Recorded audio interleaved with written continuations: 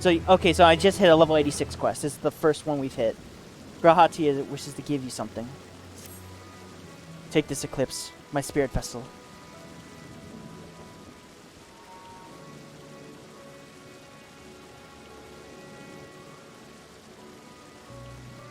Empty now, of course, but it will allow you to operate the tower's systems using the Ubiquitous. Even the smallest fragment of Elpis essence remains, it shall be possible to locate it. And for the access of the Ubiquitous, pray seek out Lena for any assistance. Chances are she still stands at watch at the Ancestor Gate. She should, or anyone else, ask after me, tell them I'm living my life to the fullest, and that I'm happy, hardships and all. Well, we best be on our respective ways. God's willing, we will see each other ere long.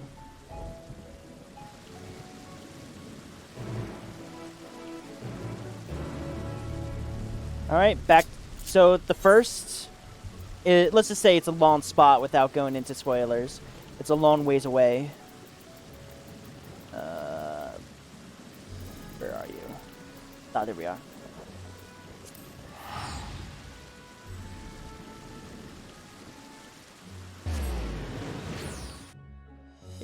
If the source is in the final days, I'm scared to see what's going on in the first.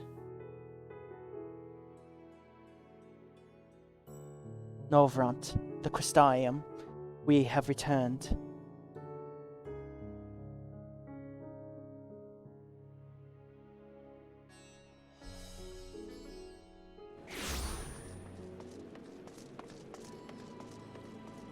It's raining.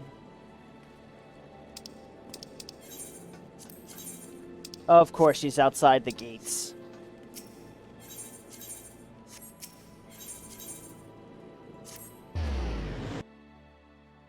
But yeah, it is wild for an expansion story.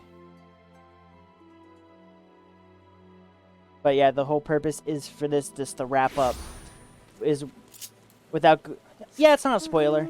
It is literally described as the end of the Hydaelyn and Zodiark saga.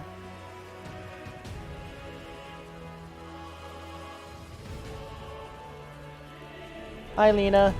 Long time no see.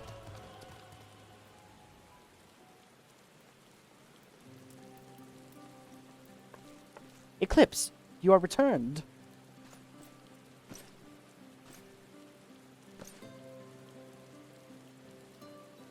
Have you been well, you and the others? As well as it can be. We have no shortage of troubles, but we're well enough. As well as we can be. Well, glad I am to hear that. I trust my lord is enjoying himself.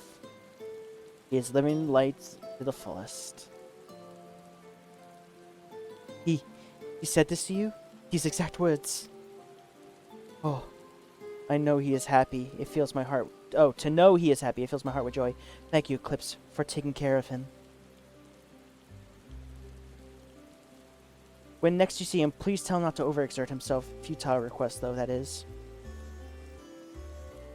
Tell him that all is here as well. The peace you've gifted us continues, and we work hard to build new lives for ourselves. And of course, we are the occasional bicker, but never more than optimistic for the morrow. I had to mention one dilemma. It would be the question of his governance. Even as we speak, debate rages on how we should run the city in the Exarch's absence. Most of the mind are that the Settlement Council should continue to oversee the general running of the Crystarium, but our representatives are elected to determine policy and handle diplomacy.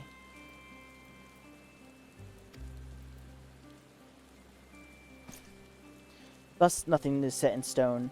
But, however, should we choose to proceed, we will not replace our lord. No one could ever.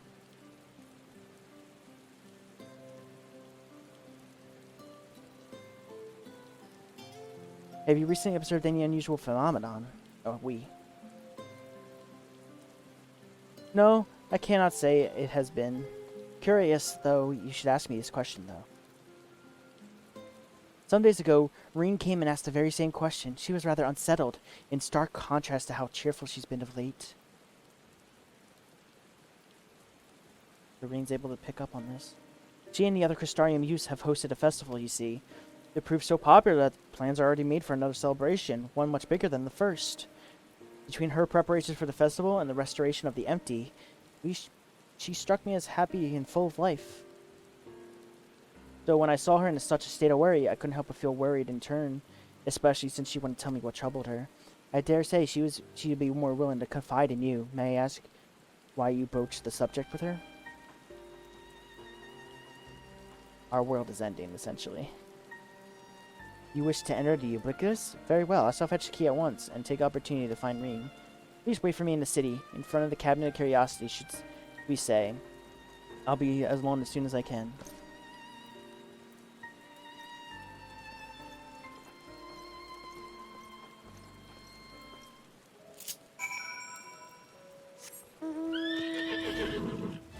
Oh yeah, this mount definitely looks better flying than it does on the ground.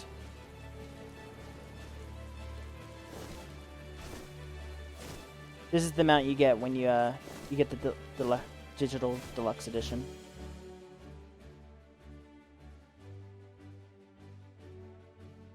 Okay.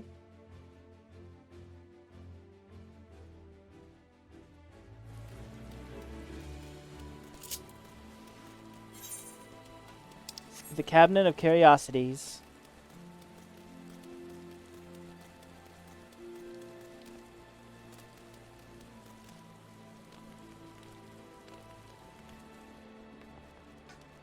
Oh yeah, Gooch, I saw you guys' new table. That looks sick, by the way. Congratulations.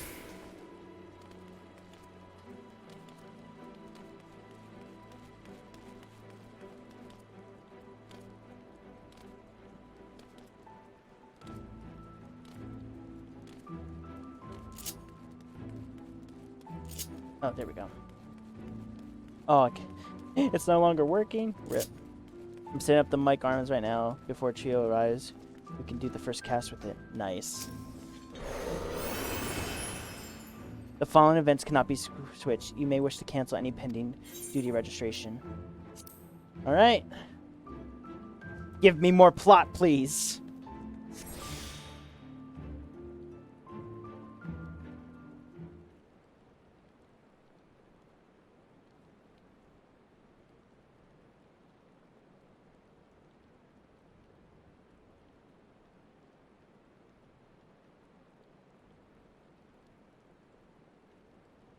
Do my old eyes deceive? Is that truly Eclipse?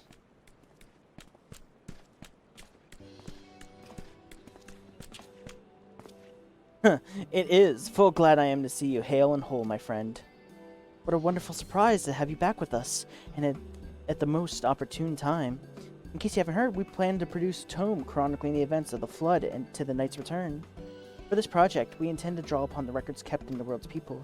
Historical and contemporary first-hand accounts will be the centerpiece of the tome, but yours would come as a crown them all. I've been asking to contribute a chapter to On the Soul, a subject that is key to understanding much of your endeavors. In course of developing a spirit vessel, I gained valuable insight into traveling beyond the rift. Knowledge will allow me to attest to your existence and deeds. There is no end to the questions I would ask you, but you can indulge me for just one for now. In your quest to restore the night, you faced many a formidable foe. Among them, who offered you the greatest struggle? Titania, driven mad by the light and loneliness. Balfrey, the misguided self-righteous. Hades, who bore the burden of his people. Hades. Ah, yes, Hades. He was sought to resurrect his ancient brethren, and was the final obstacle in your quest to restore the night, and your battle in the depths of the tempest, and stuff of epics. Yet, compelling as it is, a mere word wouldn't do justice to the fateful confrontation. Not that you omit it entirely, of course. No, and not at the very least. We would impress upon the readers the climax of the hero's journey. I know you'd love to talk his ear off, but we should really be on our way. Those documents in Yulmore won't collect themselves. Of course, of course. Afterwards, would you care to join me for tea? I was hoping I might clarify a few points in your pretense. Till next time, though, do tell the others to look after themselves. Our overzealous friend here in particular, remind him not to overexert himself again and again till his ears fall off. If that does take him to heart, make him take it to heart. Bye-bye.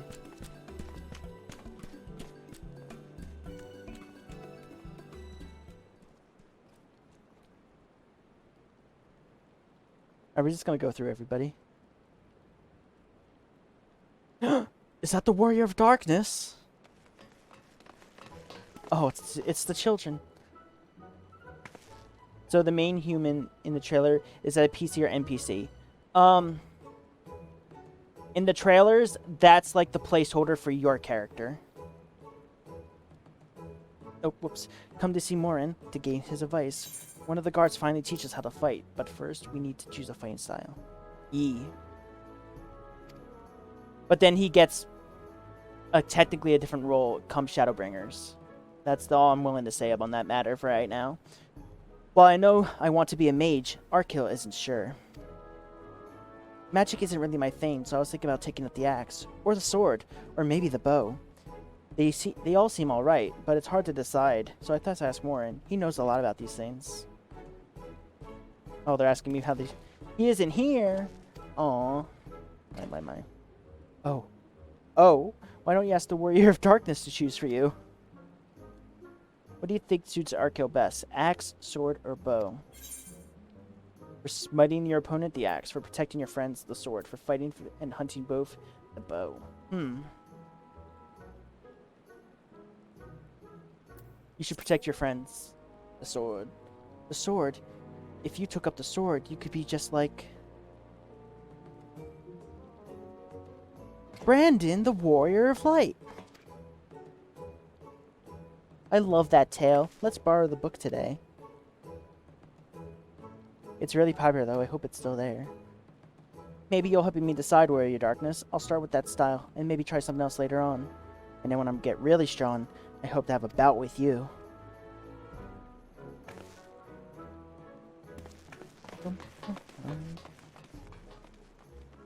Bye-bye, children.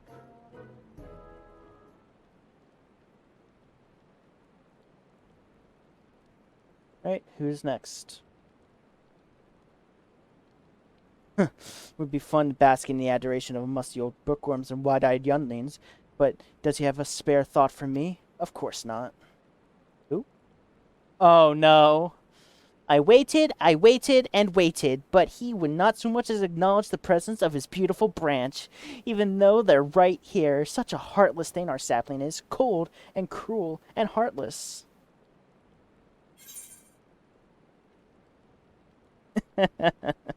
Oh, faithful Feul, loveliest of all branches, how I missed you. If you truly missed me, you would have cried out for me at the top of your lungs the instant you arrived. To make up for it, though, you will call twice in passion this next time, though there be a next time, there be a few struggles for you to overcome. Oh, my adorable sapling. The world is on the verge of destruction, yes? How does she know, actually? How do I know this? Joined as we are, spying on you as much as the simplest as sliding down the back of a rainbow. You could tell that I could aid you in your quest, but the fate of we Wayfolk is bound to that of the star. Whether it goes, so do we follow. Such is our way. The most I could dream is for you to spare your pain by gifting you with sweetest of eternal dreams.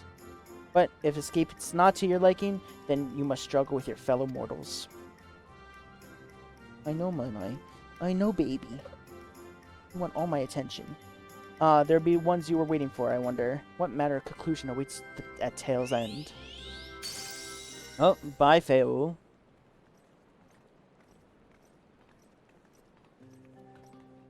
There they are.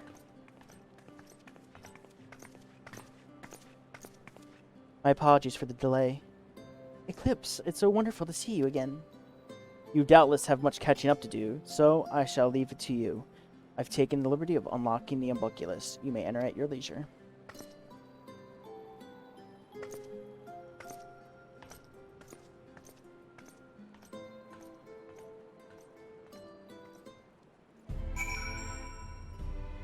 So, is she still connected to Minfilia? How was she able to tell that our world was getting messed up? Tell us, Reen. I'm relieved to hear that everyone is well. I had a feeling in the pit of my stomach that I was afraid that something might have happened. Maybe I'm overthinking things, but it's just that... I am the Oracle of Light, and I've never spoken to Hydaelyn, never once heard her call. Even so, I've always had this feeling deep inside me, a connection to something immense. These past few days, though, the connection has wavered, as if something immense something was distant, then close, then distant again.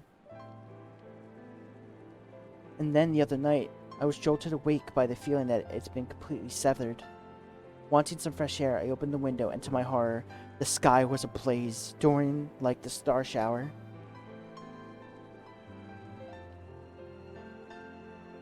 But then I blinked and everything was normal. The next day, no one said a thing. No one else had seen what I had seen.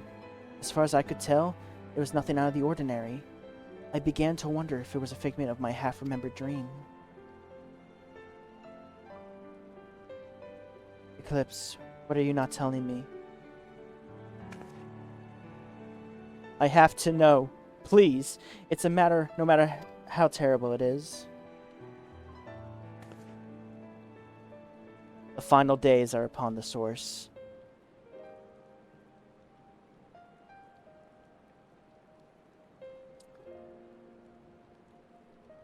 Then I went to the moon. Now I'm back. It wasn't my imagination then. The doom we witnessed in Almarad has come again. I cannot believe it.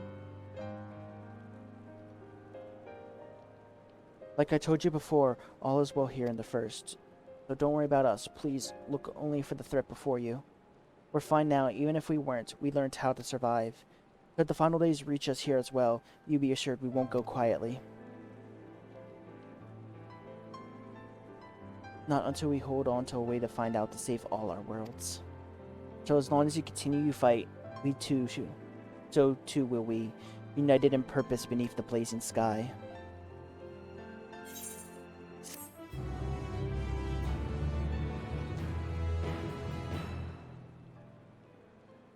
Now we have to commune with Elpis.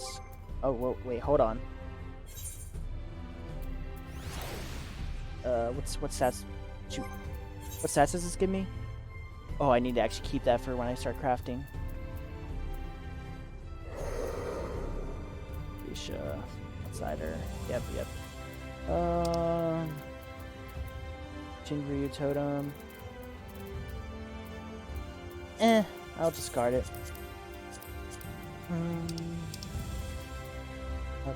Okay. Can I use this weapon? The Marquis Aquarebus. Okay, it actually is better than my relic, so we finally have a new gun.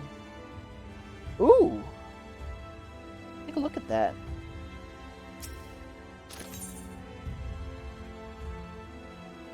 Reen wears a look of steely resolve. You're headed to Ubiquitous to consult with the Elpis, right? I'll do some consulting on my own and speak with Lena, decide how we might best prepare for the final days. So it's farewell for now, but we'll see each other again. I'm certain of it. Alright. Let's go talk. I don't want to summon my yokai. Give me back my Triceratops. Okay. Alright. Now let's go talk to our old enemy and friend, Elpis, emissary of the Ascian, Heart of Zodiarch. I hope he's still... Oh, wait. Oh, no.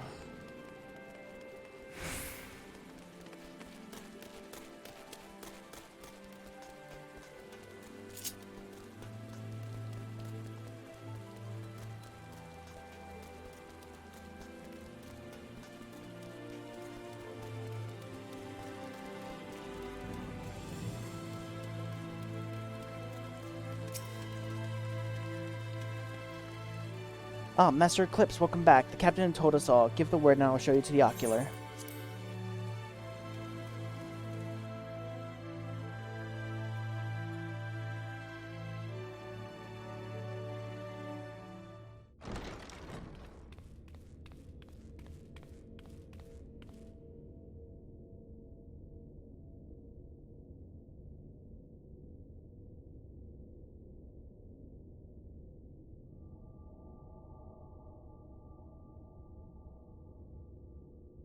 So long, yet so short.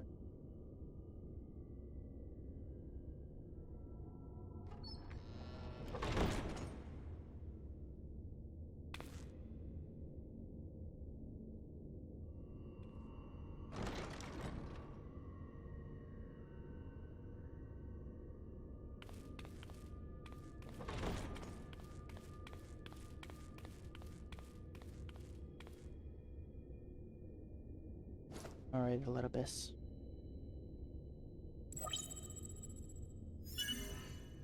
Biometric authentication complete.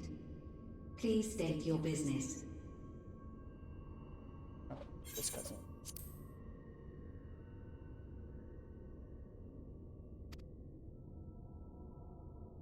Locate Elpis. Acknowledged. Reinitializing Circus Tower systems. Searching for Elitibus entity. Alright, I will. Take care, Gooch. Target located in subterranean core power accumulator. Projecting image.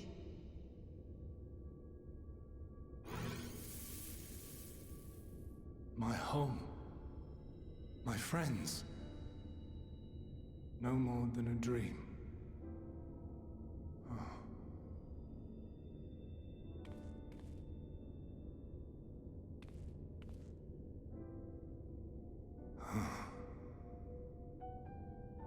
You. Why have you awakened me?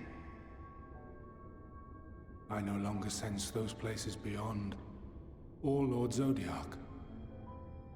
You must explain all.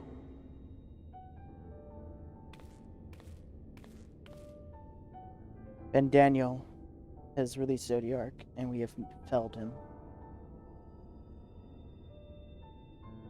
But now the final days are here.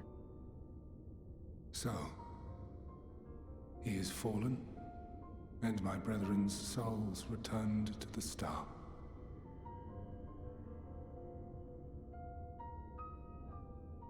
The doom we sacrificed so much to prevent is come again. Old burdens now yours to bear. But if this is Fandaniel's design, then I, as Elpis, have a duty to fulfill. Your unsolicited act has restored to me some few memories of the convocation. Such knowledge as I have, I will share.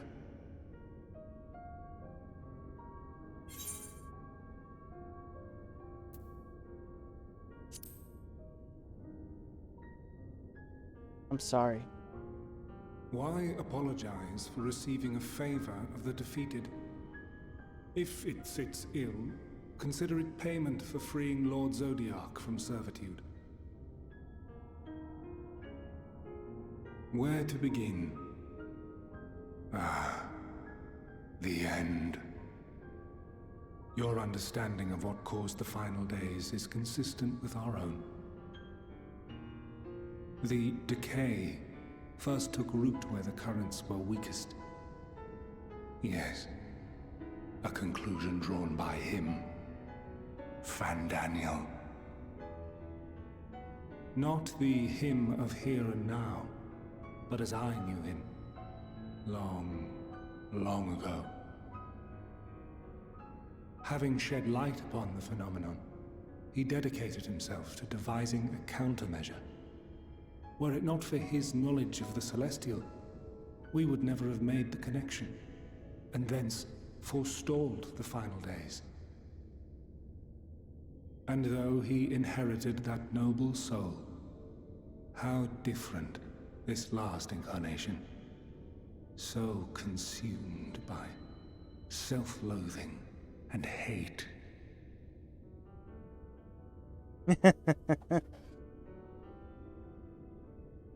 Hi, Coach. Elpis. Yes, the name is familiar to me. Yet I know it not as a flower, but a place. Place. A testing facility for determining which of our creations were fit to be released into the world. Many worked there, and before joining the Convocation and assuming the title of Fandaniel, he was their chief. He was Hermes.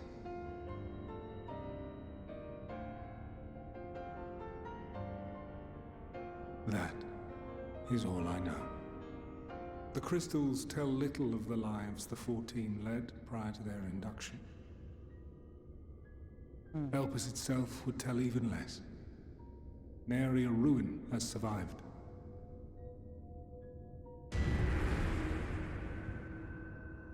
Wait. I saw you there. In Elpis. What? No. I did not. But I did. I did. A lingering trace of impossibility. And a truth that fills my heart. Azem?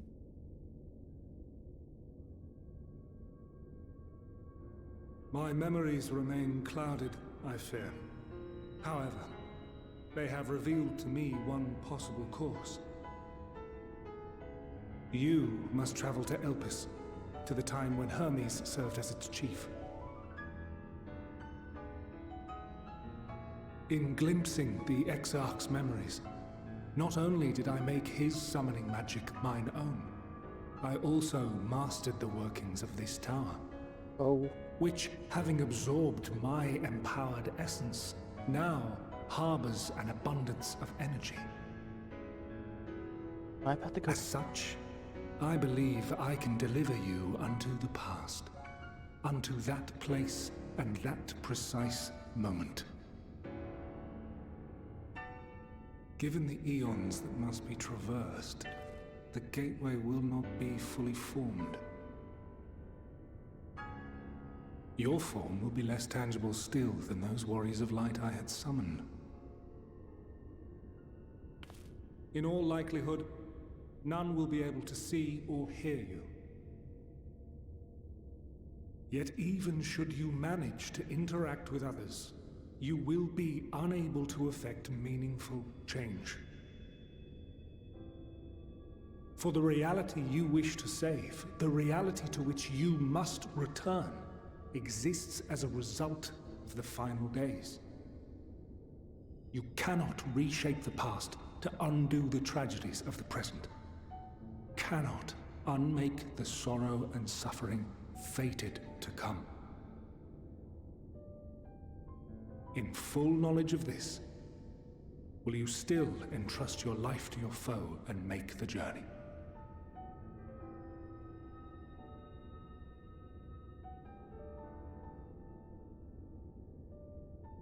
Very well.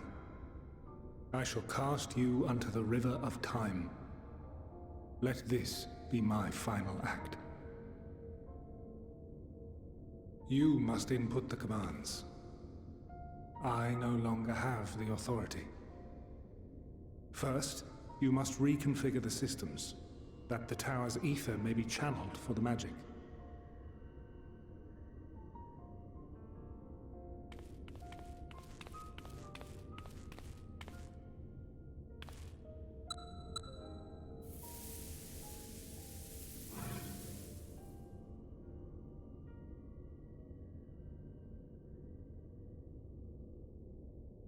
The preparations are complete. The gateway will soon open. Return at once to the Ocular.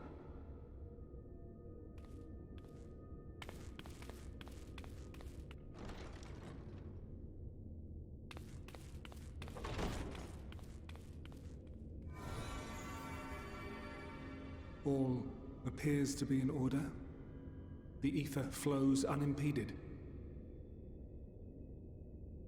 The magic should consume every last mote of my essence. Be right back. Someone's at the door. Of course, they come at this part.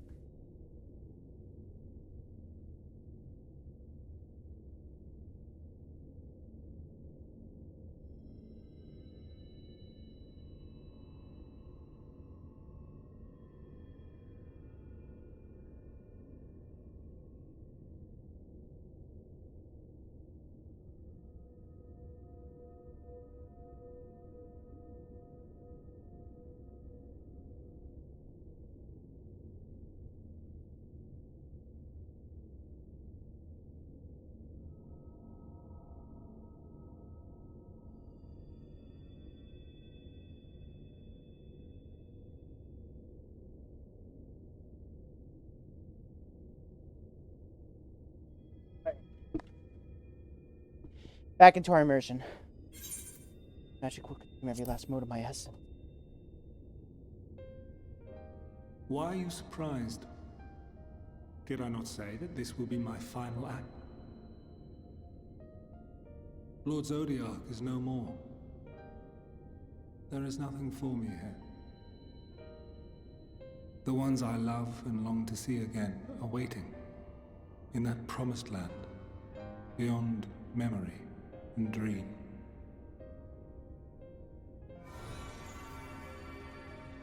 Now go, warrior of light.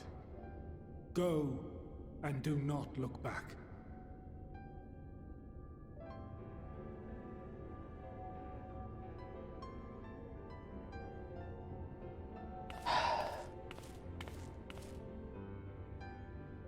Well, Heidelin, I take my leave of you.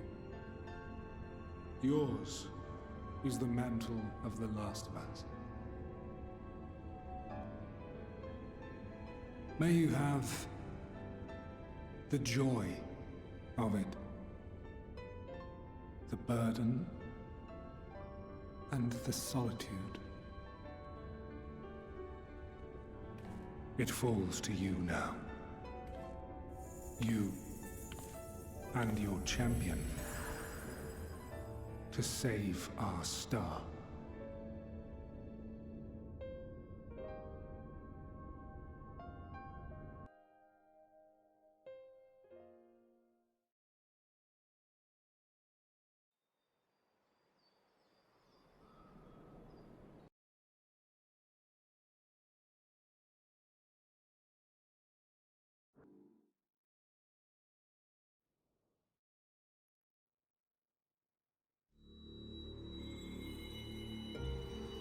Oh.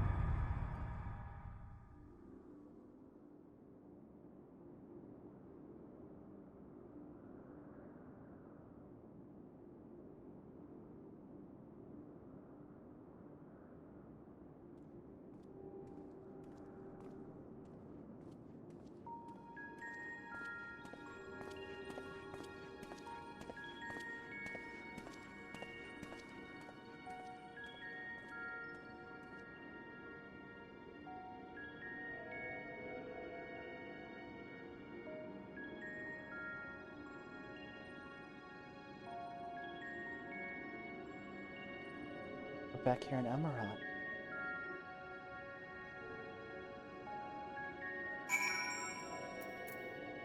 Incorporeal, transcending the boundaries of distance.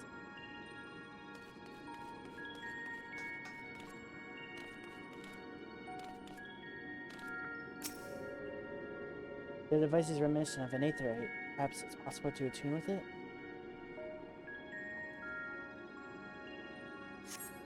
Despite attempting to channel and focus your energy, fail to its device. You can only assume it operates differently.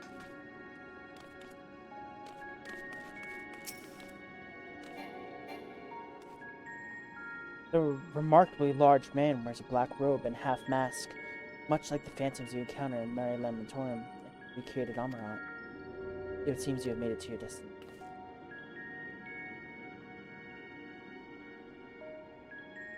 Gestured widely and shout in all manners and greetings and obscenities, but the man does not much glance in your general direction.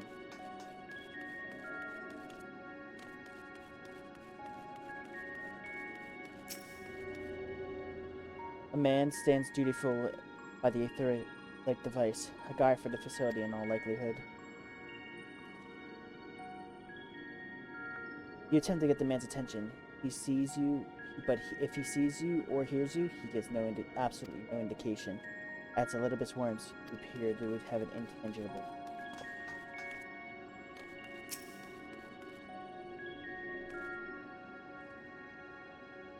This is the right place, yes? The Papalion? Would you mind woman's worth? This place is called the Papalion. We attempt to gently prod the woman to attract attention, but feel nothing, as if, and seems neither does she.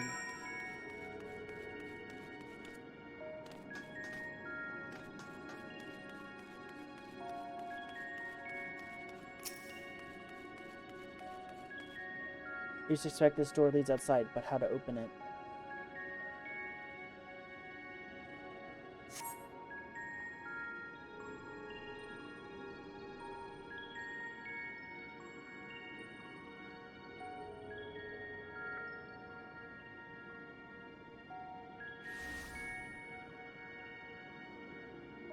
And here we are, Elpis.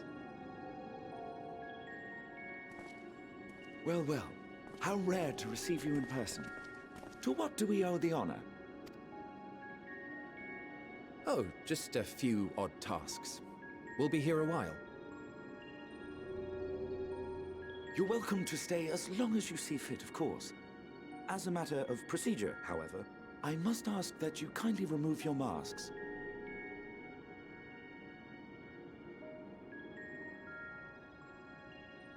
Come now. Is this truly necessary? Surely you can tell who we are. Who you are, perhaps, but I am far less infamous. Regardless, if we do not follow protocol, 'tis our hosts who would be held accountable. So, please, do favor us with your handsome face.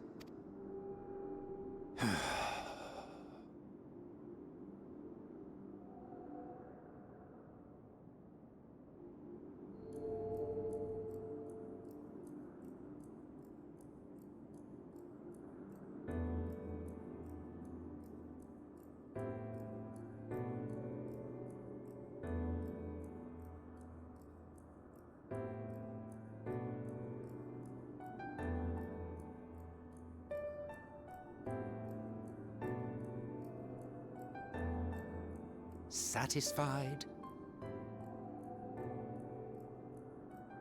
I thank you for your cooperation. You are free to go about your business.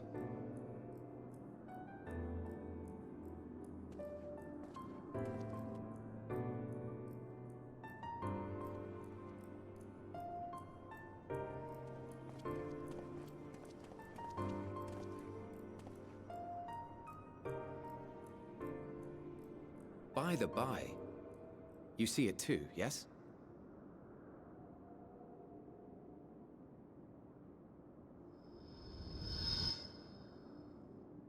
I haven't the foggiest what you're talking about.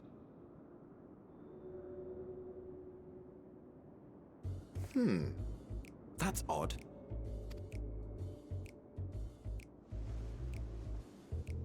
It's right here. A bit thin in the ether, but there's no mistaking it. The color of its soul is almost identical to Azem's. Oh, Do you suppose he created it? Rather unusual for a familiar to have a soul, though.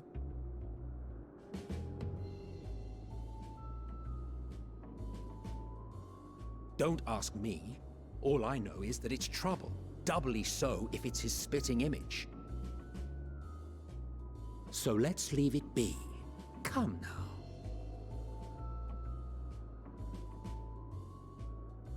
can you hear me? It's trying to say something, but it's literally too intangible to form words.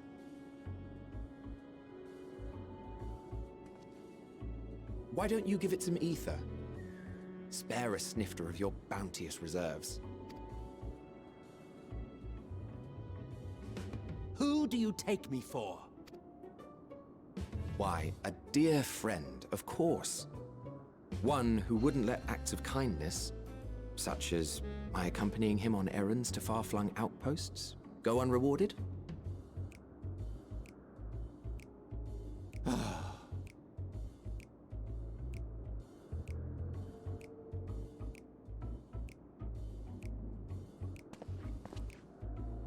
I suggest you close your eyes, or this may be unpleasant. Why would this be unpleasant?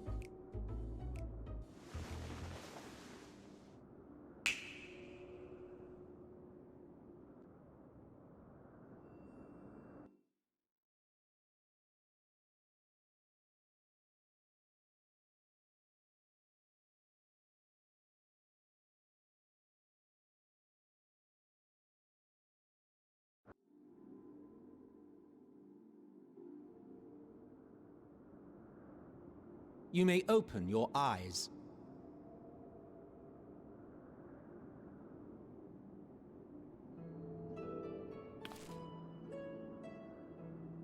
Corporeal. Corporeal.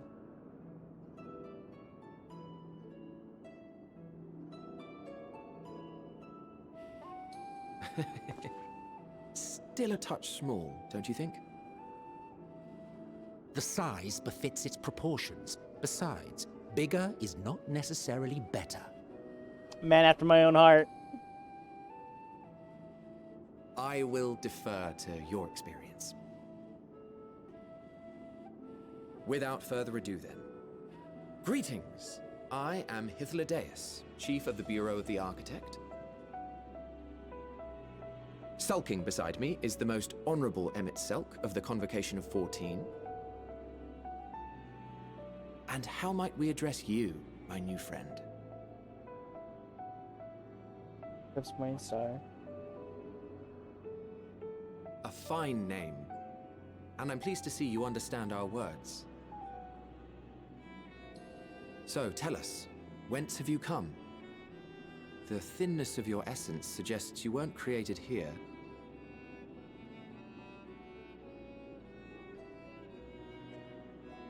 You do not know?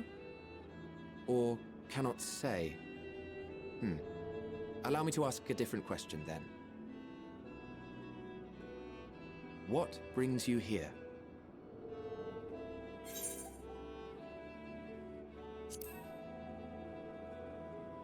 I seek a man named Hermes. Well now, the same as us. Perhaps Azim wished to come too, but had to settle for a familiar. If he truly wished to be here, then he would be. Right you are. My apologies if we've given offense. The two of us can discern the color of souls, you see, and yours happens to resemble that of a friend. And with your purpose matching our own besides, we jumped to a hasty conclusion.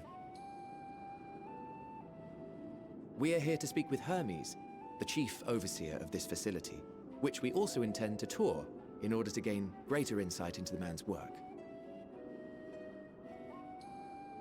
We, I say, though this is Emmett Selk's charge. I am here only to serve as his guide. And I should be happy to serve as yours as well, by way of an apology for the misunderstanding. Wait, are you suggesting that we bring it along on official business? This thing we know next to nothing about? If you harbor suspicions, better to keep it close than leave it to its own devices. Wouldn't you agree?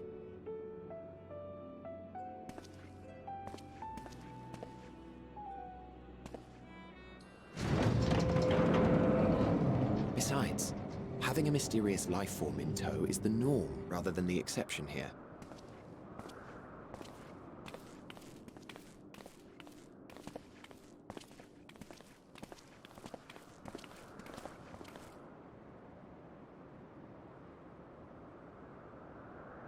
Welcome, my friends, to the testing ground of creation at Heaven's Edge, Elpis. Oh.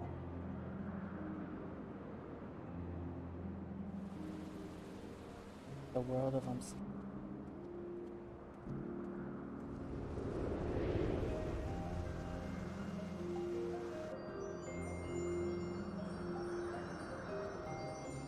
This presence.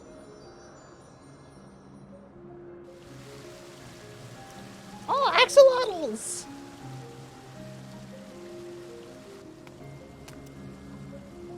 Hermes! Visitors! We have visitors!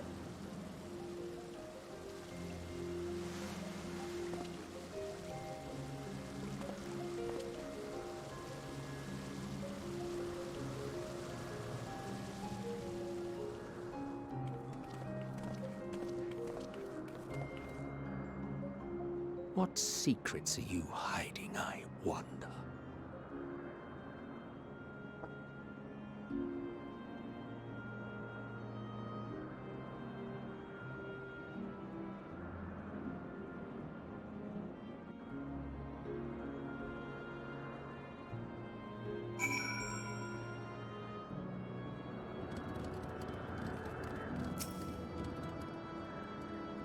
It's hardly my first time here, but the scenery never fails to take my breath away. Why, it feels like I could reach out and touch the heavens. Now then, to begin our guided tour, perhaps you already know these things, but for the sake of thoroughness, I'll just start with the basics.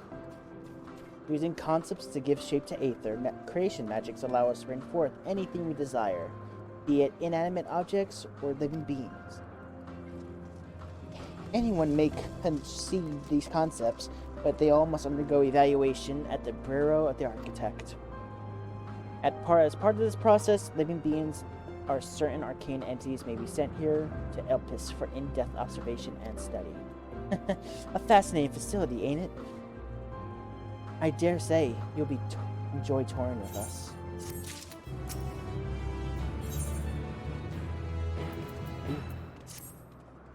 Now, our friend Hermes, aside from overseeing the facility, he also conducts his own research.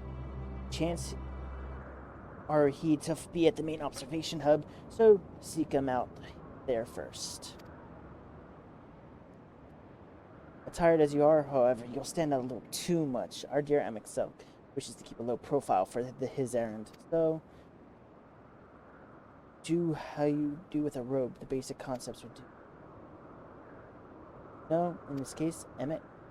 No, your whim, your responsibility. I'm not getting another thimble of Aether out of me.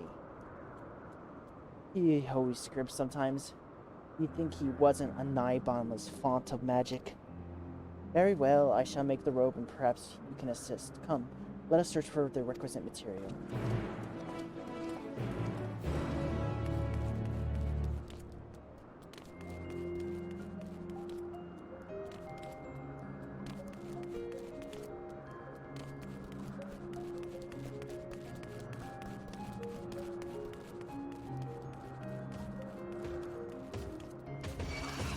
Uh-oh. You don't think they'll be mad that I'm killing their study livestock, do you?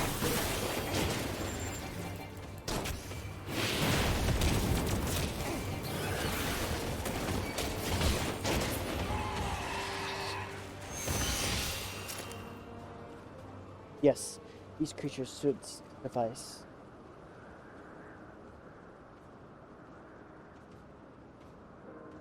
An etheric robe, I wish to use it to capture. Wait, an etheric robe, I want you to use it to capture, shall we say, 2 Palatodoi. There are 3 species here, I believe. 2 of any kinds. Now, mention the strength is tied. No pun intended. Strength to its user. As your Aether is still fair compared to ours, you'll need to weaken the Palatodoi first. Good luck!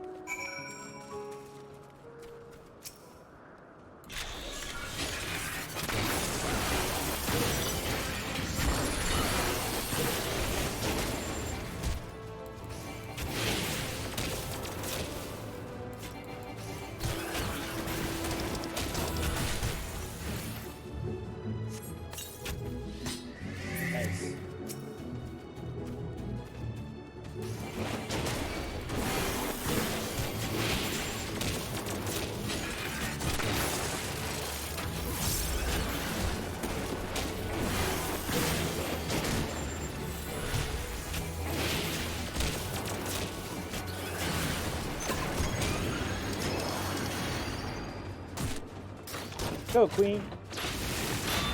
Oh.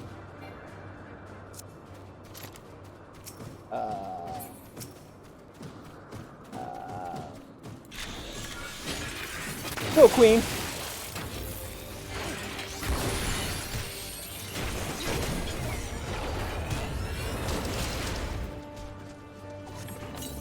Gotcha.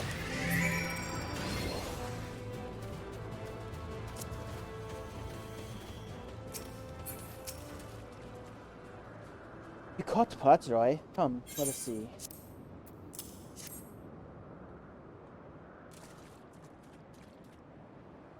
Yes, these fine fellows would do nicely. Now for a spot of reverse version.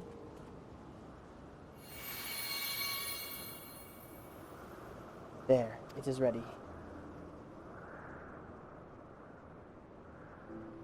It's nothing fancy, but we're trying not to stand out. Try it on for size. You turn living things into clothing, just like that. Won't someone be angry for us for using those creatures? Oh, it's fine. There's no one around to tell us off, and besides, we can always make more Telluride. Only a tiny amount of ether. It makes some effort to get them in the form of the composition just right, but anyone familiar with the concept should be able to make. Well, and good to disguise and educate it, but it won't fool anyone who see it's worth it then. Fair point, but at the very least, it will spare unwanted attention from casual observers. And Mixelk speaks true. Even dressed like this, your unusual nature is plain to those who think to look. Did you explain the question of presence? Simply don't make up excuses, much less try to explain what you actually are. No, best to say that you're simply a familiar. The question is whose? Ah, of course, Azem's. If you say you belong to him, people will give you the benefit of the doubt and for any and all outlandish behavior. Exploiting our associate's absence. For lack of his presence? Absolutely. Were he here, he'd be the first to propose the idea, and you know it.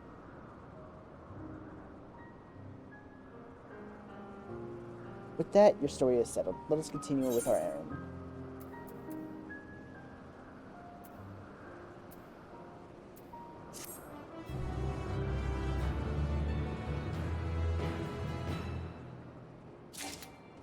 Oh shit.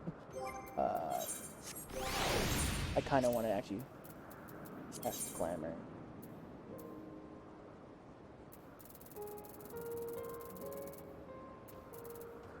Huh?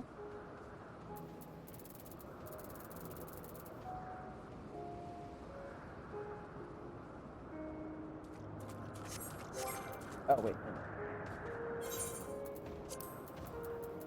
Test glamour.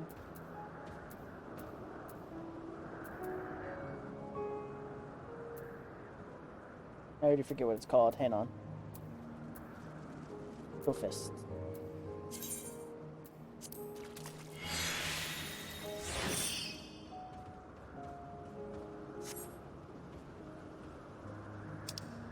I kind of want to keep this. Yeah. Was your inventory full? Yeah, it's getting there. No, it's oh, it doesn't take down me. Arrgh! Oh wait, I don't need these tombstones anymore. And the next time I see a guy, I'll just sell that. Okay, and what else was there? It was legs and feet. Legs and feet.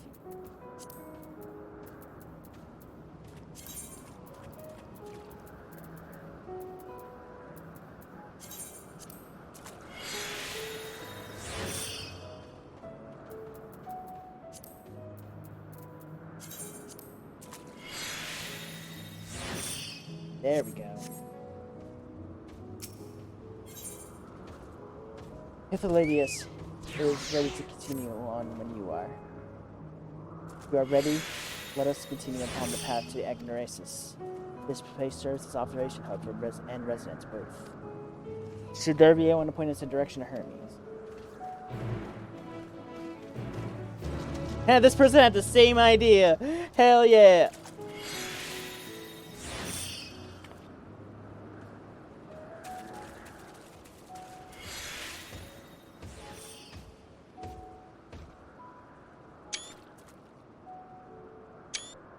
There we go. Feel like I need to do something with my gloves, though.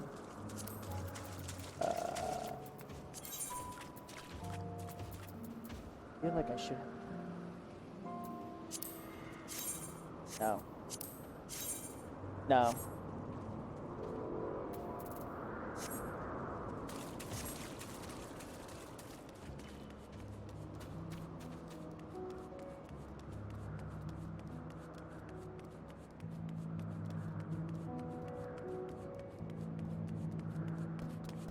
I'm just taking this in at this point. Like, this is just great. Damn, it's foggy now, but it is what it is.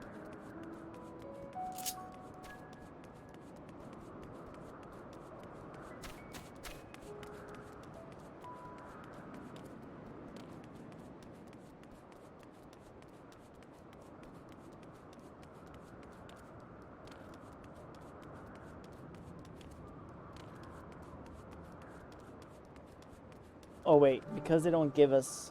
I'm curious. They're pretty, and all the plants. Yep.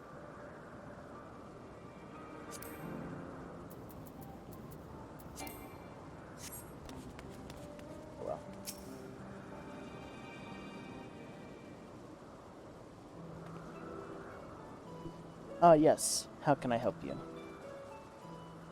We wish to speak with Chief Hermes. Do you know where we can find him?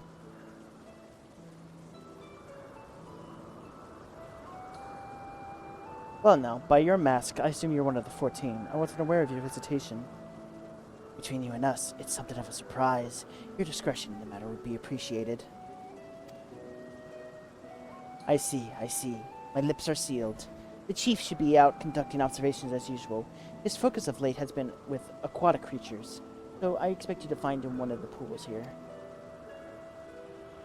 Pools, you say? Many thanks, and apologies for disrupting your work. I say, Hysodalius. Well, I've never met Hermes. You know him well, do you not? That being the case, can you simply find him by his aether? That I could.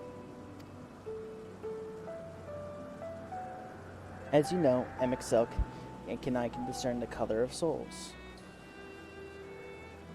By the same token, we can also see aether quite keenly, and from a great distance. With this skill, I could readily locate Hermes, but I felt that would be a waste of an opportunity.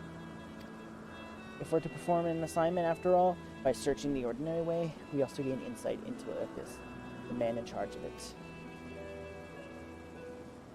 This is much to your own enjoyment, but as not, for point taken. If you're going to accompany us, make yourself useful and help us look for Hermes. According to his profile, he has a short, dark hair.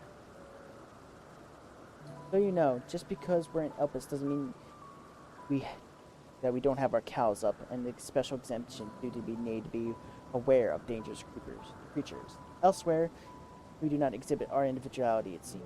This is common sense, but I assume you possess... No, but I would not assume you possess any. It's a rare treat to indeed be able to search for someone by their appearance. I thank you for humoring me. Come, let us find our man.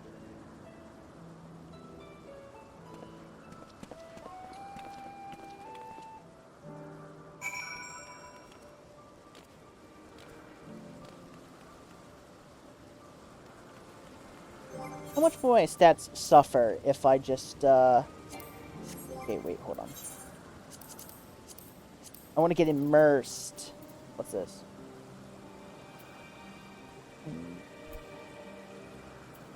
Yeah, we can get rid of that. Close all my... Let's see how my stats would suffer. Unequip. Not enough for me to care. Let's go. I don't have the Emperor's new gloves, so I can't glamour them that way. Alright. Short black hair.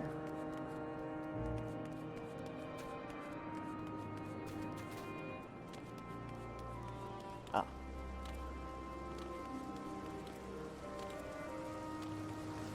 The winged girl. Oh, she's cute. Also, Tay, did you skip the axolotls? If you skipped cutscenes?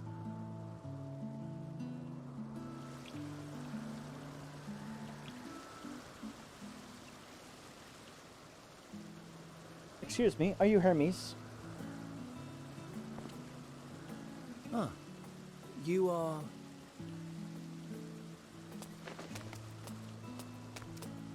Oh. Different. You're different too.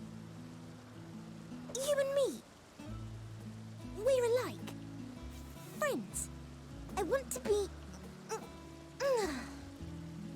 She's cute! I love her! Wait, please. Wait.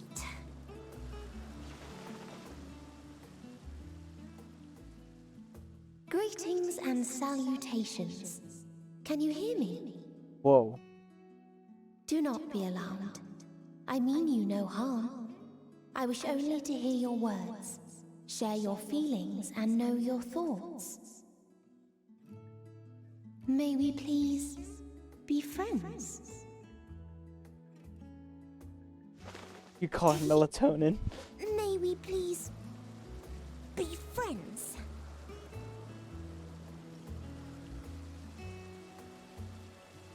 Ah, I see you found him.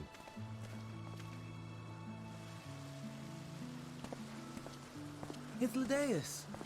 It's been a while. Too long, I think. Too long indeed for close collaborators. On this blessed occasion, I bring not only myself, but others who long to speak with you.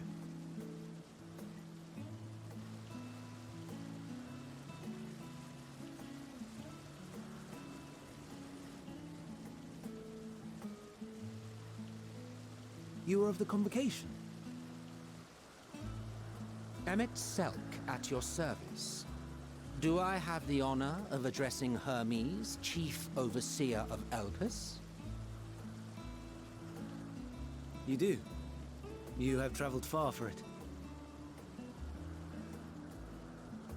Given your facility's purpose, its remote location is something of a necessity. Would that I didn't have to rely upon a guide. Oh, you wound me. Have I not ever been an attentive and helpful friend? But moving along to more agreeable company, this one we chance to...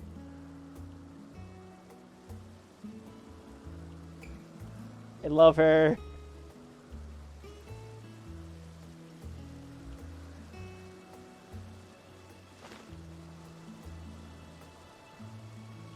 Well, you certainly have her attention.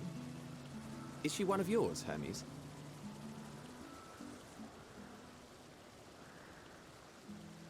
Her name is Meteon. It Meteon. means shooting star. Aww. I've known Meteon for all of 5 seconds, and I'm willing to kill myself and everybody else If in I this may room make for an her. observation, her ether is terribly thin. I fear she might dissipate at any moment. Nor do I believe you've made a submission to the Bureau. I would remember such a concept if you had. I haven't, as you say. I judged it too early. She's a pet project of mine, still undergoing preliminary testing. But rest assured that I will attend in person ere long. Very well. Being an authority on flying life forms, I appreciate that you are exacting in your work. I shall look forward to your submission. If we have finished with the perfunctory chit-chat, I would discuss official matters. By my coming, I trust you already anticipate the subject. I have an inkling, yes. Please wait to the main building yonder. I shall join you as soon as I've returned these creatures to their homes. What's wrong, Hermes? The Namistoma is missing.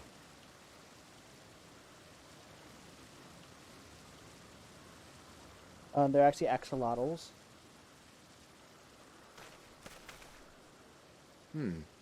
I may have found it. A creature with the self-same ether as those there, nestled in the boughs of a tree outside the grounds.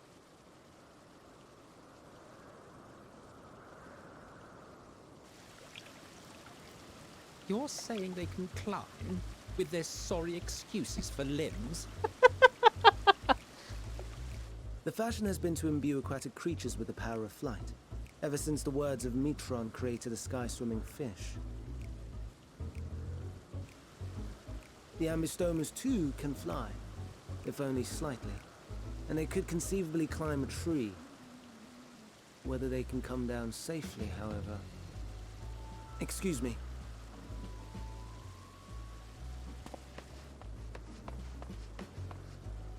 I'll help too.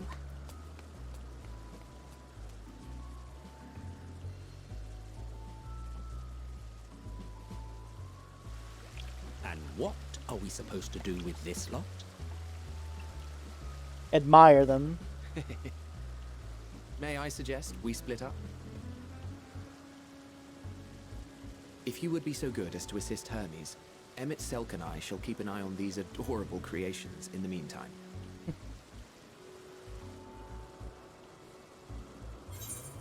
No, don't you dare skip a cutscene.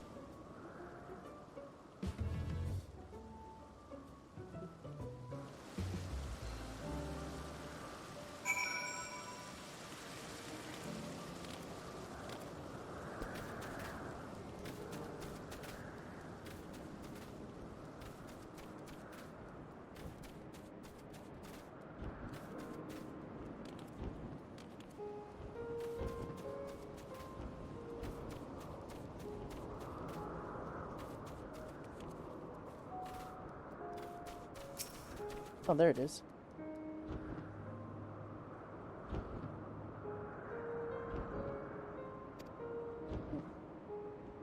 Oh! Bro!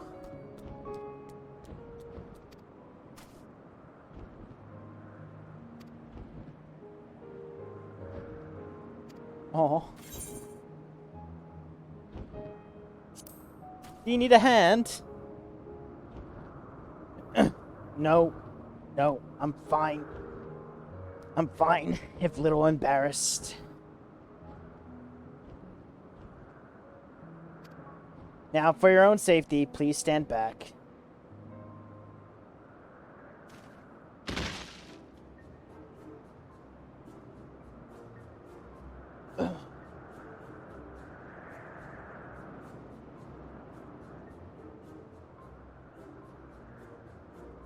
Hermes, are you alright?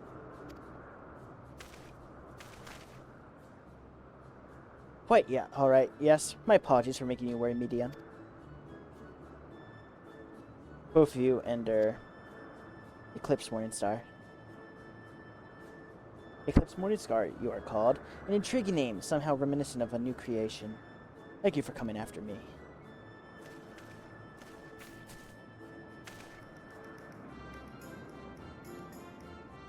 As for you, little one, you must be more careful. You may be able to fly, but that doesn't mean you cannot fall and hurt yourself.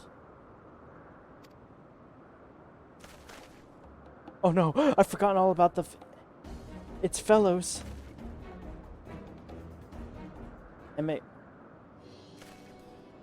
Truly, what a relief. I must thank Emixelk and Pythodilius when I return to them, but first, with the distractions out of the way.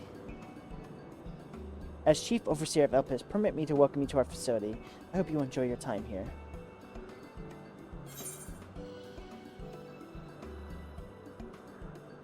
Okay. I don't know what happened there. I'm assuming she also said welcome.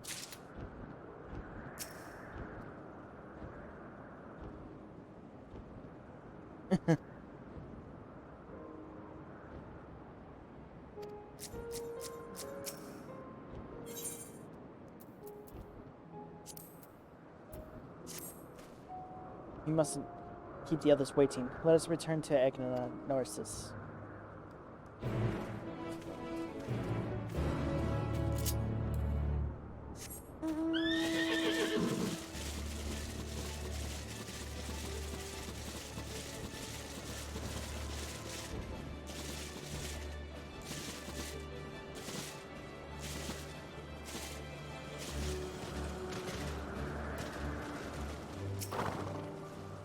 My apologies for the trouble. Owing you kind assistance and all the embassies are safe and well. I will presently send them back to their space if you go on ahead of me to the main building. Upon entering, you'll see a table and chairs, a meeting area. We may speak there. Very well. Take care not to let the creatures slip away again.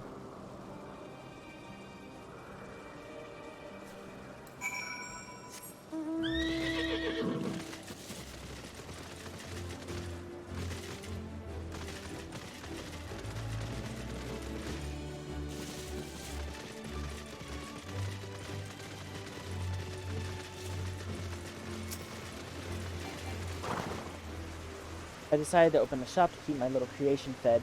My wondrous wares can be yours for the right amount of bicolor gemstones.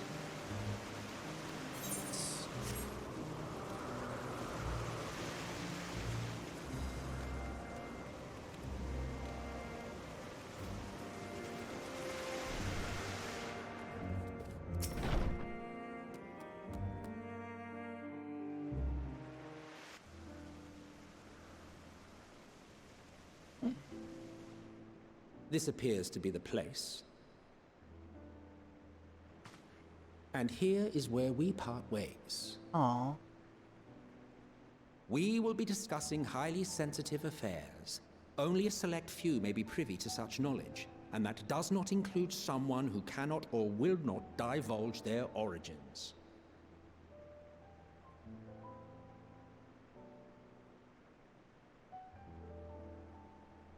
What? Will I have to remove you by force? I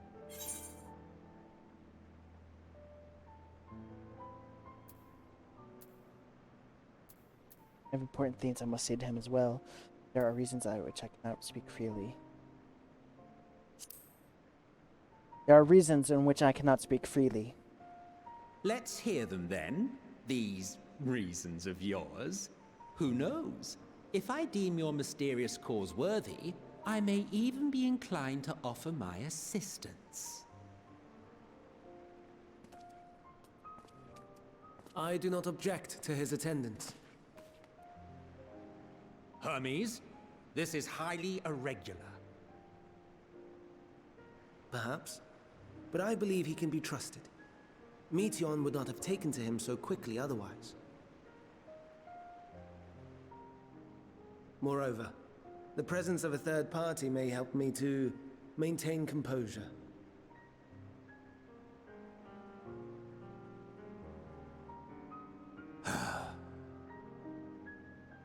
As you wish, then. Behave yourself, do you hear?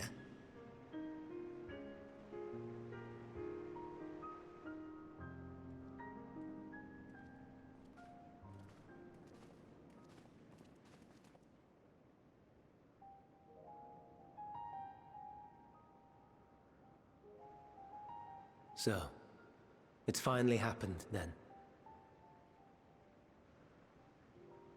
Aye. Van Daniels declared his intention to step down, and named you as his preferred successor.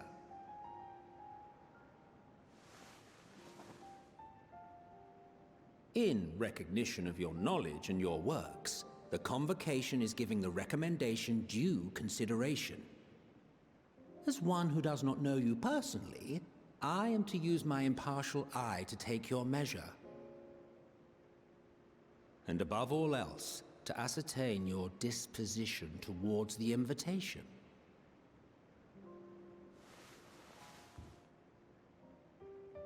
I understand that you and Van Daniel are close.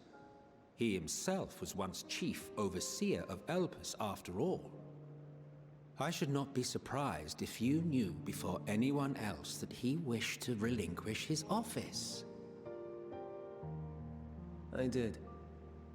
He told me that when he fulfilled his purpose, he wished to pass the torch to me.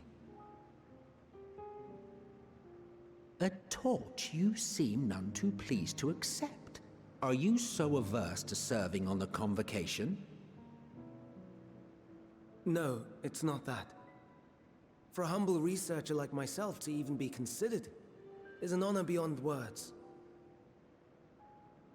No. What troubles me, what I struggle to come to terms with, is the very fact that Van Daniel is stepping down. Does this not mean that he will return to the Star?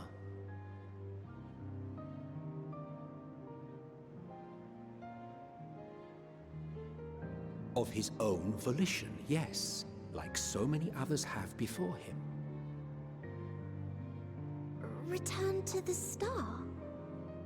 Does that mean die? Well now, that's not a word I hear often.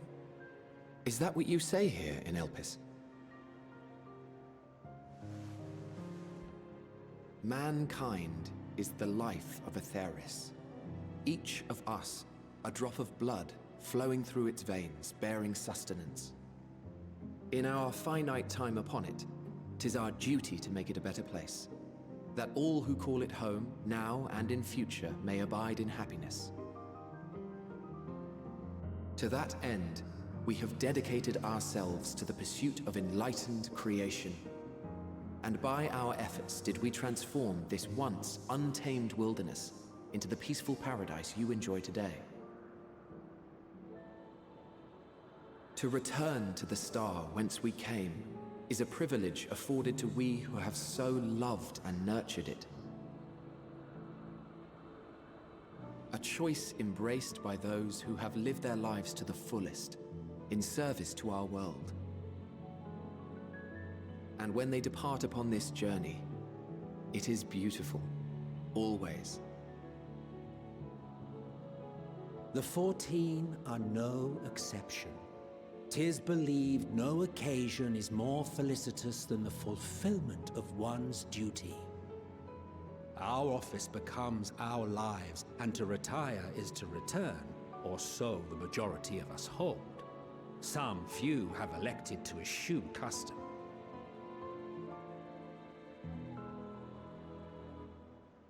Mayhap you feel Fandaniel's deeds do not warrant his return. Yet you should know his accomplishments as well as any. During his time, he conceived of countless outstanding concepts. And channeling the wealth of experience he attained here in Elpis, he brought forth many new specimens. I know of all this. I do. It's just, I cannot fathom why someone so great and wise, who could still do so much good, would want to end it all.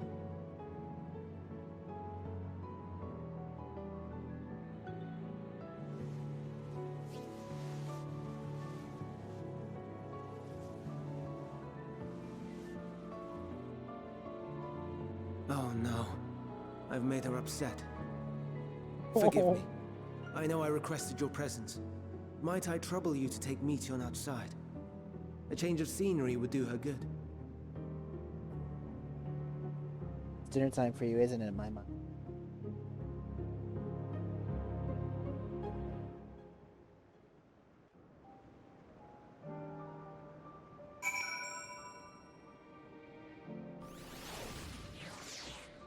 Okay. I will be right back. I just gotta give my dog her dinner. I will be right back, guys. Oops. I'm sorry, Eclipse. I didn't mean a walk. Perhaps we can go for a walk. Oop, wrong way. Hey, controller, connect, please. Hermes gets sad when he thinks about death. When others are sad, I'm sad too. That's how I am, how he made me. But don't worry, I'm fine now. So, why did you come here? You need to talk to Hermes. You wish to learn about Elpis and Hermes? Oh, teach you. I can teach you. We can take turns. I tell you something, you tell me something. Sounds like fun. It will be. It will be. Where to start? Oh, yes. Let's talk to Memnon. He should be near the Aetherite. I'm not good at explaining, but Memnon is. So I'll have him explain instead. Hell yeah. Let's go.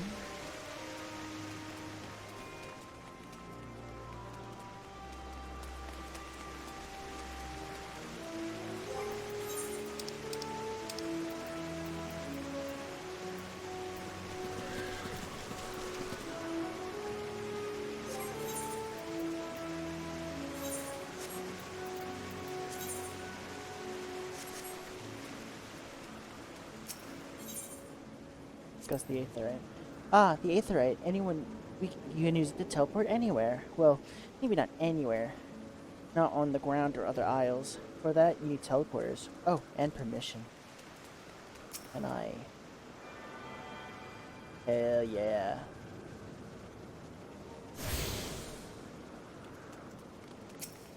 Miminon. And what do we have here? Though you look like a person, you could easily pass for a toy. I assume you're a familiar like Meaton. Is there something you need? This is Eclipse. Could you teach him about Elpis? Ah, newly arrived familiar, is he? Agreed. I should be glad to introduce our fair facility to him. As you know, it's mankind's duty to make the star a better place. As part of our duty, we employ creation magics to bring forth new life. However, we simply cannot release our works into the world. That would lead to chaos. No, any and all life forms must undergo extensive testing to determine their fitness to exist. Testing which is conducted here on Elpis. Every candidate is subject to rigorous study, and if we identify their properties, surmise, and their habitats might be suitable, and speculate as to the effects they may have on the environment and other species. Should it be judged a beneficial addition to the star, we would allow it to take its place in the world. 2 of these were created in hopes of making the star a better place, so teach your masters well and good, do you hear? We will. Memon, we will. Thank you for the lesson. You had a turn? Now I get a turn. Where did you come from?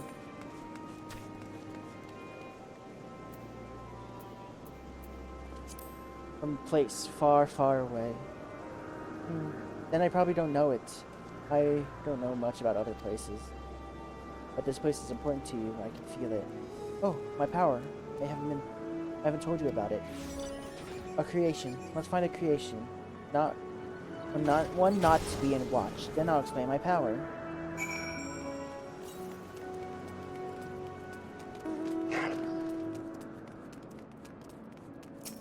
Drunk monger. Hang on.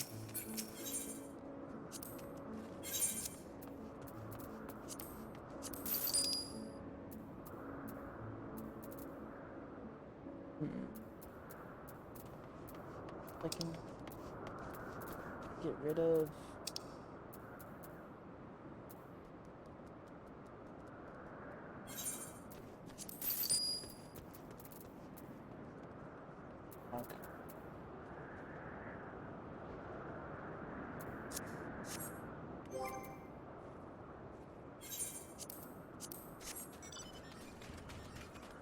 motionless bird.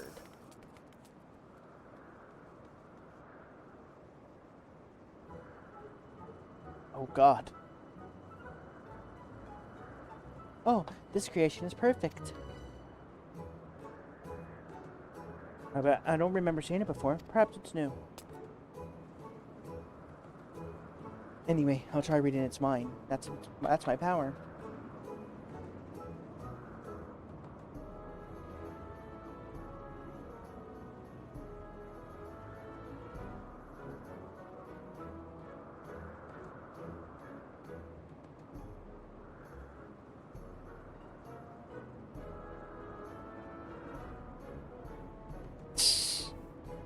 I can't read it. Or maybe there's nothing to read.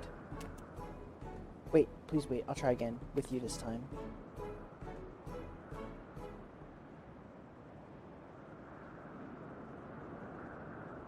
Greetings, can you hear me? This is my power. I can read the emotions of those around me and project my emotions onto them in return. I'm not actually speaking to you within your mind. Rather, you are converting your emotions into words and intention, a process performed subconsciously by intelligent life forms. This ability is vital to my mission, for it allows me to interact with intelligent beings, even they should communicate in an unknown language or other nonverbal means. As a consequence, I am clumsy at speaking. Yet, though I struggle to express myself in this fashion, Hermes wants me to speak as much as possible, for everyone has thoughts and feelings they wish to hide. I harbor an affection for you that is difficult to define. Aside from the fact that I share a common trait with us, your thoughts are complex, prismatic. They draw me in and leave me wanting to know more. Out of respect for your privacy, I will refrain from using my power when speaking with you. Nevertheless, I want you to know I wish to be your friend. I love her!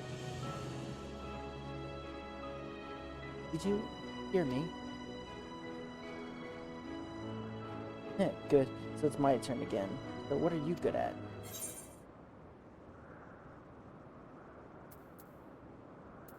Fighting, crafting, gathering.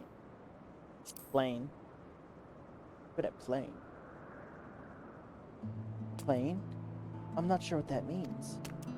Hermes says, let's play, but then he goes for a walk or looks at the creation. It's fun, but no different from work.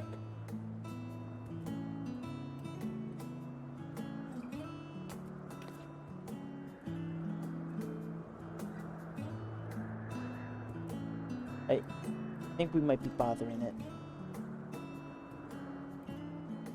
Oh god. Let's keep going. We'll go and see Uthane next. She's usually a small building, one to the west here.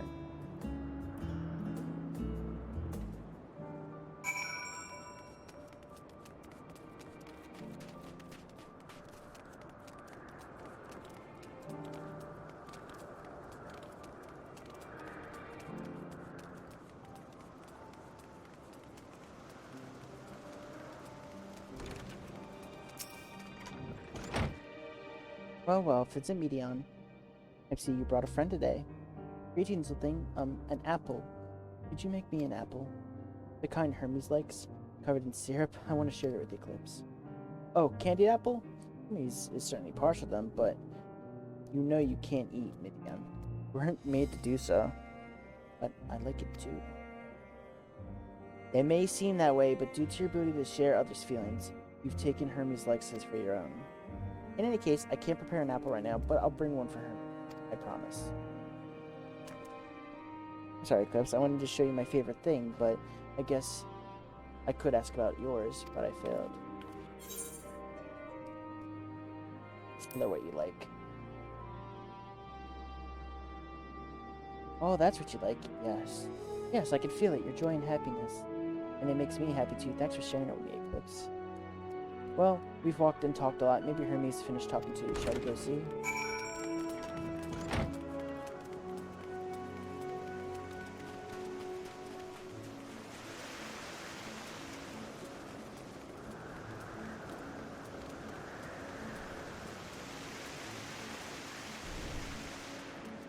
Oh. Back already, pity. A bit longer, we might have snuck away without you.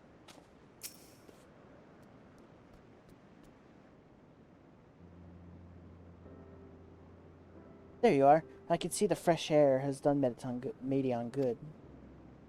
Eclipse wanted to learn about Elpis, so I taught him. In this place, about my power, and about your favorite food. I'm not sure if that last one will be of any use. But I do appreciate you keeping Medion company. While you were away, I finished speaking with our guests.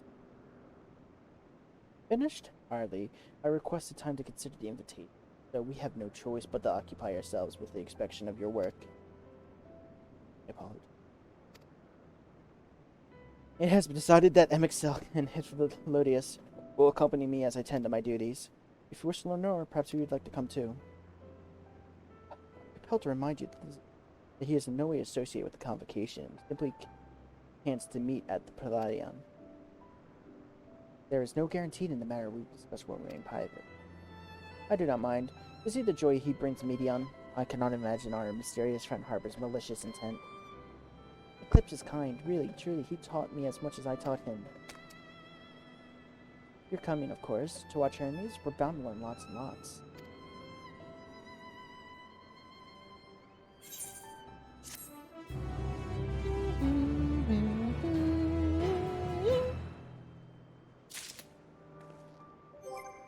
I should probably equip that.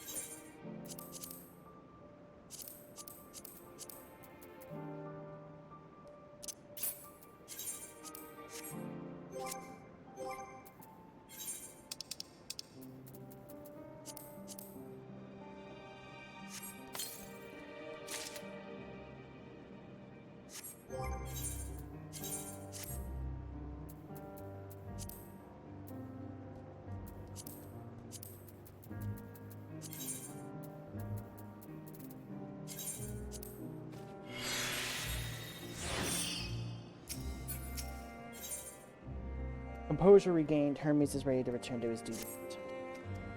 If everyone's ready, there are a few creations I want to check on. First, we need to return to the spot which we found on our wayward trauma. Be careful when you step out the hub, for many unruly creatures about.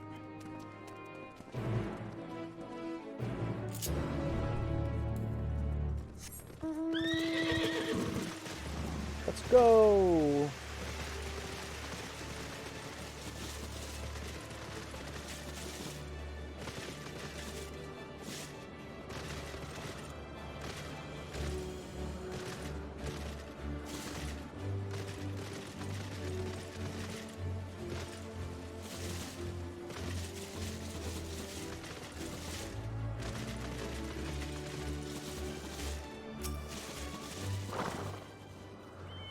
This is the new species of Preluda that recently set loose. It's been doing very well, maintaining a stable existence thus far. If you see its operation period end without issue, we shall release it onto the world. Tell me, do you know the difference between living beings and arcane entity? It is presence of a soul, yet a soul isn't something you can choose to have at will. No, it manifests only in those beings whose forms adhere to the laws of creation and can endure on their own. Beings do not fulfill such requirement, such those spontaneously born of magic or natural phenomenon do not have souls. No matter how much it might resemble flora or fauna, it lacks a soul. Then it's considered an arcane entity. So you see, it's not for mankind to decide what is living. The domain lies beyond our manipulation, and it's hubris to assume otherwise. But come, let us head to the nearby beacon. I have received a report that the arcane entities have gathered there. Beacon.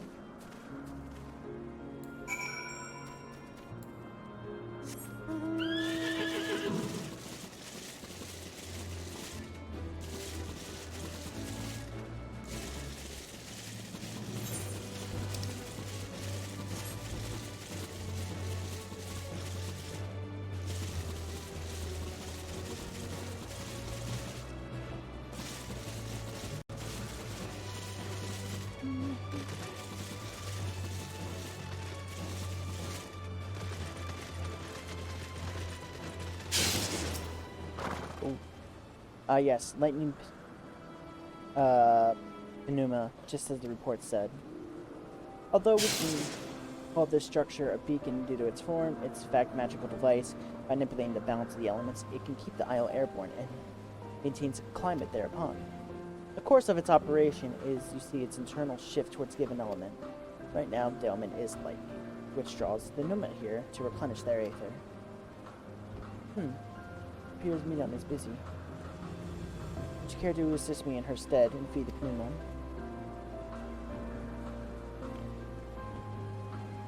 By using this lightning converger, we can harness ambient lightning and focus it into a small ball, a versatile feast for our dazzling friends. Go on, give it a try.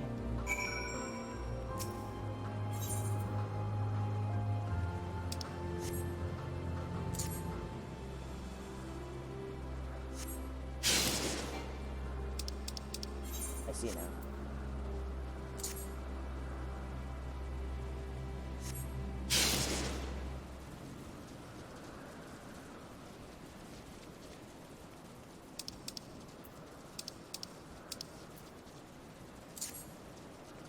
Who dares send me DMs while I'm feeding my lightning balls?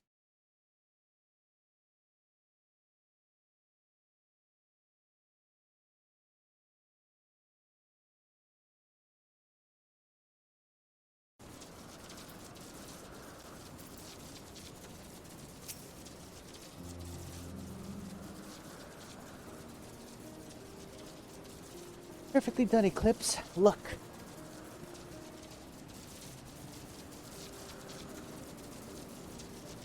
See how they gather the feed? How they express themselves through their actions despite the lack of words? Each is not a soul-defining characteristic of a thinking, the feeling creature, nor is silence indication that it does not possess these qualities. Be it soulless arcane entities such as Pneuma, or the ethereal life forms such as a Potoluda, all seek to perpetuate their existence to survive.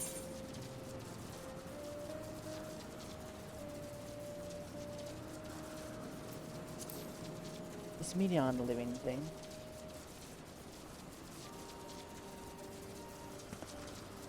A good question. I can answer it from a theoretical standpoint, but ultimately it falls into the bureau of the architect to pass judgment.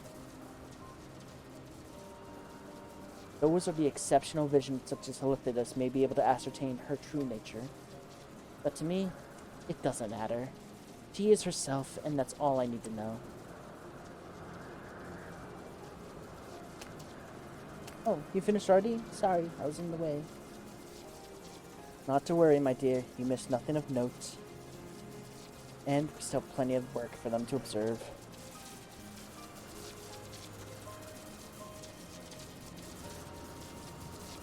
Next, we'll head east to the Morning Dew. Also, I just got a YouTube notification, and I feel like that's a threat. It says, "Close your eyes and sleep forever." I feel like I should interpret that as a threat.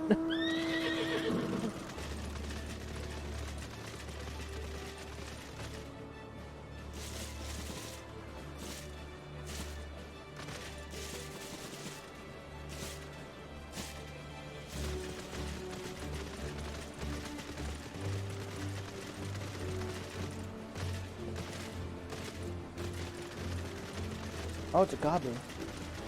Oops.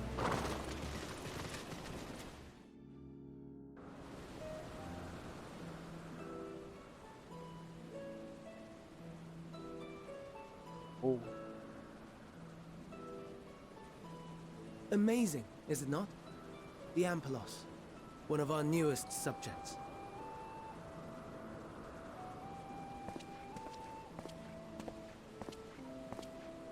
So, how are we coming along?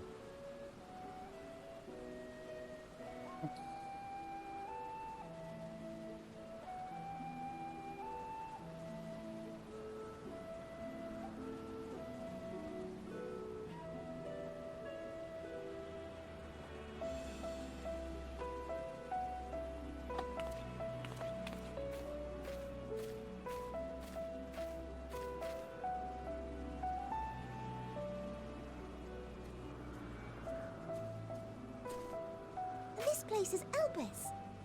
Those flowers. Elpis. Entelekis. Like me.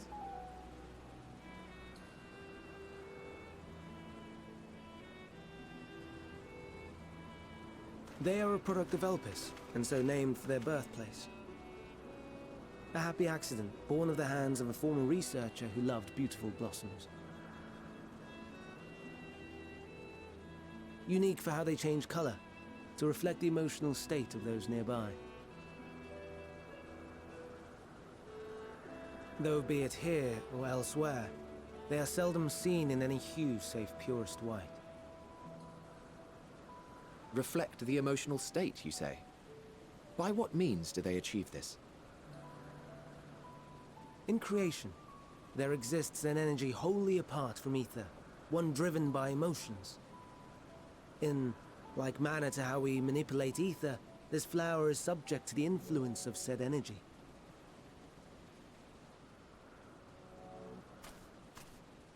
While it has no will of its own, it is sensitive to the prevailing emotion in the vicinity, and reacts by altering its color and vibrancy.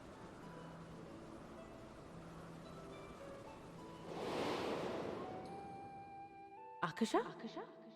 It is one of the unseen energies defined by Harnish alchemical theory. Though a gross oversimplification, some describe it as an essence influenced by feelings.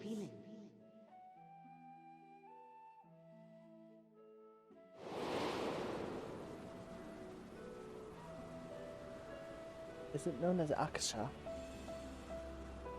Akasha? Though I'm not familiar with the term, your description suggests it is the self-same energy. Dynamis, we call it. And those entities like the Elpis flower that have the ability to interact with this energy, converting emotions into tangible phenomena, are Antelekis. That's me! That's me! An Enteleki! That you are, my dear. And no ordinary one at that, but the first possessed of free will.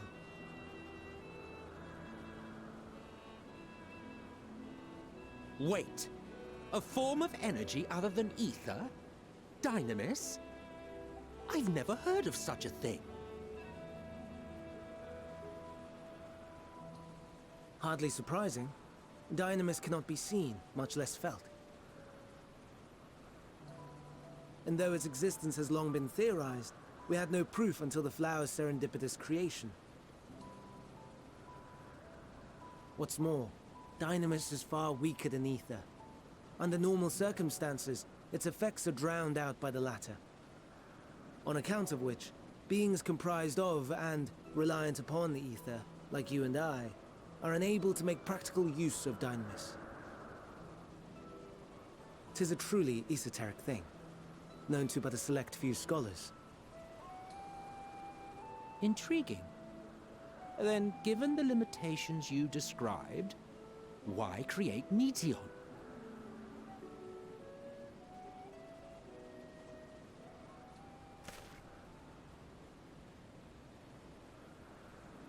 Our star, Aetheris, is especially rich in ether, so much so that its name is derived from it.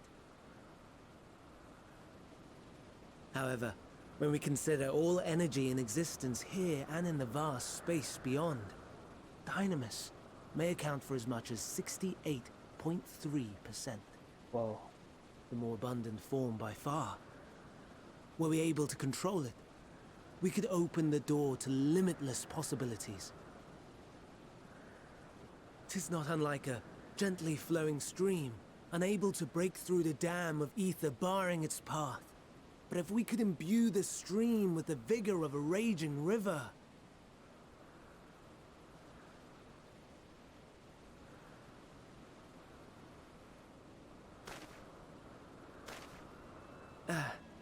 Not that I have such grand ambitions. Nay. I merely wish to create a being that could traverse the great expanse.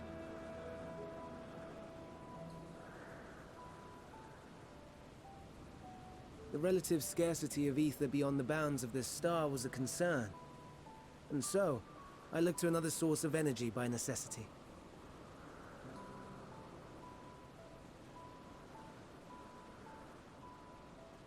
That being Dynamis. No wonder her ether is so thin. Precisely. Yours is thin too. Like an Enteleki. Like me. So... are we the same? Entelekis.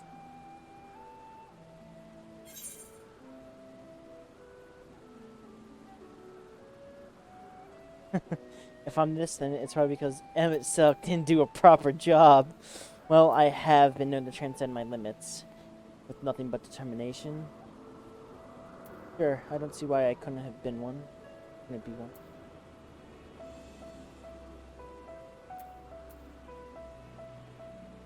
Kinda want to say that.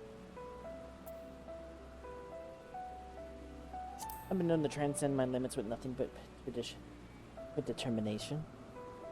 That sounds more akin to the desperate flailings of a wild beast when facing imminent death. Rude. A deficit of ether alone does not an Enteleki make. It would, however, make it easier for you to interact with Dynamis. And limited though its influence may be, this quality could prove the difference between victory and defeat. You'd do well not to underestimate it.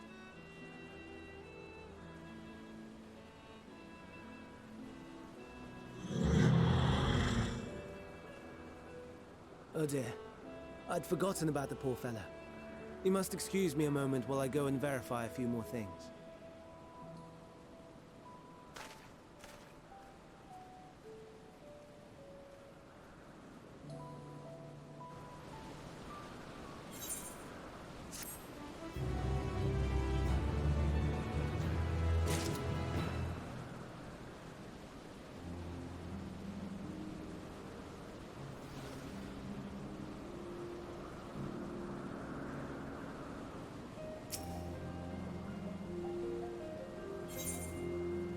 transforming silk appears to be deep in thought. Not that I or anyone else would be able to make use of what we even know, but it irks me to discover that there's an entirely different form of energy, and no one told me. A personal annoyance aside, Hermes' knowledge is undeniably impressive, given that he is none among the 14 who specialize in the Celestial. He would be a welcome addition, assuming he'd be persuaded to join, that is. I still can't understand his hesitation. What do you specialize in? Oh, if you wish to know why Emmett was chosen for the convocation, I should be glad to share the tale. It began when... Not another word. Lest you've forgotten, we're to learn about Hermes, not me. My misspent youth is none of your concern.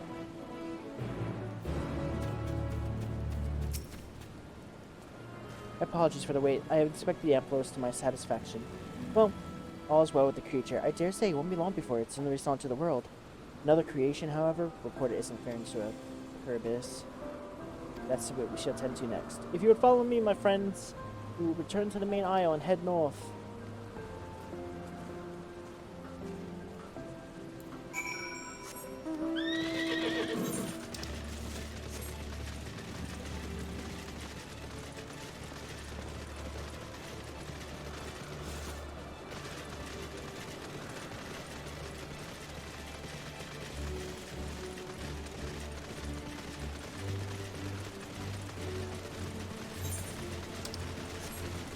Oh.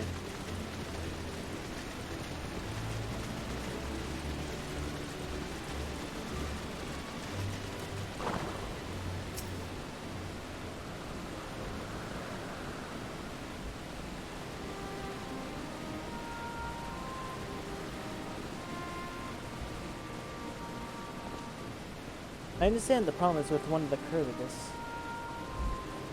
Yes, that's right. As you know, the curvitus are based on a sea creature, owing to adjustments to enhance its affinity for wind and the capable of flight. These specimens created from the concept of all could fly without issue, but the problem arose in subsequent generations. The third generation creature was born with an etheric bouncing wing strongly towards water. Its aquatic origin reasserted itself, it would seem. The result being its affinity of wind diminished, it cannot fly, no matter what we try. We can't get it to rise even the slightest bit. For such a chain of manifestations, so few generations, I too fear unstable and flawed. With your permission, I will revert the creatures and recommend the Bureau to the concept be advised. With its etheric balance leaning towards water, it would indeed struggle to manipulate wind. Yet, it's too early to conclude that it cannot fly. Having failed at first, it may simply have developed a fear. I shall transform and fly with it, helping it to manipulate the wind until it finds it under its wings. You needn't go to such lengths.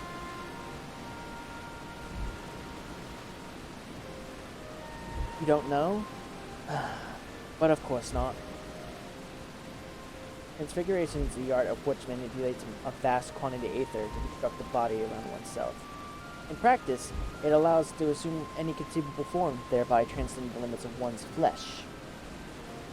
Yet convenient enough for it to be, transforming in the presence of others is considered languorous in the extreme, and uncouth and unseemly as running as about robeless, painful. Am I to understand you make a habit of this? No, nothing of the sort. It's just that when transformed, I could wield the wind and fly. It may seem excessive, but it would be our shame if our necks stone to live with these creatures. They deserve a chance, and we owe them to do everything in our power. Be that as it may.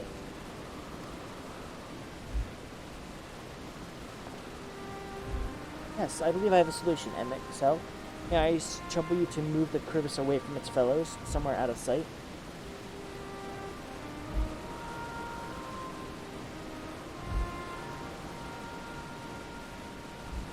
Meanwhile, I'd like the rest of you to help me prepare here. What mischief are you scheming now? No mischief, I assure you, but I would spare you the need to report to your colleagues about Hermes committed an indiscretion. So have a little faith and run along.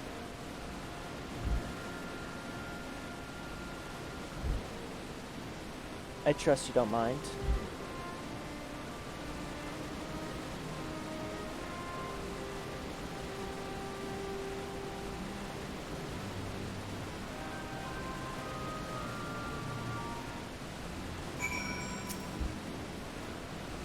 MXelk is out of sight? Good. Let's speak of the plan.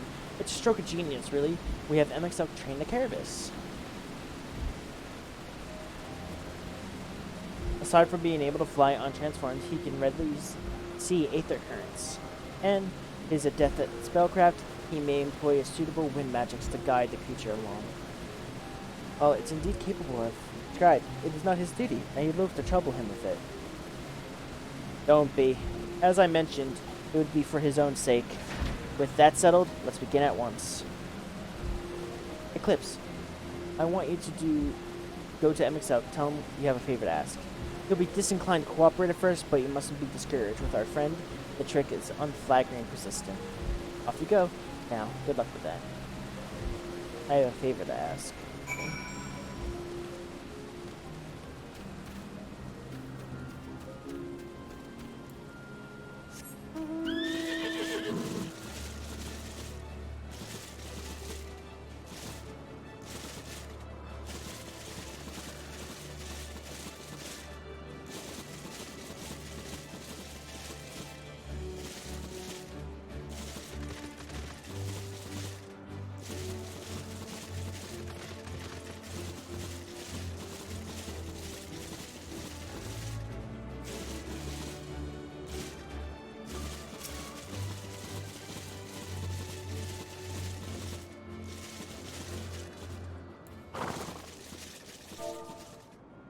Emmett. Selk.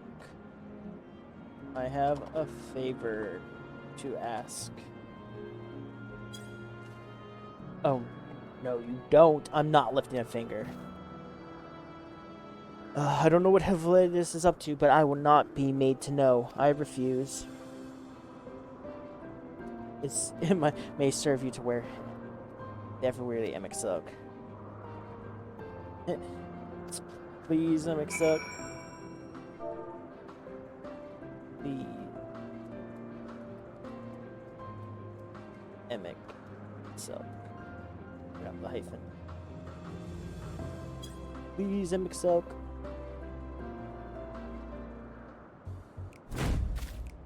Oh. No, no, no. You are not foisting this nonsense on me.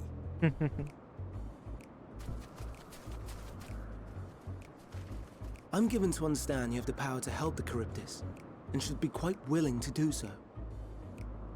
And so I appeal to your better nature, most benevolent MXelk. Please teach her to fly. Or else Hermes will transform. Right now.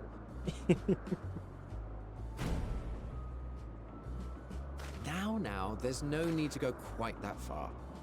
Altruism is its own reward, as I'm sure he would agree. Oh, would he now? And who contrived to put me in this position, pray tell? Nothing so devious. I merely suggested a possible course of action.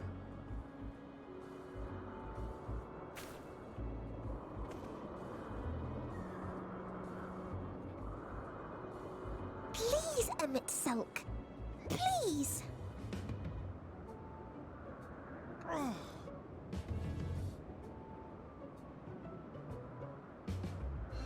I did not come all this way to play nursemaid to your creations. I thank you to remember this favor and let it be the last.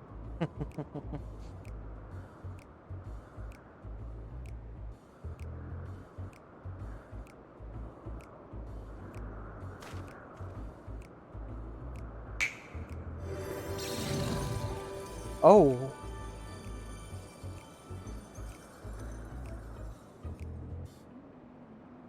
I will aid it once it has taken to the air. It falls to you to shepherd it skyward.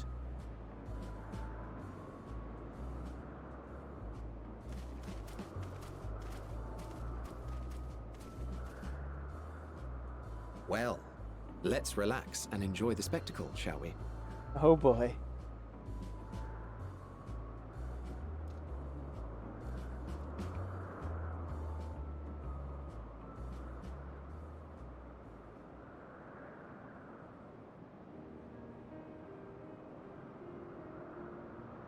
You were wondering why Emmett Selk joined the convocation. Truth be told, he wasn't the first choice for the office. I was, on the strength of my ability to see ether. But I declined the offer. For though my vision is exceptional, I am pedestrian in all other aspects. Worse even. Quite abysmal when it comes to manipulating ether, for example. Couldn't transform even if I had a mind to do so.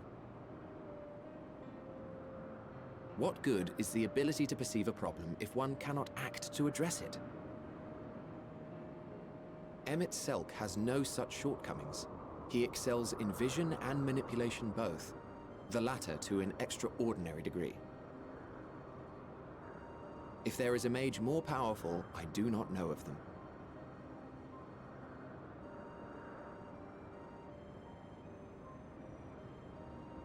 Thus did I recommend him for the office in my stead. And I wasn't the only one. Far from it. Countless others vouched for his skill and character. People the world over, to whom he had previously lent a helping hand. Oh, how surprised he was. Claimed he hadn't done anything remarkable for anyone. Modest to a fault. He deserved every bit of acclaim he received. Yet he may well have gone unappreciated were it not for a mutual friend. A singular soul who can't help but involve himself in the business of others. Where he walks, excitement is certain to follow. His antics irritate Emmett Selk to no end, but much of his grumbling stems from genuine concern. When our friend calls, he never fails to answer and lend his talents.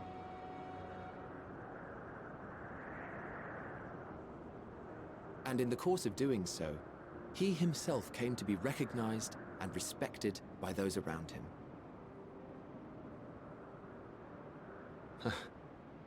They are truly remarkable individuals, and I'm proud to call them friends. To help them realize their dreams. This will be my greatest contribution to our world. And when they have fulfilled their respective purposes, so too shall I have fulfilled mine, and together we may return to the star. Look at me, spilling my innermost secrets. I can't seem to help it with you. I can only assume it is due to the color of your soul. I just don't understand how you can be so alike and yet so different. Well done, my pet. Well done!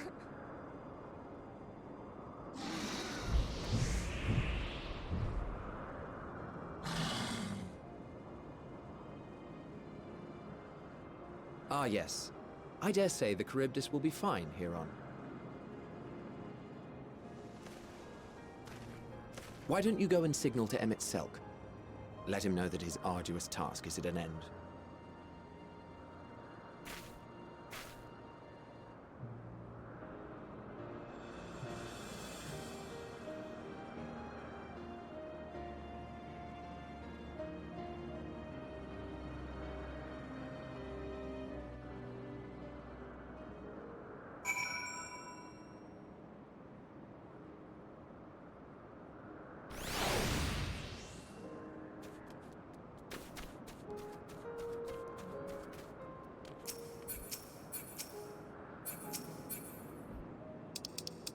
Is it? No.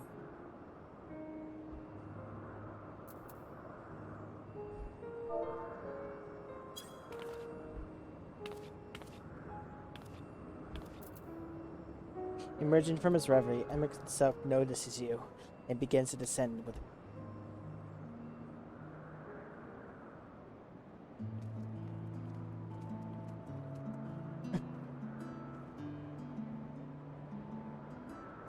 I have no words to express my gratitude, so thank you. Thanks to you, the Cribus learned to fly.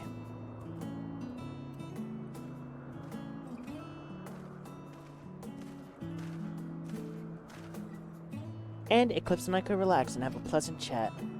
I'm sure you did.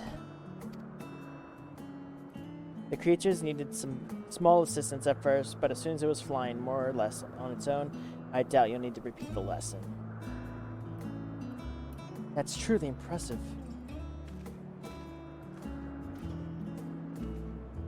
I witnessed it all from afar. The Cribus flies. Indeed. With this, we've proven that even a creature with skewed etheric balance is capable of flight. Though we have helped it achieve this, the Cribus is a herd animal. It may aid their struggling kin in a like fashion when the need arises. Keep this in mind. I bid you continue observing them. If that's what you want. But, if I may so, rather than hoping for an idealistic possibility to come to pass, would it be simpler just to have the concept adjusted? That way, we could guarantee the abnormalities, such as this specimen, are never born in the first place. These creatures are already here. We'll spare no effort in giving them a chance to survive. As you wish, Chief. As you wish.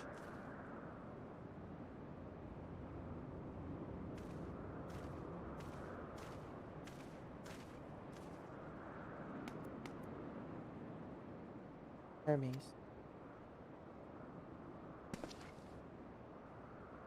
I'm fine. Don't worry.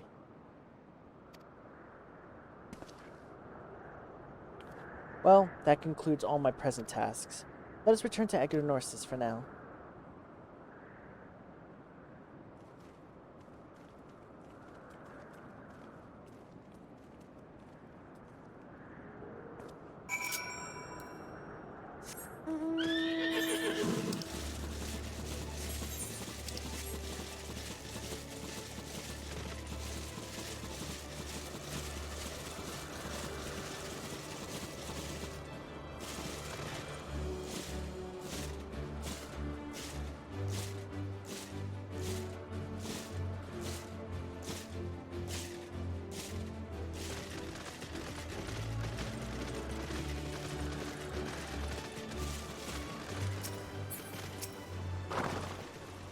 What?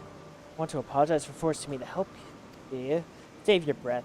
You didn't force me to do anything. I merely chose the most expeditious way it could have been done to coordinate our business.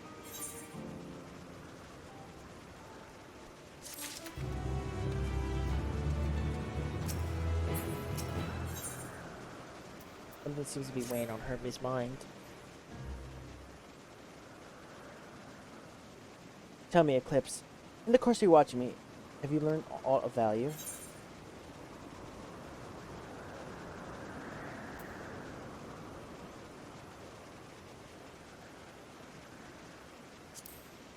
Dynamis.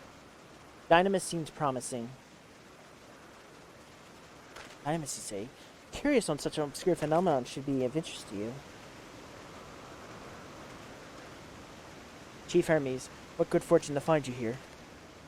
Something the matter? The Laicon. I'm afraid it's done it again. No sooner did we release one for the observation than it's set upon nearby occupants, slaughtering them. Was the creature hungry or somehow provoked? I just fed them myself, and then the occupants were keeping a wide berth. It's the nature of the Lycan is to blame, their innate viciousness.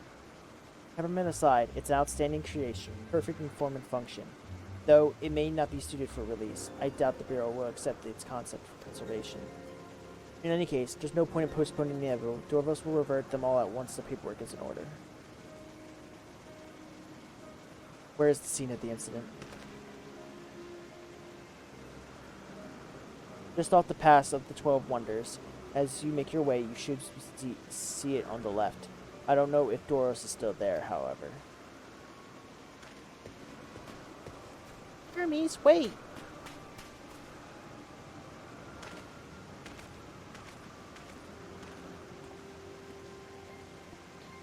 If this is part of his work, then I would like to observe. We follow.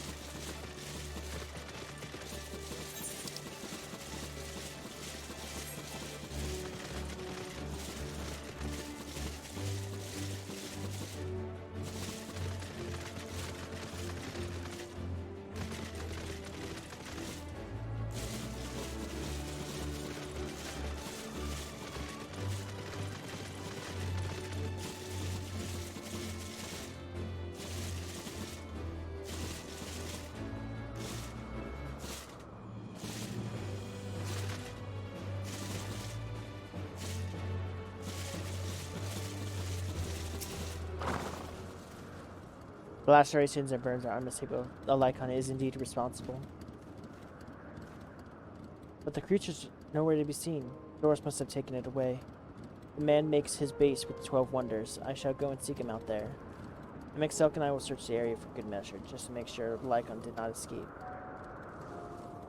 No thanks. Let's meet us at 12 Wonders when you have finished. I'll go on ahead. Please follow with Eclipse. Come, let's down this path over the bridge.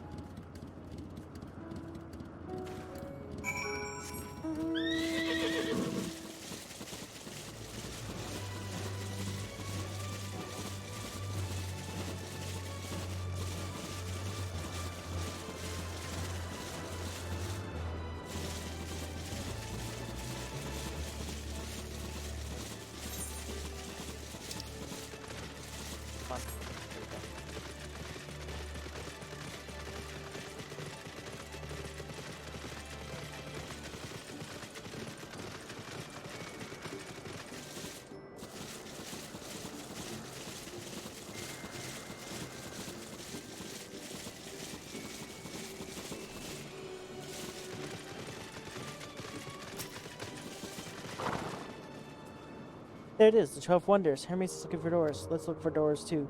He's a man with long, blonde hair, I think. I know him when I see him.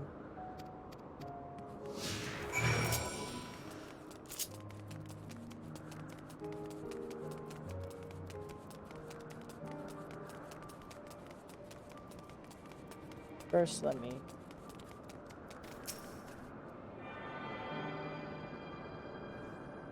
Blonde hair man. Thought I finished.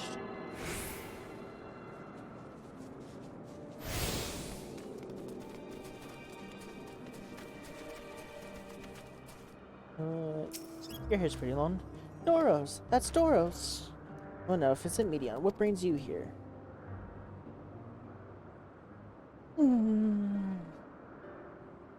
I thought I heard familiar voices. I didn't realize you two decided to help me search for Doros. Thank you. You're in charge of the Lankios, I believe. Where are they now? Out in the field in restraint. Frenzied as they were, I couldn't well return them to Kitsis. Once I submit my report, I will see them reverted without delay. It is as he says, the beasts in Queen are quite ferocious. You're one of the 14. What brings you here? Nothing to concern yourself with, as you were. You've heard the news that the Lycons slaughtered occupants? As the observer in charge, are you of the opinion that they were not fit to be released? Aye, I am. Their abnormal aggression and exceptional strength makes for a highly problematic combination. It matters not where they are released. Lycons will threaten other species and upset the natural order. Could it be that the specimens observed are an outlier? Highly unlikely. We created a good many of them, all exemplified the same tendencies. Even when we use Kairos to begin with a fresh slate, their behavior unchanged. Kairos? A memory reconfiguration system. The Chief himself created it. It allows us to erase and alter memories, in that which we may observe recreations in different environmental conditions, without needing to remake them from scratch. Quite impressive and potentially dangerous, depending on the intensity of the etheric emissions. Pasharat may wish to have a word with you. Rest assured, I've kept all values within prescribed limits, and to prevent misuse, the application is limited to those authorized by the Chief Overseer. Do not misunderstand. To manipulate a subject's memories is an intrusive act, and I deeply abhor, but it's still preferable to execution. Come now, Chief, let's not be so melodramatic. What is born of Aether is simply being reduced to its original state. Now, the distinctions concern you, we must not lose sight of the bigger picture, making rational choices for the sake of a more prosperous star. If a creation cannot be properly studied, even with the aid of Kairos, we remake it. A creation deemed detrimental to existence, we unmake it. It is all for the greater good. None question necessity of such routine processes. I understand these things. I do. I would never think to unleash a clear and undeniable threat onto the world. Yet, insignificant though their individual lives may be next to all creation, it is on Lycons like. Before we seal their fate, we owe it to keep them to exhaust all options, to ensure that nothing has been overlooked. If you insist, let me provide you with the full report, and we may take it from there. Would it be possible for us to attend a discussion that Emixug may carry out his duties? By all means. Pray, show them to the meeting room.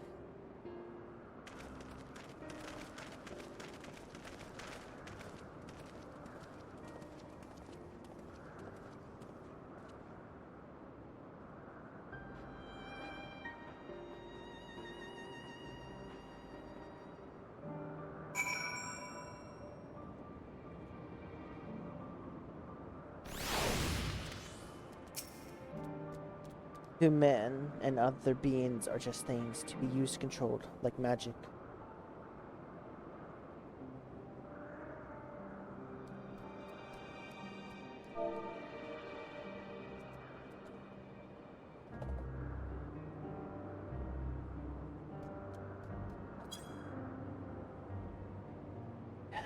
Like magic.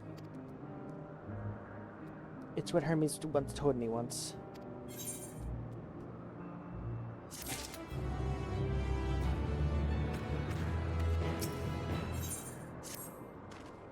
I fear this discussion may take a while, during which time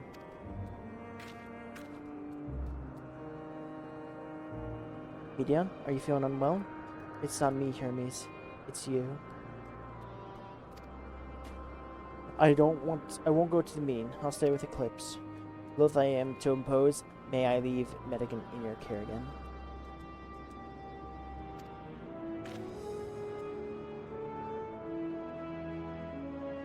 I'm in your debt, if you'll excuse me.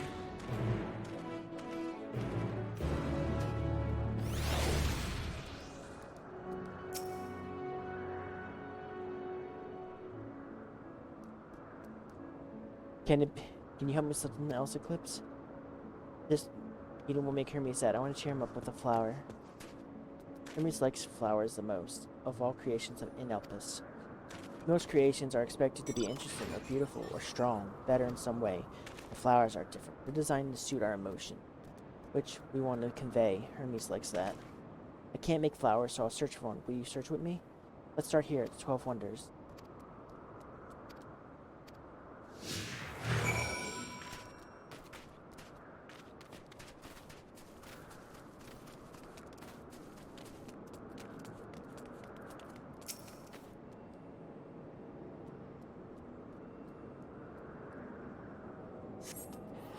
Vibrant purple, bigger than your hands, adorn the tree. Gotta check something. We still streaming? Yes, we are.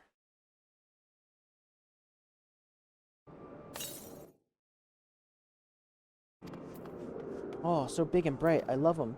But they might be too bright to think of a recipient. That's what Hermes said.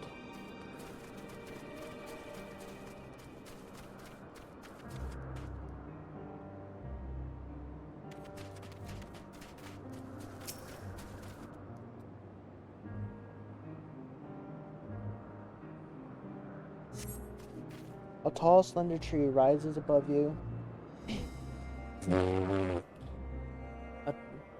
You crane your neck to look for flowers. No flowers. If there's apples, we could cover them in syrup. Let's head outside next. Don't worry, we won't wander far.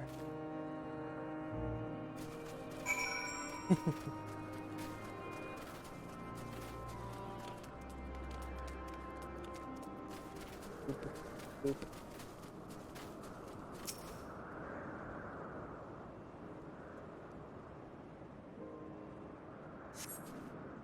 Hi, Freddy.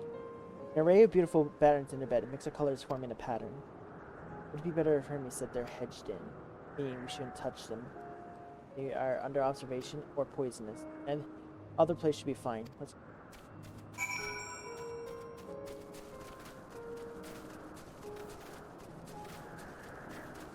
Uh-oh. Failure plant. The skin. Thin stalk, oddly shaped, memorizing its delusions. Oh, it's a coin. A flower that can move. When Hermes wasn't looking, it shot seeds at him. Not a good gift, maybe. But you're good, Eclipse. It's spotting flowers. Maybe we'll spot some.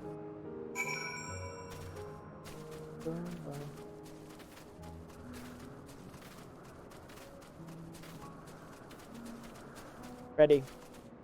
I've known Metaton for like 5 minutes, medium, and I will kill everybody in this room and myself if something were to happen to her.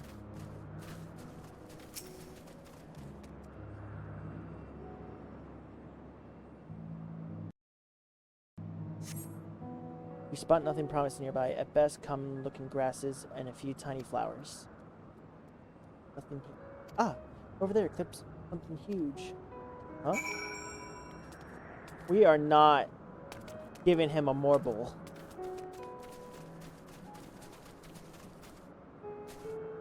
Game. Uh-oh. Don't crash. Don't crash.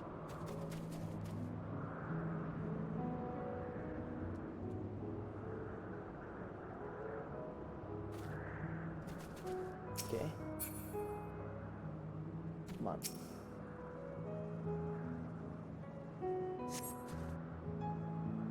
A terrible stench reminiscent of sodden old boots pervade the air. Without a doubt, the culprit of a mortal-like creature about in front of you.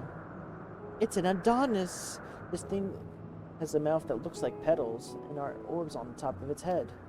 When Hermes inspected it, it swallowed him up. He didn't even leave room for his days. He didn't leave his room for days. What do you think, Clips? Would he like it? It's probably not good for his memory. Though not this one either. Finding a good flower is harder than I thought. I'm sorry, Eclipse. Can we search a little more? Maybe the far fields over there.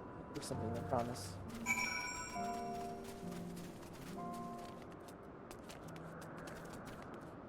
Uh-oh.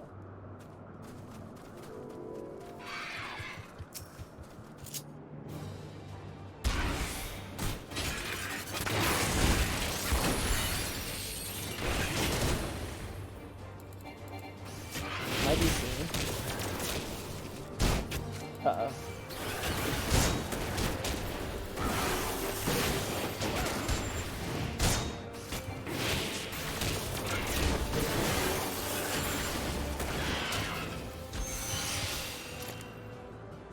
Oh. Hold on. I really hope the servers aren't going down.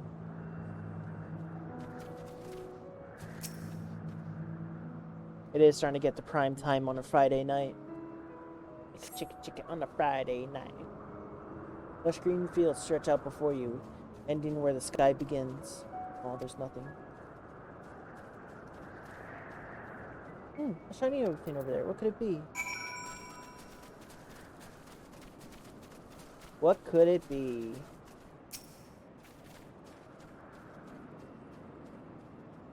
It's the flowers.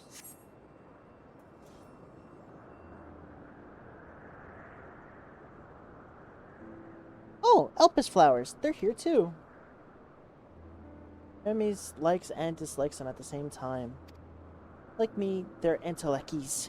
Like me, they feel his pain and turn dark. That's only for Hermes, though. For others, they're always white and bright.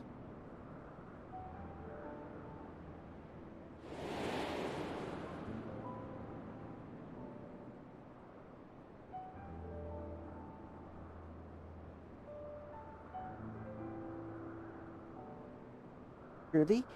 The flower was dark in your home?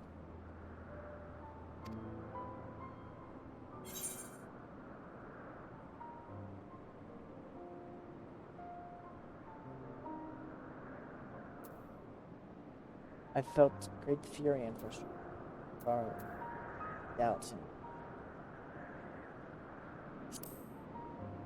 I've been plagued by doubt and anxiety. Hermes felt the same. A shortness of breath, the walls closer and closer, but only him, no one else feels it. Please, Eclipse, won't you lend them to me, your doubt and anxiety? I want you to make a flower dark in front of Hermes. He has been in a dark place since before you created me. He needs to know that he isn't there alone, and others are sad too. Truly? You'll do it?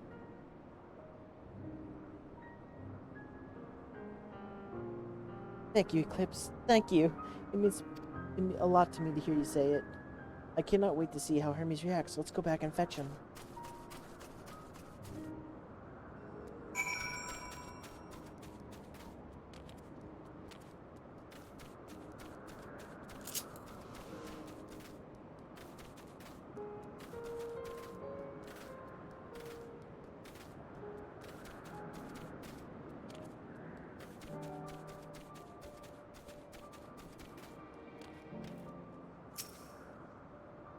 Seems like they're still talking. Let's wait till they finish.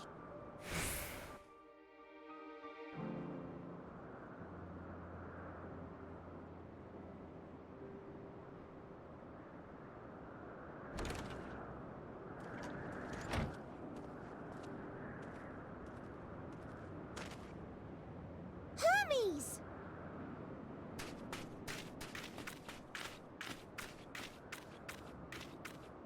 Oh. You were waiting for me. You've finished talking? Yes. We've come to a decision. My thanks for keeping Meteon company. Emmett Selk and Hythlodaeus have already retired to their rooms. There is room for you too, if you would follow me. Wait! I want to show you something first.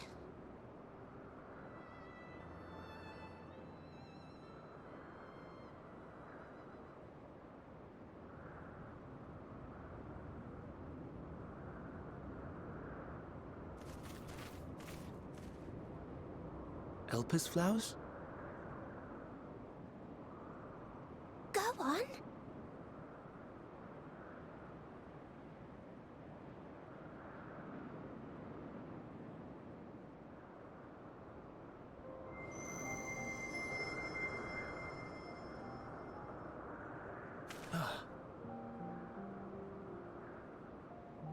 You're not the only one, Hermes. Others feel sad too. You're not alone.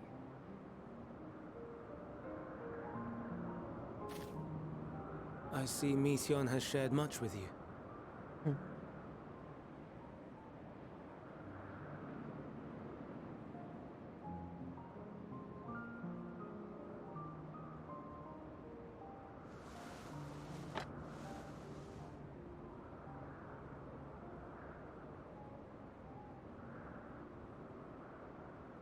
May we talk a moment?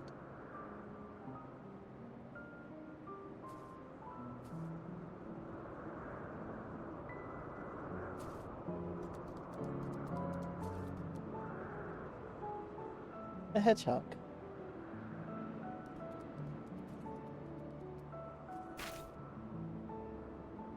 I do not think it wrong that we live for the star, that we strive to make it a better place.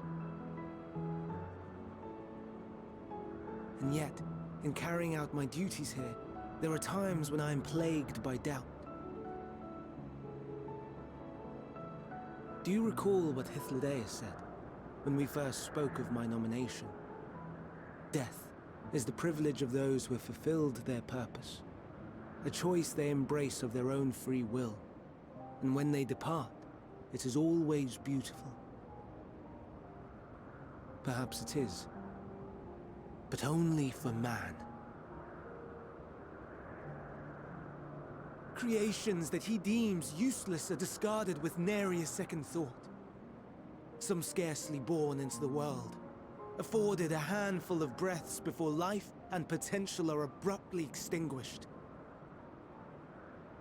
We make an effort to spare them the pain. They sense what awaits. Rage and anguish and cower and fear. And it is not beautiful. Yet no one cares. No one. So fixated are we upon the duty that we do not pause to question the method. Pain and suffering, confusion and despair, writ plain in the eyes of those poor creatures. yet no one sees. We turn a blind eye and carry on in blissful ignorance. Not amiss. And always, always the blossoms shine pure and white. A contradiction so blatant I could scream, want to scream. How can you all accept this aberration? Then I wonder, am I the aberration for thinking thus? And I am filled with dread. But now I know I'm not alone. Not the only one for whom the flowers weep. I won't ask what you thought as you kneeled beside the Elpis, or if you only did it at Meteon's insistence. Nevertheless, I thank you. To know that you too have experienced suffering is a comfort.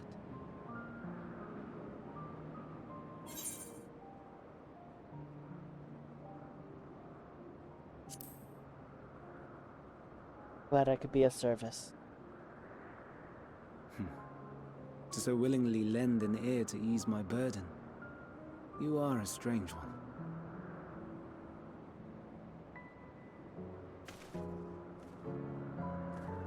The stars in the heavens. Know you what they are? I remember. Though it is too far to tell, each glittering light could be a world not unlike Aetheris. A world filled with life. So many stars, so many lives. For us, there may be no higher purpose than to live for our world. But what of the other living beings out there?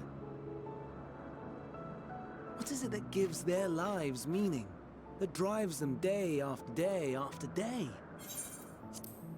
Real quick. Going through some technical difficulties, it looks like.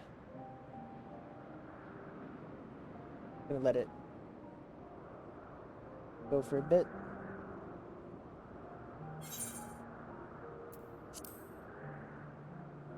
To pose that question to our undiscovered cousins, I created beings of dynamis, who can traverse the vast emptiness between the stars. Meteon and her sisters.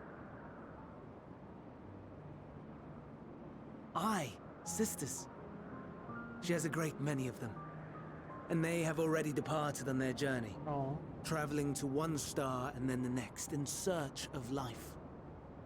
As one might expect, exploration on such a grand scale is rife with difficulties, and thus far I've naught to show for it. But I have faith that we will make some manner of discovery ere long. And when we do, I should be glad to share our findings with you, in gratitude for your kindness.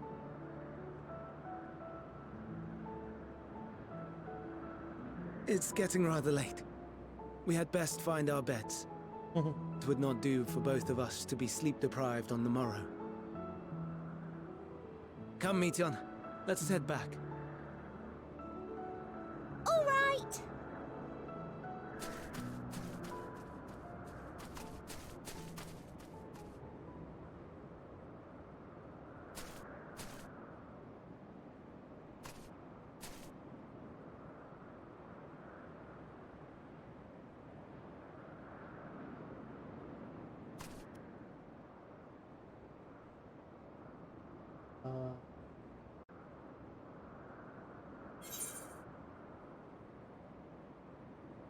That's concerning. Also concerned that's not going back to green.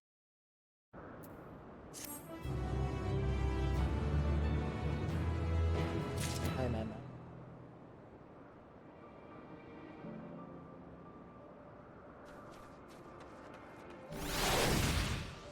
Okay. What's it saying?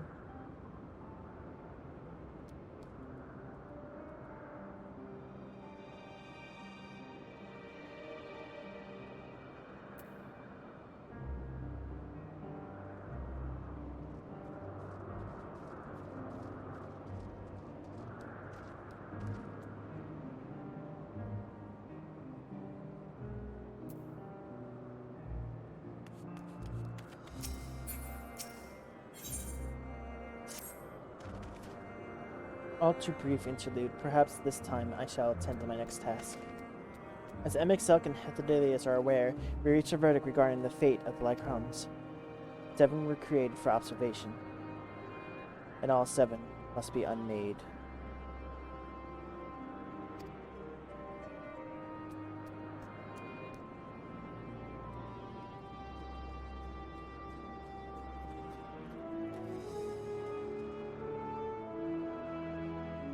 Oh god, people are yelling and arguing in the shout chat. Hang on.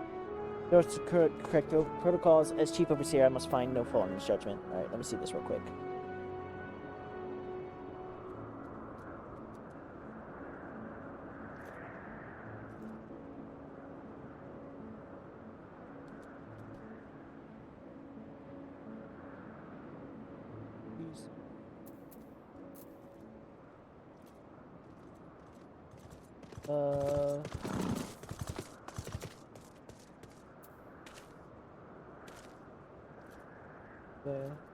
God damn it, people.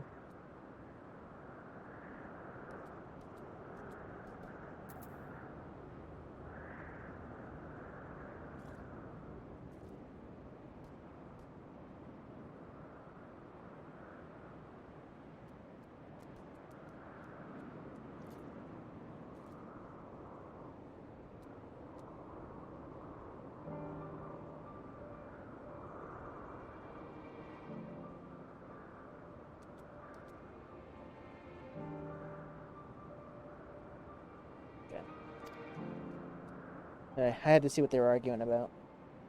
I know you want my attention, sweetheart, but I want to play some games. I can't cuddle with you. I cuddled with you all morning. What are you giving me an attitude for? Now I'm thinking about it. Okay. The Lycons will disrupt the natural order, ravaging and consuming other species until themselves starve and perish. They cannot be released onto the wild. They cannot be allowed to remain here in Elpis.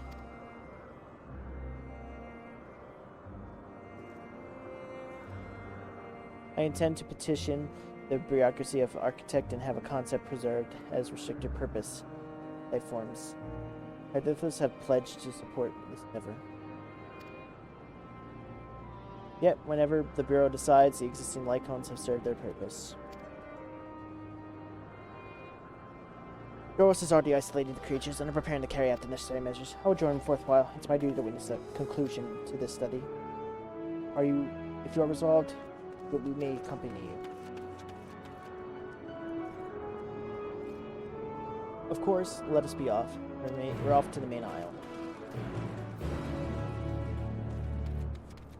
Controller. Give me control.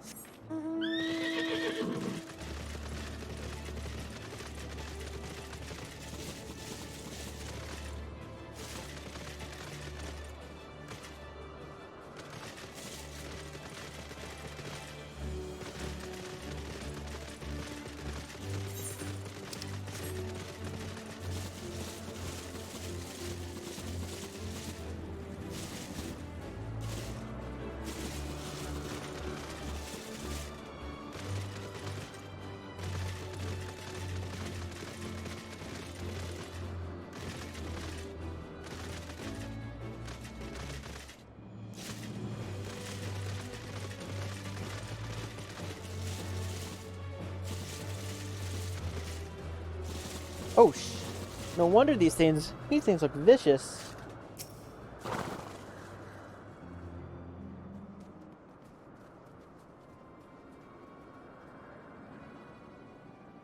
Doros, are you hurt? What happened here? They caught me off guard.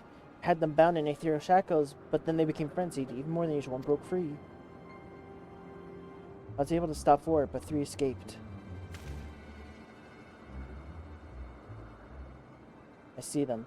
2 have taken to the air above the 12 wonders.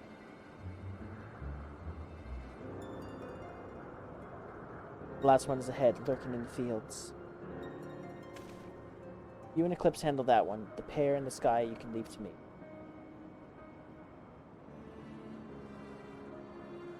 I don't know if you guys can hear her. All sorts of noises. Video lights. But the minute I look at her and I start giving her scratches behind her ears, she just curls up with the biggest smile.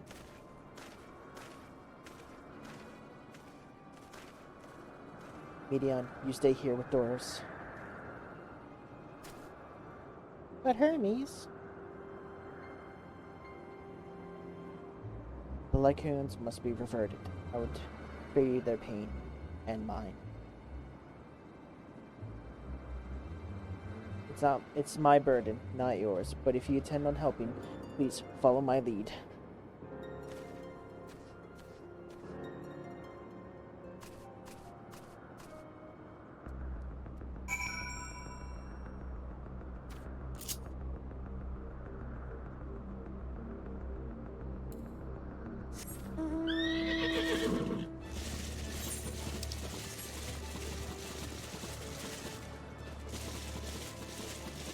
Geek Drent.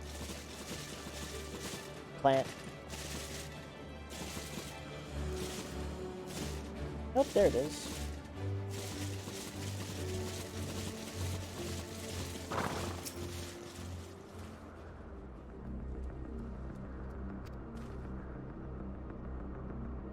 There it is, our quarry. Within striking distance at present, but it feels threatened. It may flee beyond our reach. Here's my plan. You will approach slowly in full view and draw the Lycon's attention. Now I warn you, its abilities are inferior to its temperament. Once it spots you, it will unleash an orb of flame. Fear not. By my measure, you are more than equal to the task. Withstand the onslaught for a brief moments and give me time to catch you unawares. Ready? Let us begin.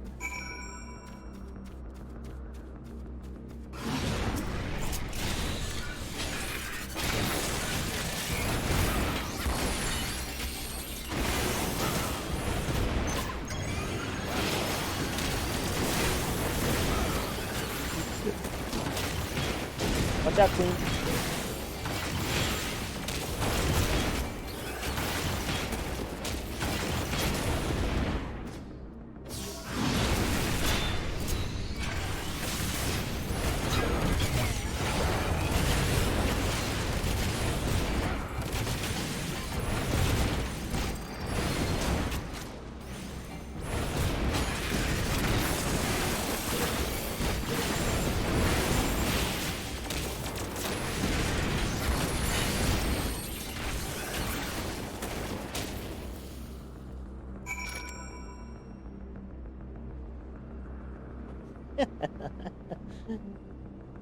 Yes, sweetheart. Give me a kiss. Ow.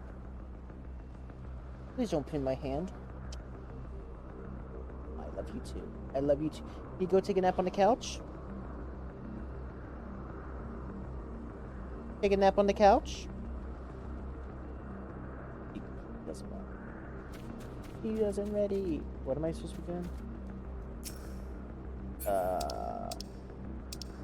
Where is it? Stand in front of the Lycon and keep its attention. Okay.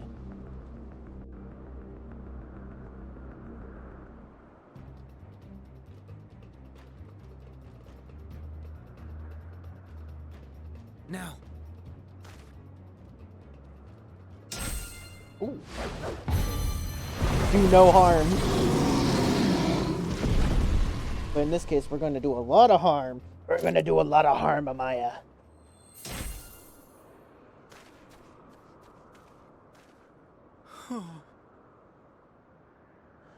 Forgive me.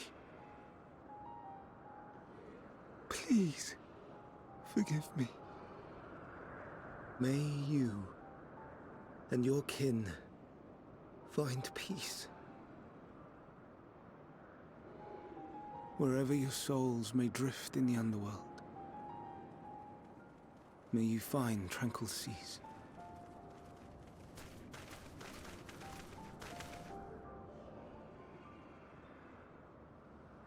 Be not forgotten, in concept endure, to reclaim form and one day live again. Serve not the star, or any purpose save your own. Live again, if that be your desire.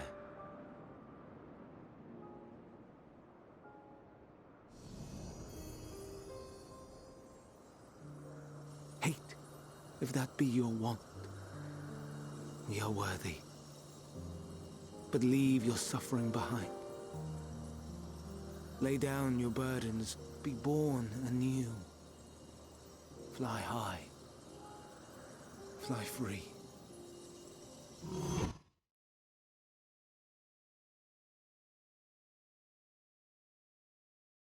There's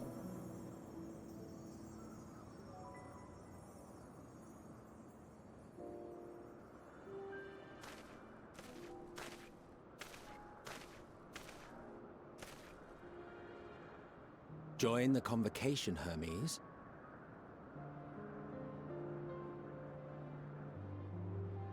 You do not belong here. Leave to replace another. To be replaced. It changes nothing. Tell me, do you think it right that we sacrifice all these lives for the sake of the star? And when the star has reached perfection, what then? If all who are satisfied choose to die, shall we all die in satisfaction?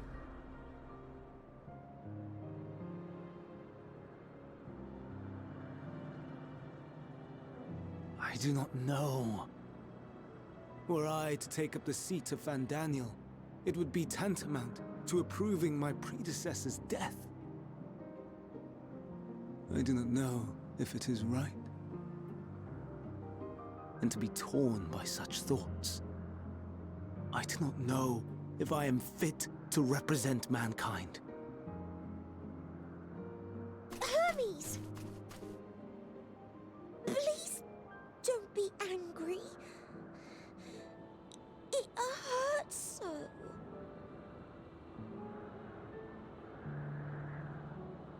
Forgive me. If you would still consider me in spite of everything, I beg some time to gather my thoughts. Meanwhile, Hythlodaeus, I fear I must trouble you to attend to the others. 'Tis no trouble at all. Take as long as you require.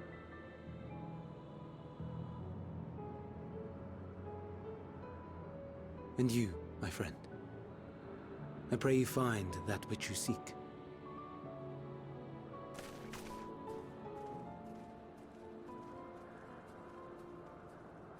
I expect we have some few matters to discuss. Shall we return to the 12 Wonders for a time?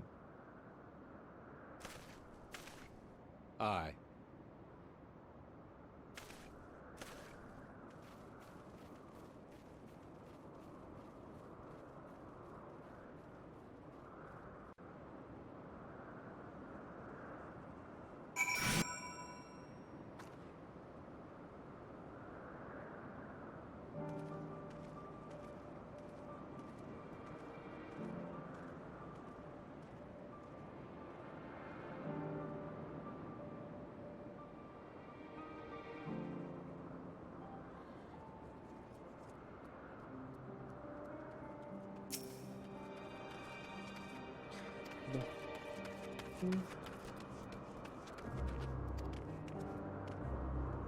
Rationally speaking, I understand Hermes' argument. No matter how well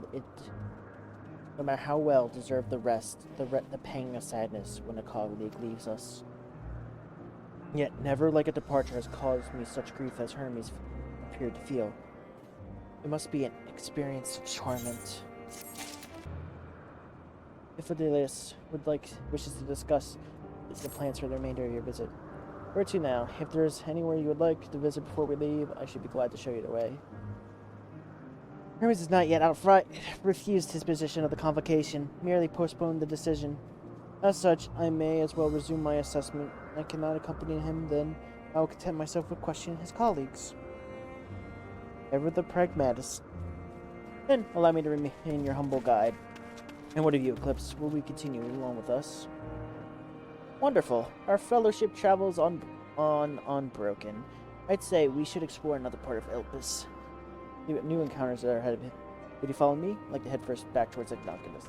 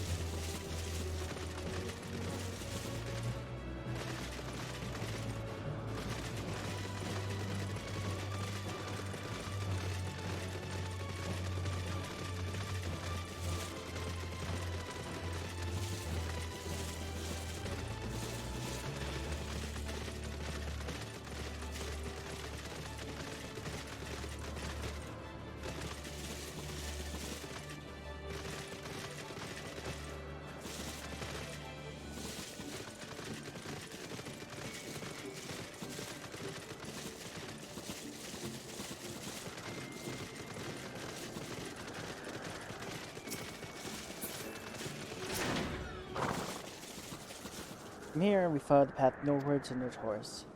There we will find one of the teleports which facilitate travel between the islands of Elpis. First-time travelers must be accompanied by someone with the requisite permission, which I have previously been granted. You only need to use the device together once, and henceforth you'll be able to use it. You'll be able to leave to use it freely. Shall we?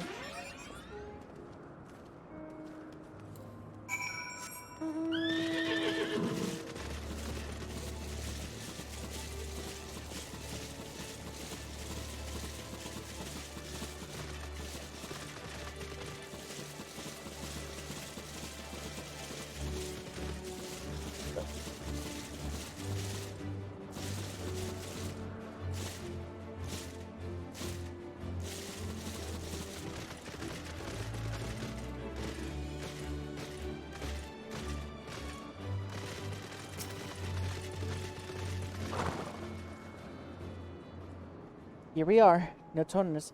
Teleporter will take us back to Calamelios Zephyros, the western island. That's it right there, looming large over us. Step this way and soon admire the view from above.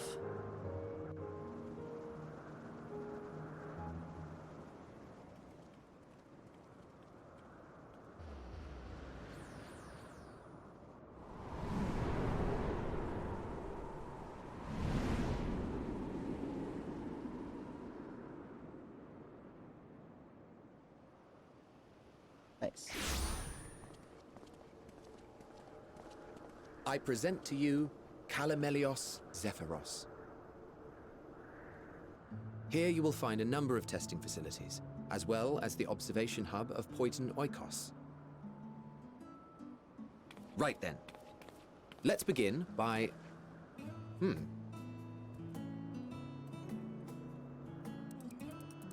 Well, well. An Arrayus. How delightful.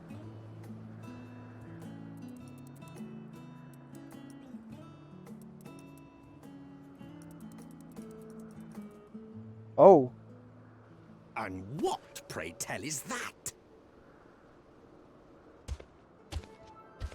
Ah, that's a new species of shark. We approved the concept but a few days ago. Sharks are among the most popular sea creatures. Rare is the day when someone does not submit a new concept. At first, they were largely orthodox, consideration given to such things as size and environmental impact, and then a whimsical someone thought to bestow it with flight, another superior intelligence. And then the floodgates burst, concepts with multiple heads, or arms and legs, and so on and so forth. It was getting absurd. A part of me wanted to tell them to go away and find something else to create, but in the end, I couldn't deny their passion. And here we are.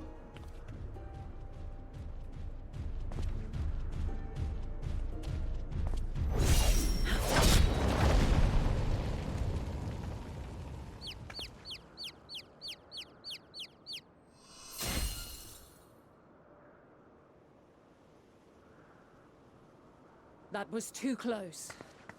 Are you unharmed? Well now, if it isn't a pair of familiar faces.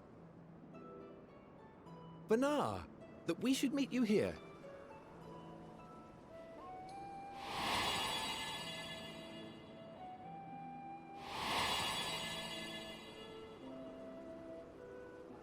As I mentioned earlier, the better part of the convocation holds that when we retire is when we return to the star.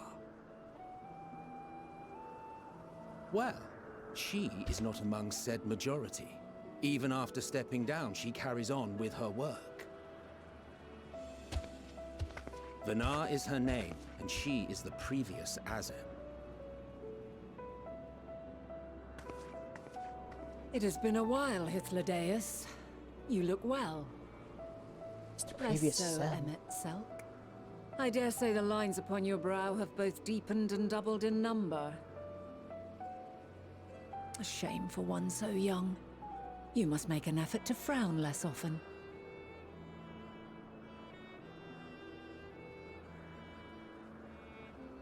Easier said than done, thanks to your unruly successor. How is he, if I may ask? Incorrigible as ever. Rushed headlong into a volcano on the brink of eruption just the other day.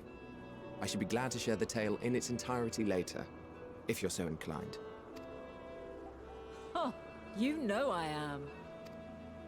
Now then, you are?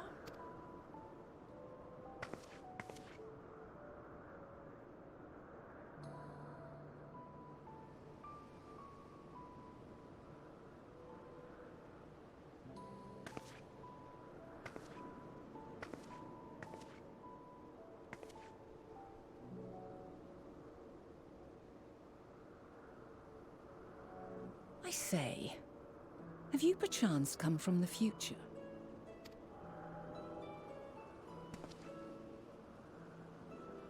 I do not believe we have ever met, yet I sense my magic upon you. Therefore, if I wove the enchantment, I could only have done so at a later point in time.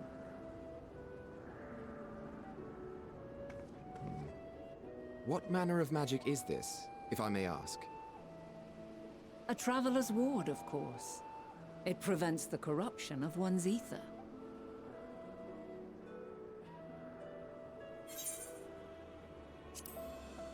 Yep, that sounds like the blessing of light. I see you are not ignorant to its presence.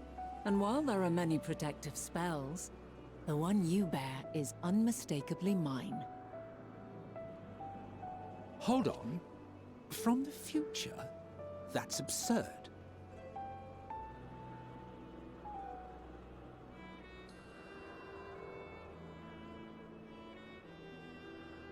What is it? Are you unable to speak of the matter?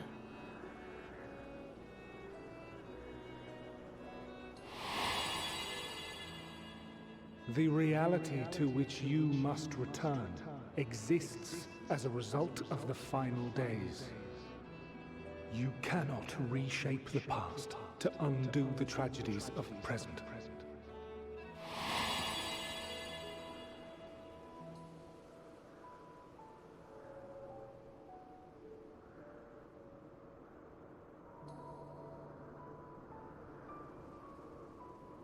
So, your actions here will not change your history, but they may yet affect the course of ours. How very exciting. I'm quite fond of delving into the unknown, and there's naught more unknown than the future. Until a moment finally arrives, we cannot know for certain what will come to pass, regardless of our supposed foreknowledge, so you needn't worry for us. More importantly, that you should go to such great lengths as to travel unto the past bespeaks the gravity of your quest. Will you not reveal it to us? Mayhap we can be of aid to your cause.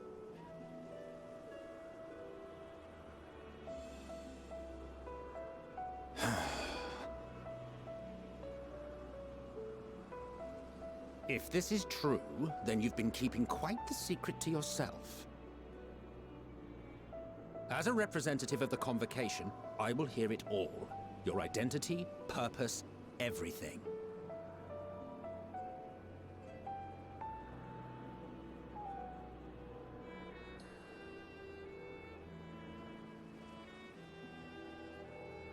Why don't we move to a place more conducive to calm conversation? I've been working here for some days now at an old friend's behest. If it is agreeable, we may make use of my accommodation at Poiton Oikos.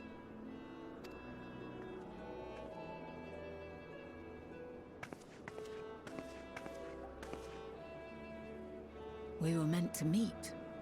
I am certain of it.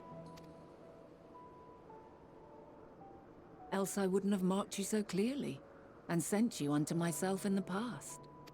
It's precisely the sort of mischief I would get up to.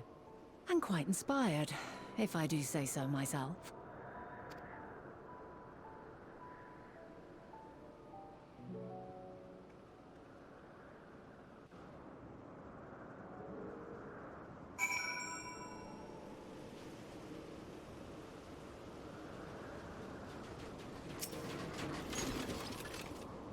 My apologies, but before we move along, my colleagues tasked me with a matter I have left not leave unresolved. It involves a certain concept engraved crystal and a quick-fingered Aureus made off with it. Aureus, you say? You've seen one of the culprit before the distract that business with all the shock. Would you like to follow us to its ethereal trail? That would, of course, lead us only to the Aureus. There's no guarantee that it hasn't dropped or stashed away the crystal you seek. Please? Even if it would be enormously helpful, it would be hunting down the thief. I could follow behind and scour the forest floor just in case. Could I ask you to join the search? I would appreciate another pair of eyes to cover the land west of here. Many thanks. There is a small bridge leading to Point in Oikos. Let us meet there once you exhausted your efforts.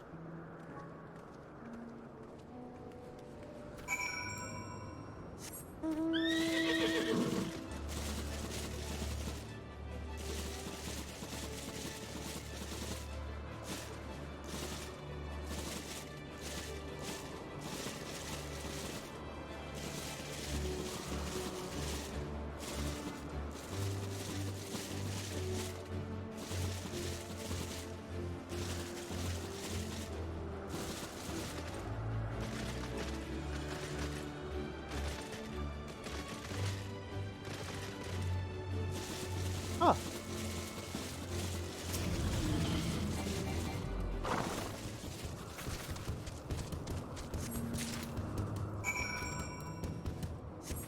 Hey, good luck with that, buddy.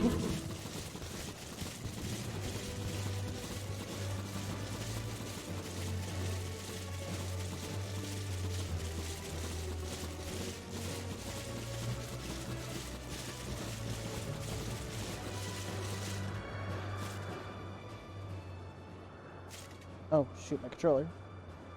Don't tell me it's dying.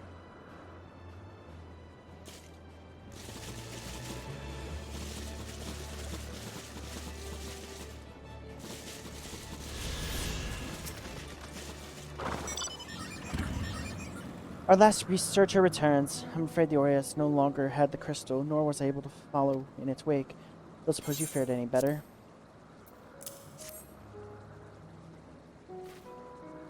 Crystal, well done. Wonderful, now I can focus on the tale without having a missing concept nagging at my mind. The Zephyros is a knack for finding things.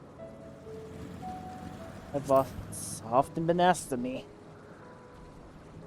Oh, you too? Seems we were destined to always be searching, for ourselves and for others. Long ago, when I held the seat of Exem, I was forever trekking back and forth across the star in search of answers to people's problems. Naturally, I need such journeys and have lessened considerably since I entrusted the position of my whimsical successor. Yet, I am still eager to come running should an old acquaintance, old or new interests require my personal attention. That brings me to Elpis. In fact, many times my presence has been requested, my opinions sought concerning the habitat of this or that creation. Agreeing to help locate a missing crystal with a minor distraction, which now promises to become a major revelation. How strange and wonderful that one thing leads to another. Wouldn't you agree? And that didn't cheer for me. Thank you again for your timely help. Now then, 'tis time we return this stolen property. Hi! Hi! I will join you as soon as I have attended to that task. Follow the path and head straight for the building at the top of the slope. I have the entire place to myself, so we can speak without fear or being disturbed or overheard.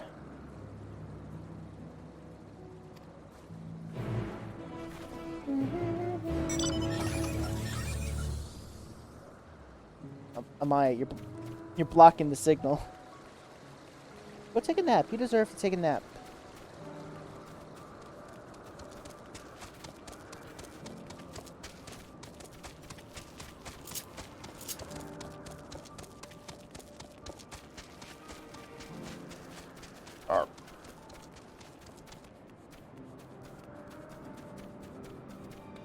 Okay, first, let's attune to this.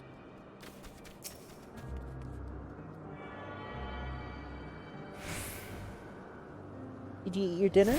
Did you enjoy your dinner? You're wagging your tail, so I'm assuming you enjoyed your dinner.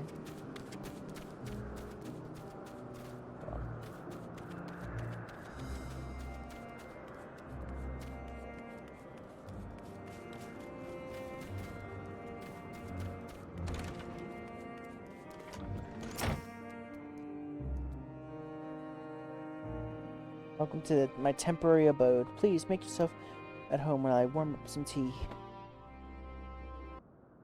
I feel like this is gonna be voiced. Let's scoot in for the reaction cam.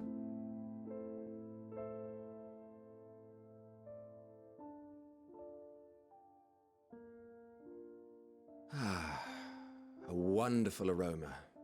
I feel more relaxed already. Answer. Would that I had sweetmeats to offer, but I travel light out of habit. There's plenty of hot water though, so please have as much tea as you like. Now then, will you tell us your tale?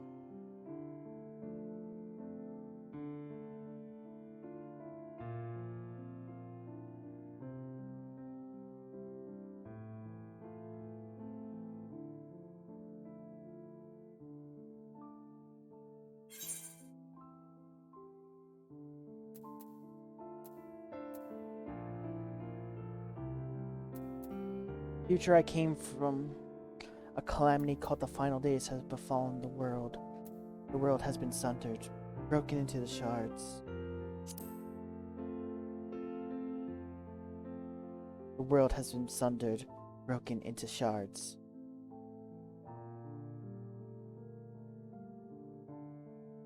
Why don't you start from the beginning?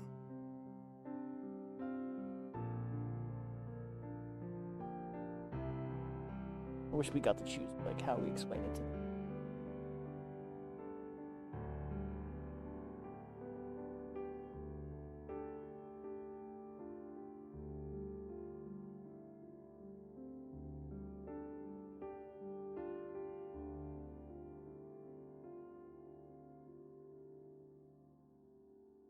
And that's how I got here.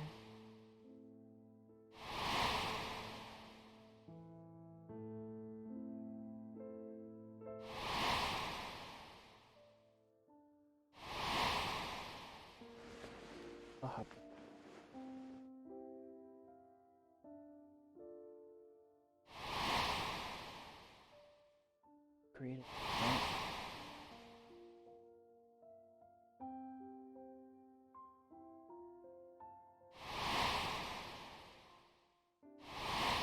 Zodiac. Final days upon our world.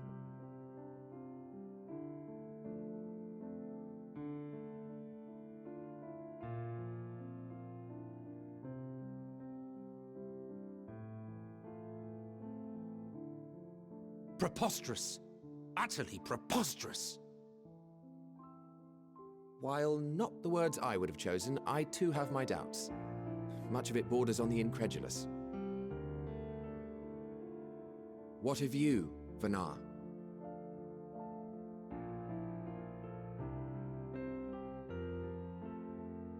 Not knowing the precise details of the first final days, it is difficult to determine the veracity of the tale. Supposing it is all true, I must ask myself why I would do what I did. Why would I feel I had no recourse but to oppose the 14 and create this Eidolon? Circumstances change, of course, but it would not have been an easy decision regardless. No, there must have been a reason. One compelling enough to force me to take such drastic measures. Then there is the Elpis flower, which I said would serve as a guide. That it's of import to your mission is plain, but your presence here leads me to believe that this place also holds significance. But what could it be? What are we meant to accomplish? Might it not be simply thus? In the future whence he came, the final days could not be averted. Mankind has no choice but to flee the star. By alerting us to that eventuality, perhaps you wish to pave the way for other futures. Theoretically speaking, it is a possibility. Yet if that were my primary objective, I see no reason to guide our friend to Elpis specifically. The capital and Amarot, or even my own home would be more logical destinations.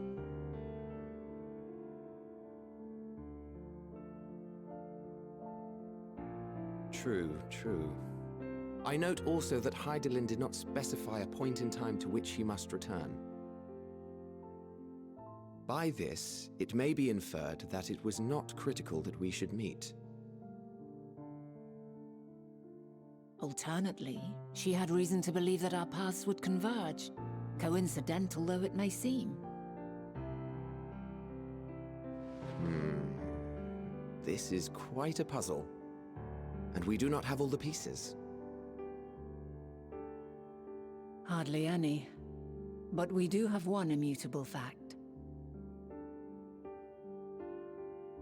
If the final days are indeed as described, they will bring death to all that I hold dear.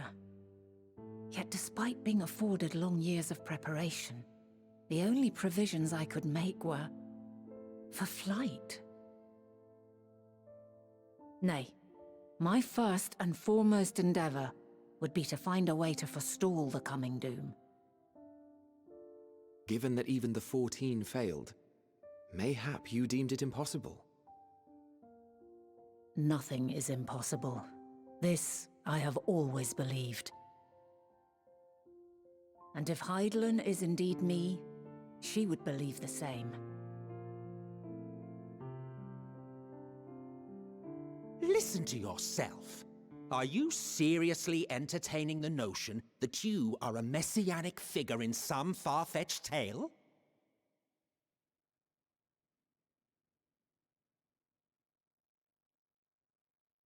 Well, I will not. I refuse to accept that our world could be undone by some unforeseen calamity. I also take offense to my portrayal as a megalomaniacal madman.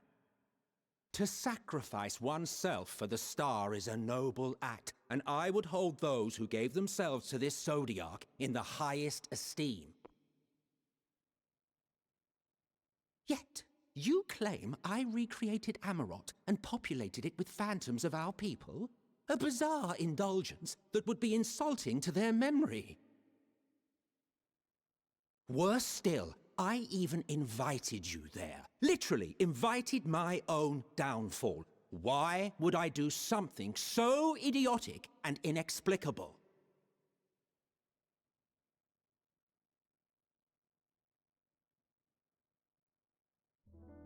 Now, I will allow that the hypothetical task of restoring our world would be daunting in the extreme.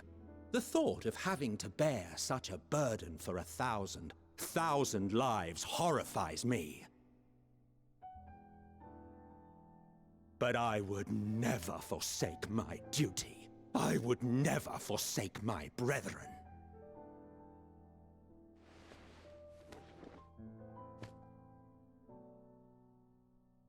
You do not know me. I've had my fill of your fiction. I will return to my duty, and you will not bother me again.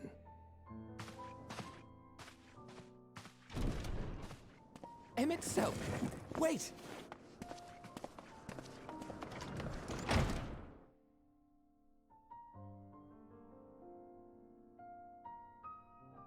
You've seen much of Elpis already. If you have any observations to share, I should like to hear them.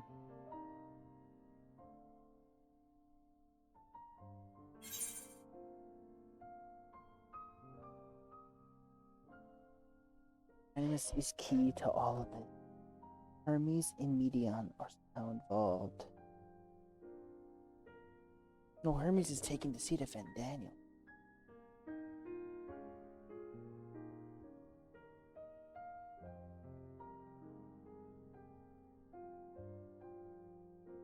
Reconnect controller. I think this controller might actually be dying. Dynamis is the key to all of this. Ah yes, the energy distinct from ether. Though not my field, I have a basic understanding of Dynamis. And you say Hermes researched the phenomenon in the course of creating Meteon? Yes, I believe this warrants further investigation.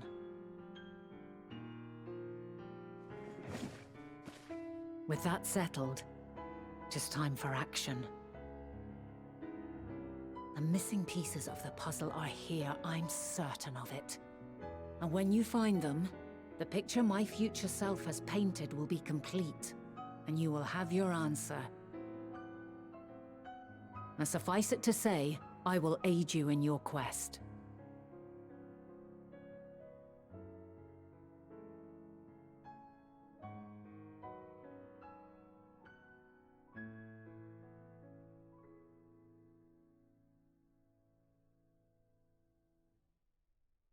Have faith. My controller's definitely dead. If Emmet Selk is the man Azum described to me, we've not seen the last of him. I'll plug it in so it charges a little bit, and I'll play on my mouse and keyboard until we have combat.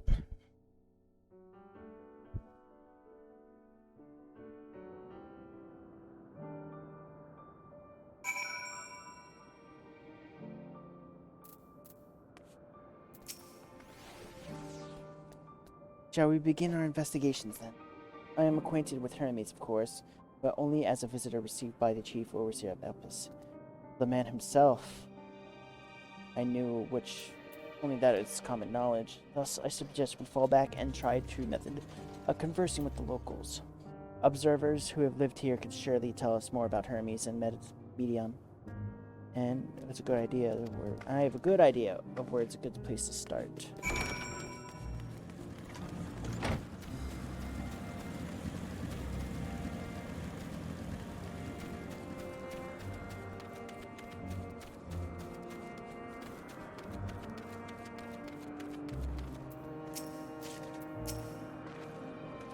You see a woman standing in front of the bun in yonder building.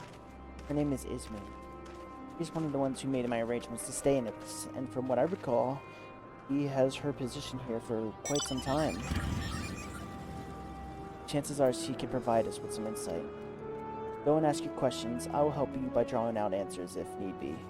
I leave the choice of topic up to you.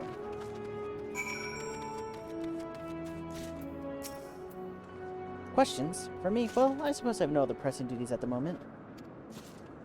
Following event cannot be said, so you may wish to cancel any pin finder registry.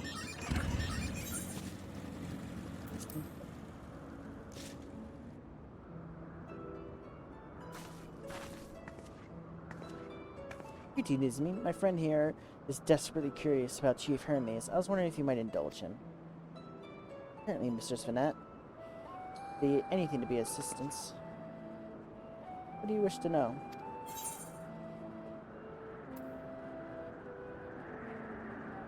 What kind of person is Hermes? I can only answer from my own experience, but I would describe him as a quiet man, reserved, you might say, and occasionally somewhat poor with his choice of words. His reticent nature, however, does not prevent him from carrying out his duties as Chief Overseer. The man is a walking archive when it comes to life forms. He can discuss any species in incredible detail, and leading authority and concepts with the power of flight. I hope that answers your question. Is there anything else?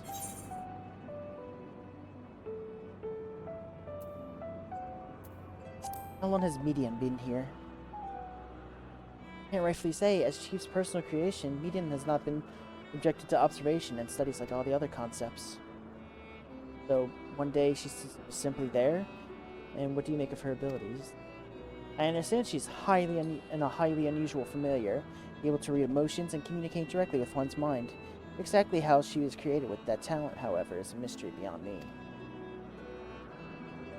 My apologies. I wish I could explain the nature in depth, but I had not the occasion to discuss it with Chief Hermes.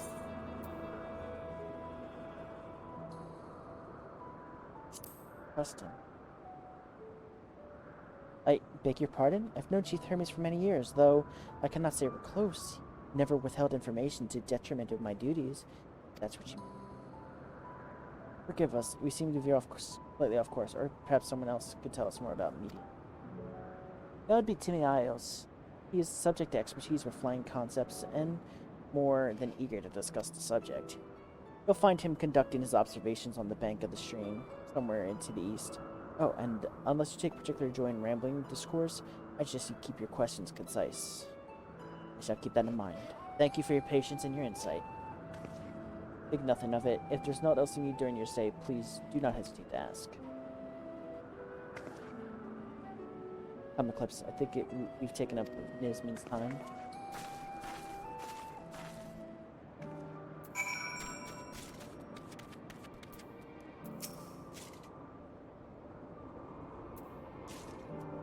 Our current investigation is off to a fine start, wouldn't you agree? From here, I propose we split up. I shall continue making inquiries with the resident observers. I'll ask you to track down the cosmic Ismail. There we go. Well, I did get compelled to interject once or twice during the previous conversation. It seems you're more than capable of drawing forth answers. Excuse me. All I ask is you watch your footing around the stream. We can meet back here once you finish speaking.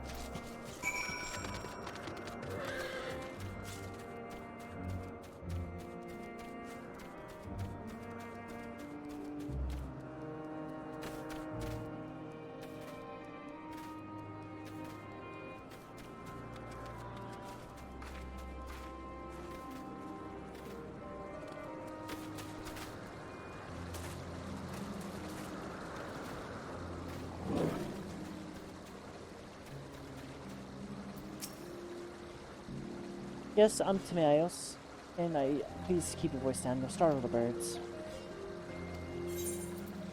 Alright, let's ask him our questions. So what is it you wish to speak about? Is it true you're an expert in flying creation? Well, enthusiast, are you? Well, settle in, because we can discuss the finer points of this fascinating craft. My deep and abiding love of the avian artistry can be traced back for when I was but a young boy, stricken with the transcendent beauty of the glorious golden feathered creature my father had designed. It was then and there that I vowed this one day my masterpiece. He launches into unstoppable discourse. And thus I did secure the observer's role here in Elpis, and last I realized my childhood ambition. Here I dream, and once dreamed of everyday reality, in which I find fulfillment through research and creation of new flying life forms. And a bird recounting the event, as doubtless to your disappointment, is there any specific part you want me to expand upon?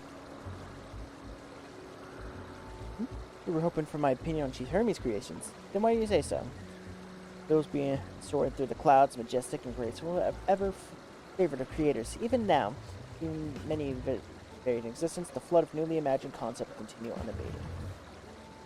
And set the Chief's creations apart, however, is how they benefit from his boundless knowledge of the celestial realm.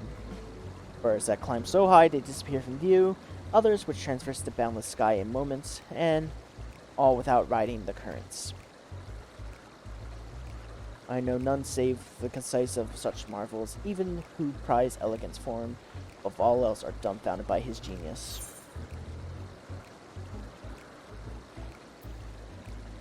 Penitent too is a marvel then. In my opinion on that matter is superficial at best, despite my admiration for Mediaton. As a concept, I never delved too deeply into the inner workings of her nature. I know she has the gift for communicating via emotions, but otherwise, her abilities are a mystery to me. If Chief Hermes chooses to submit Median's concept to the Bureau of Architecture, then I would be designed to be registered to public of scrutiny. Analyzing a colleague's fellow creations except is frowned upon to say the least. Of course, if he came to me, a fellow artisan, looking for advice, then I'd be an entirely different story.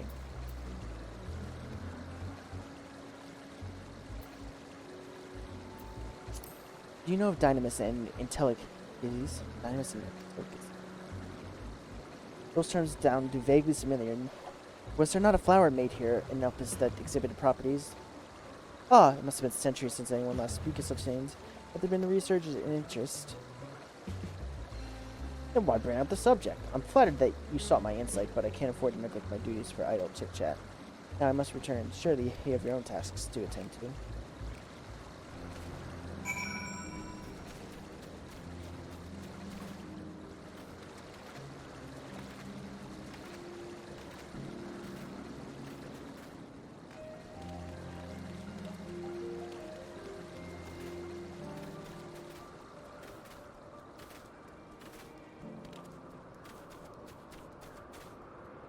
Can't find that.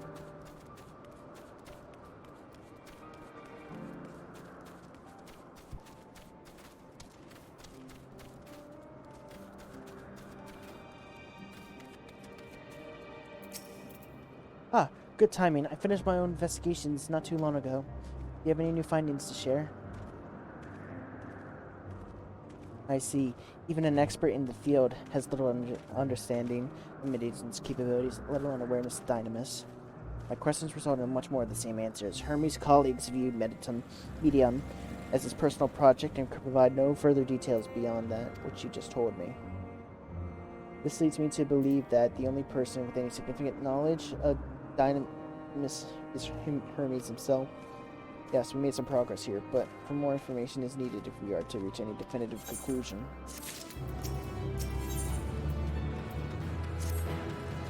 Dynamis is presently the strongest link we have to the final days in the power of Dynamis, and it's the Intellices which they control.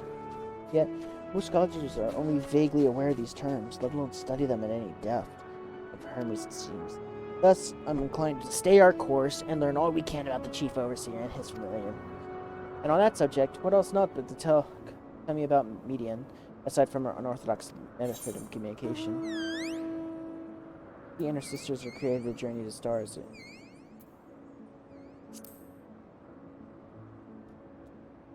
I rather wish you had mentioned that earlier. In any rate, would you care to elaborate?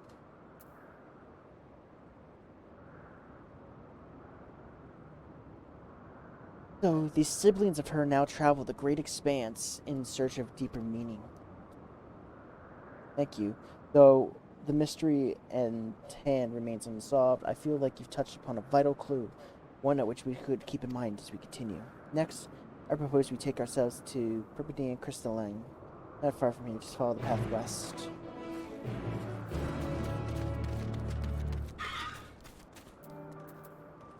Spot my keyboard. Control. There we go. And let me just double check where I have plenty.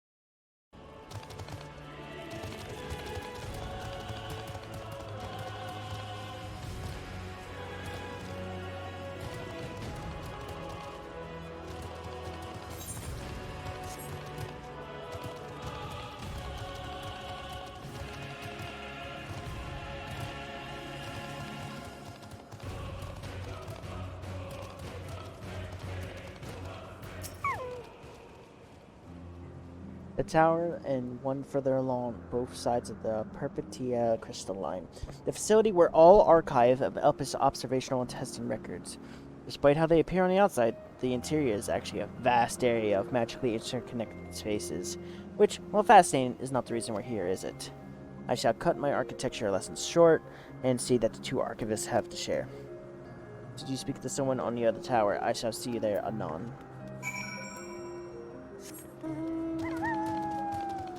Oh.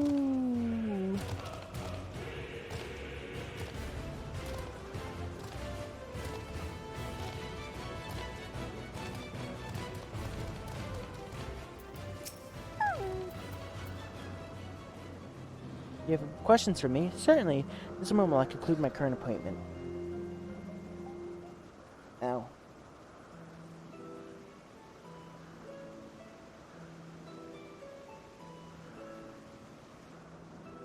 Indeed.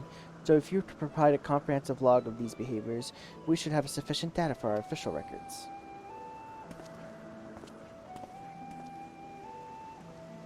Now, what was it that you wish to speak to me about?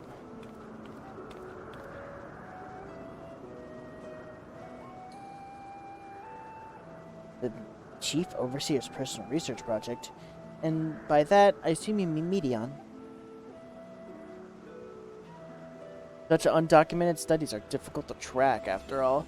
Hardly a day goes by without seeing a researcher trailed by one creation or another.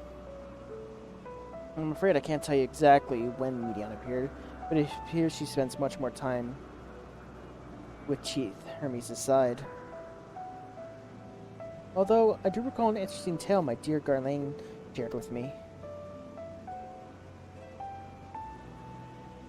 Ah, Garlene is my partner and a fellow researcher here at Elpis.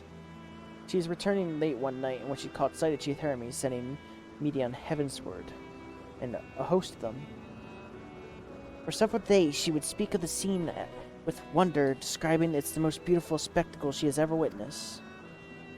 It sounds like a story that I should like to hear.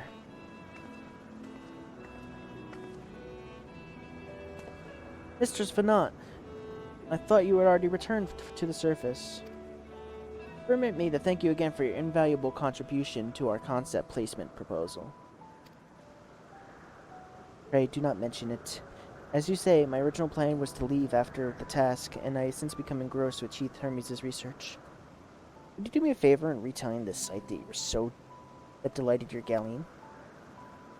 Of course, if you prefer to hear from her lips directly, if you prefer. At present, she should be observing the subject in Medios, Isos, and Thasali. She does enjoy her time there, watching the sea creatures hunt and play, gazing upon salty waters of oceans recreated in sublime detail.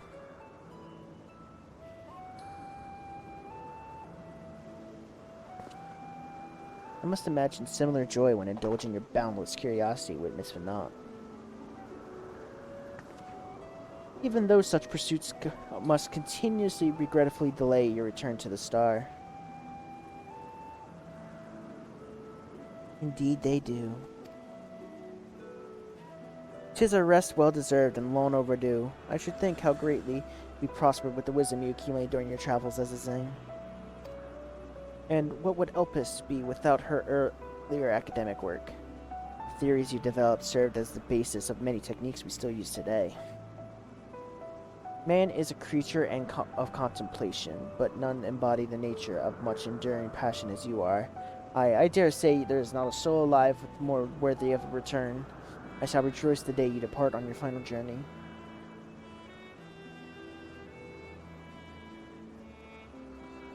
I'll be overjoyed. Well then, should we take the opportunity to meet Garlene in person? Or Galene? Then allow me to reconfigure the door for the archives here. We'll take you up to the Skyway and spare you the wood hostile concept on the ground. That'd be most helpful. Thank you.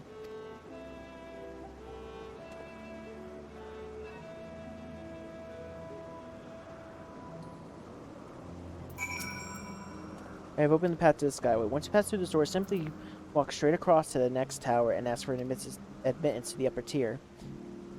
Upon arriving to the upper tier, walk straight across the Skyway, and you will find yourself at the entrance of Metabasios Thasali.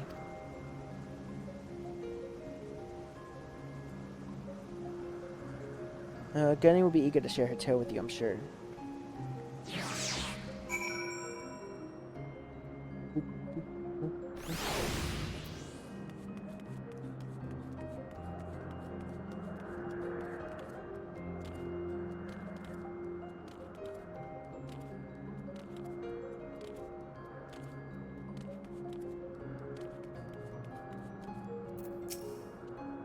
Mistress Venant, just passing through?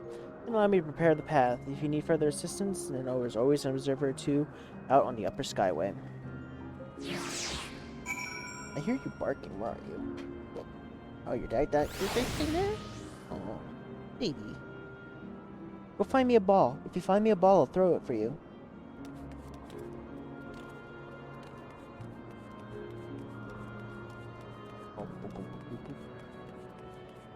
We're spending a lot of time in this zone. I'm not complaining. I'm just saying. Like, I'm looking at my recording. We've been going for over 7 hours. Almost 8.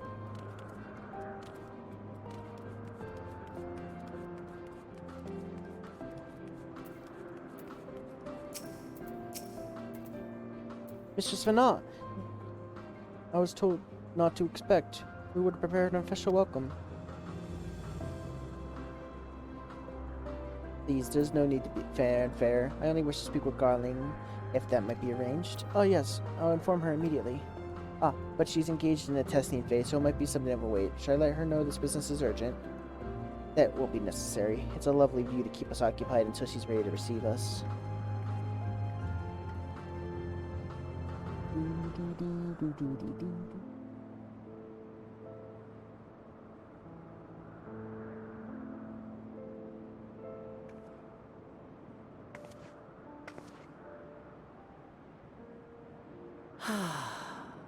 A delightful breeze and a breathtaking view.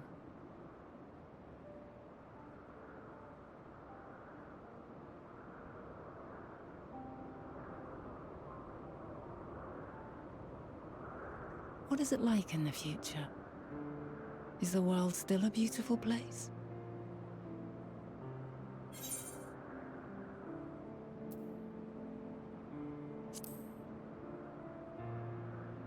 Beautiful as ever.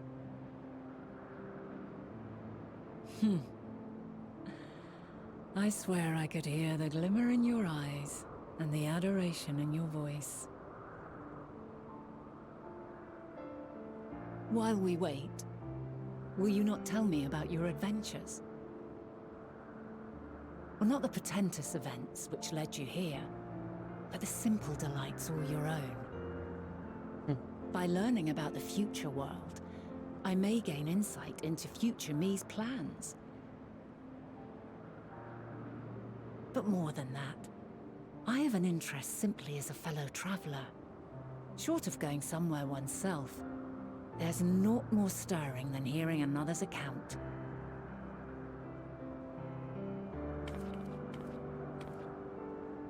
Where to start? Ifrit, the primals, all over the place. Crazy. There was this one time I was a bard for a maid cafe. True story.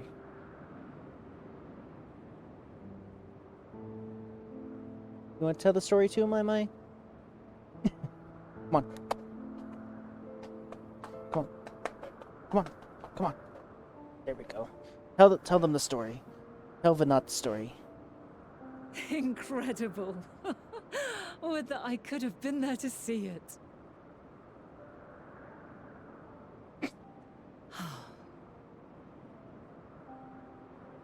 Yours is a harsh and unforgiving world. Yet in spite of this, your brethren hold fast to their virtue. To know that the light of mankind's potential still shines, even in that faraway place, it gives me heart. I got you.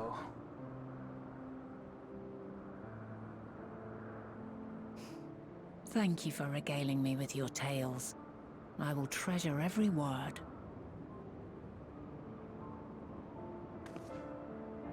As you know, I was once a scholar.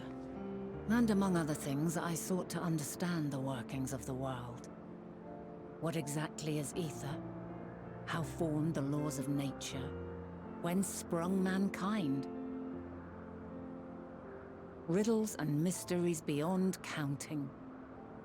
Over the years, I have managed to find answers to some few of them. Yet rather than attain a sense of mastery, the more I understood, the more I came to hold the world and its miracles in awe.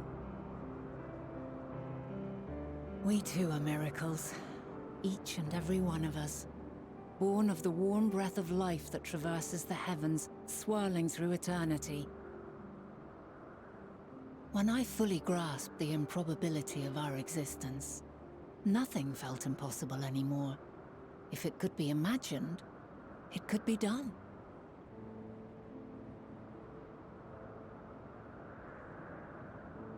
A passion swelled within me, an epiphany dispelling all preconceptions of what was natural and true, and a presence without, immense yet intimate, fate perhaps, holding us in its tender embrace.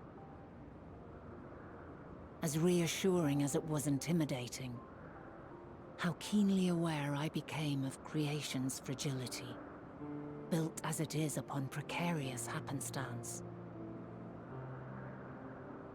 I was overcome with an irrepressible urge to know the world more intimately, to hear its voice, feel its breath.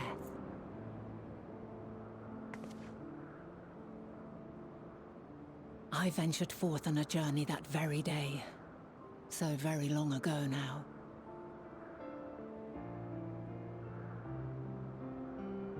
freed from presumption and prejudice.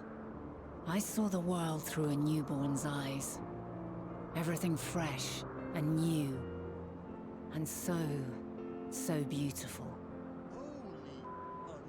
Lands that stretched on forever. Skies one could drown in. The heartbeat of nature, silent yet strong. Thanks for the And sub, amidst Trev. it all a people. Beacons of light and life. Laughter that warmed my heart like naught else before. They are my meaning, and my purpose. My love. And so long as they need help, I cannot return to the star. Perhaps my future self is still waiting for it. The moment she can let go and walk unto the end. Safe in the knowledge that man will find his own way.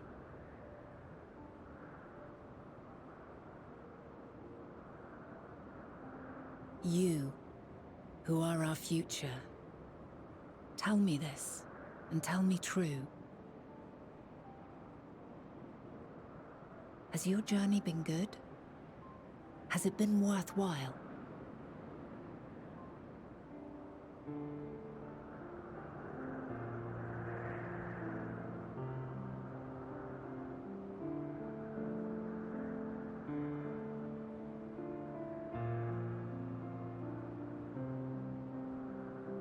Pray forgive my lateness. My observation subject was rather irritable, and it took a while to settle it down. Also, thank you for the 14 No need months, to Trevor. apologize. Your work takes precedence. Besides, we had a pleasant conversation in the meantime. You're too kind. Now then, I'm told you wished to ask me some questions. Indeed. I've an interest in one of Hermes' creations. Meteon. You witnessed a host of them take flight, yes? Oh, that! Yes, I did. 'Twas in the dark of the morn. I'd left the Thalassai after nocturnal observation. As I walked along, I spied a bright light climbing high into the southeastern skies. Then, in an instant, it was gone. Like a shooting star, only rising rather than falling. But then another shot up, then another, and another. Intrigued, I made my way to the edge to investigate. And who should I spy on an isle to the south but Hermes and Meteon, the Matea, rather. There were lots of them, and I realized they must be the shooting stars that I'd seen.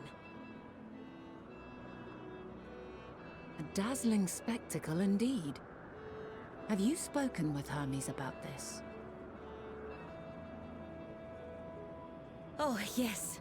The sight left such an impression on me that I approached him about his mystery project the very next day. Alas, he said that he couldn't reveal anything just yet, that he needed to conduct further tests. It shouldn't be long now, though. He often returns to that isle, and I have a feeling he's nearing a breakthrough.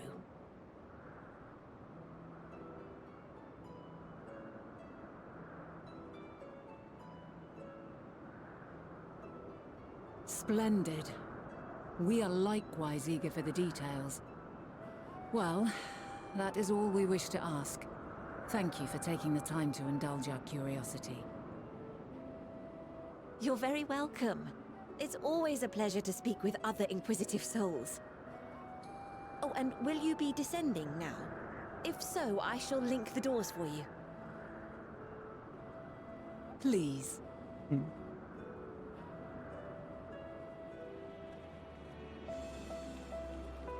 That was the island Meteon was looking at earlier. But she must remember her sisters taking flight. But why wasn't Meteon amongst them?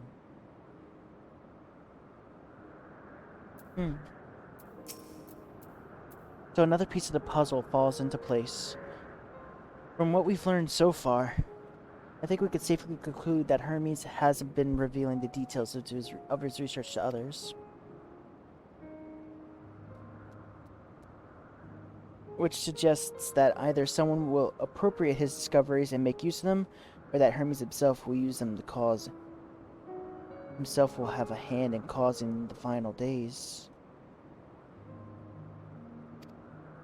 Since we have no reason yet to suspect the former, we should consider the latter the more likely possibility, proceeding under the assumption of our next step. Should the star... where is it? We should consider the next step most likely. Proceeding the assumption the next step should be divine, why, and even if he deserves such a terrible fate to bear.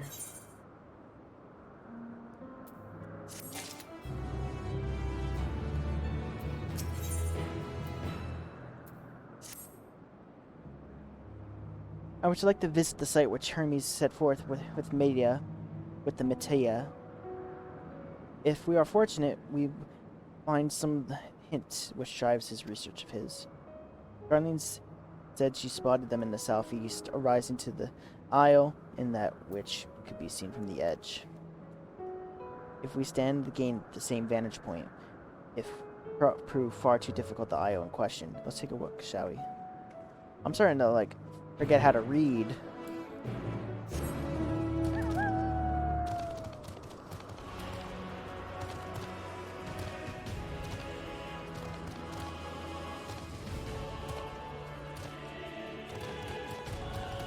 I struggled with that sentence. Maybe that's a sign I should take a break. This.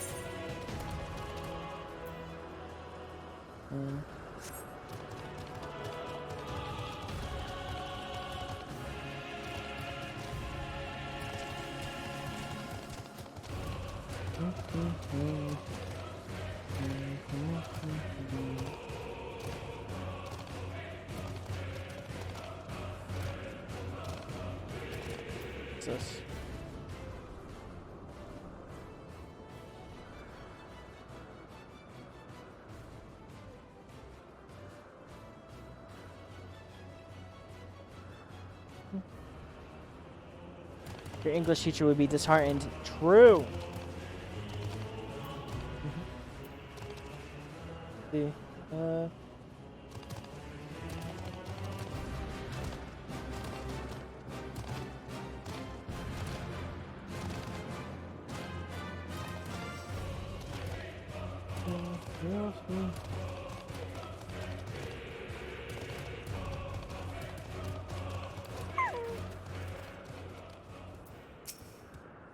survey.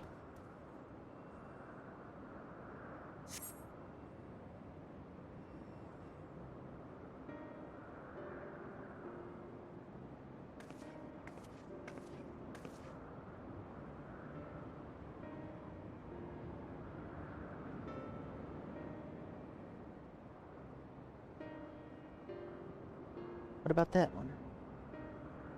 Have you the means to fly? 'Tis quite a distance. No, I haven't unlocked all the Aether currents yet. Inconvenient, but hardly an insurmountable problem. To me, Argos.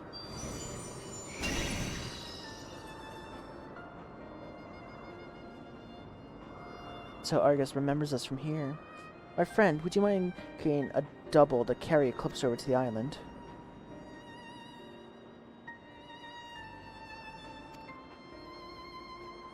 Stubborn creature.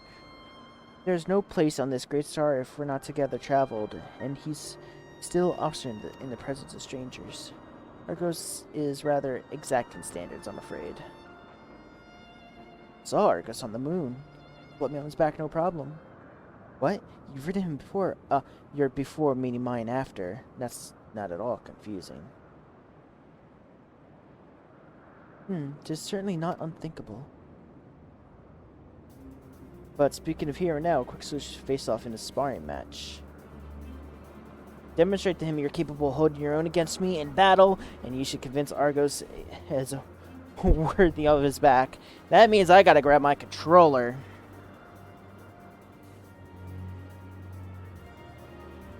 The two of you will strike the bargain. You seem doubtful, but useful lesson or not, this will certainly be a moment to remember. A memory of a distant past to cherish. What say you, traveler out of time?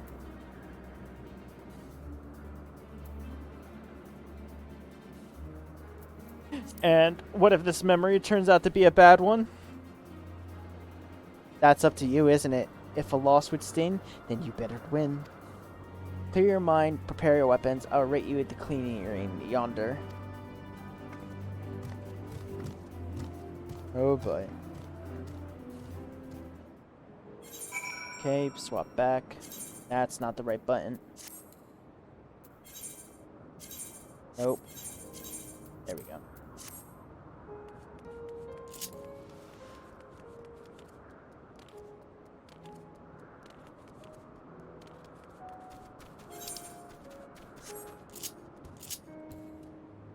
Took one from the roulette. Jabanyang.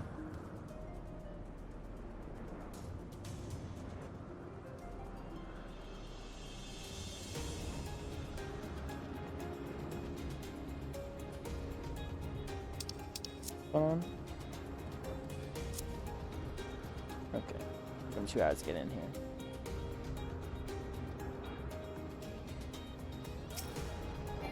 Alright.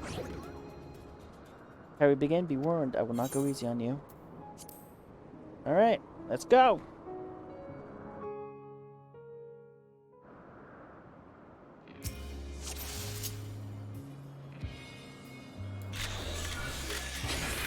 Let neither side hold back.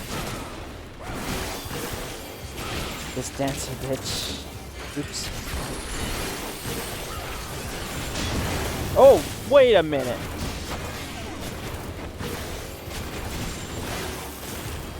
My blade sings!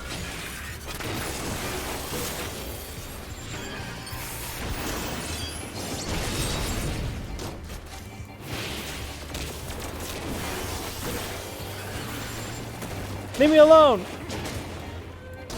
True blink. Oh. Oh!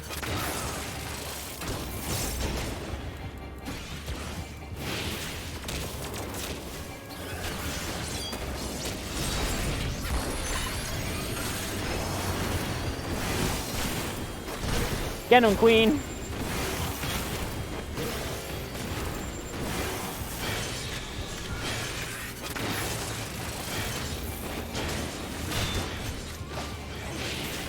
My blade sings! Oh no. Ow!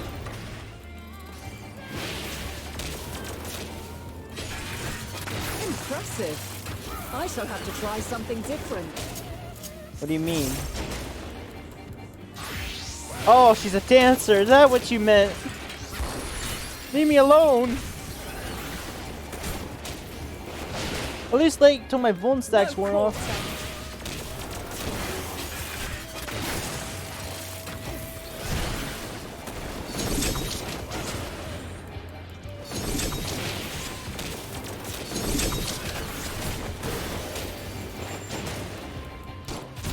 Have a taste! Okay. Oh.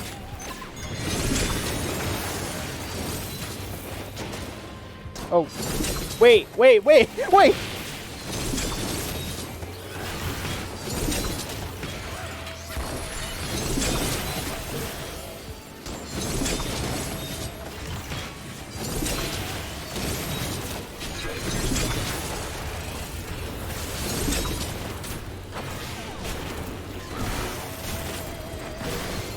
I see you won't be easily overcome, but neither will I. She said come. Is she a white mage now?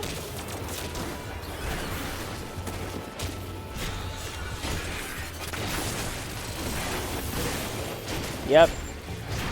Oh. Oh.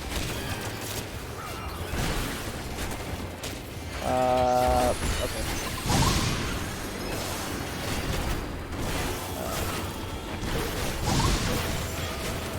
Prepare yourself!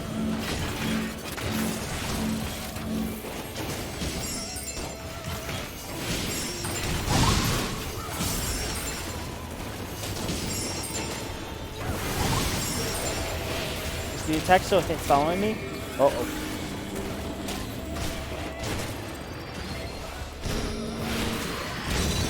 Okay.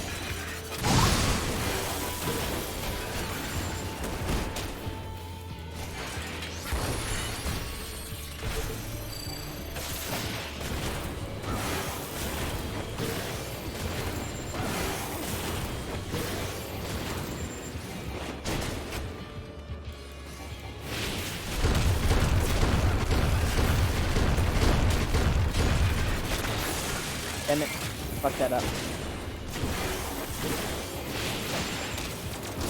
Very well. Let us move to the final trial. Oh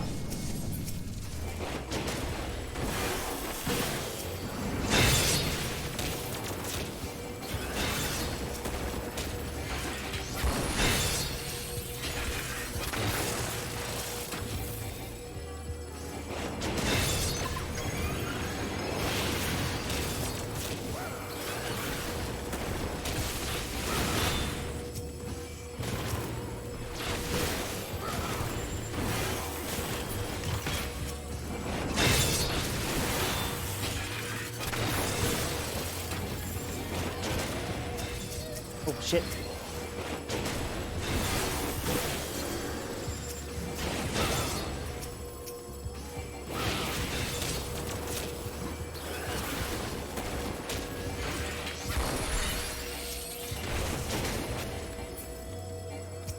Really?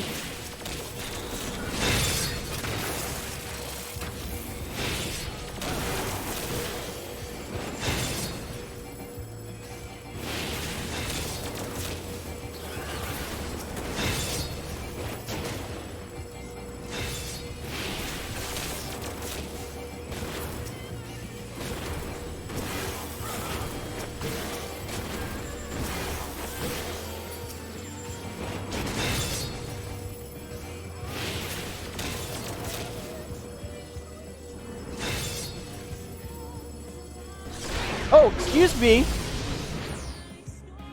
Hello? Break your chains, shed your burdens, and show me your strength of will. Uh-oh.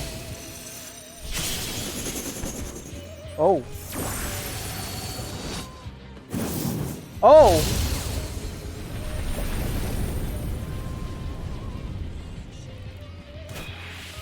Oof. You still stand. People of your time are more resilient than I had dared hope. I have seen enough. Oh. I was ready to pop a bitch. Oh.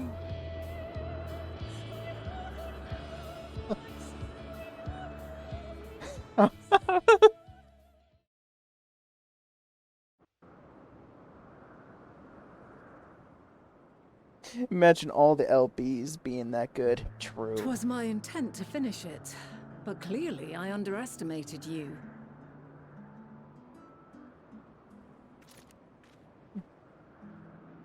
One would think I never learn.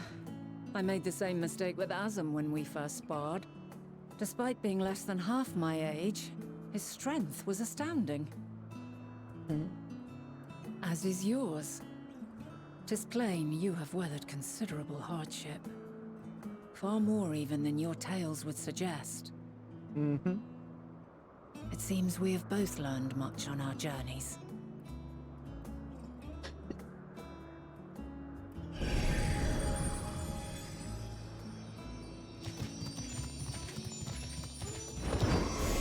Oh.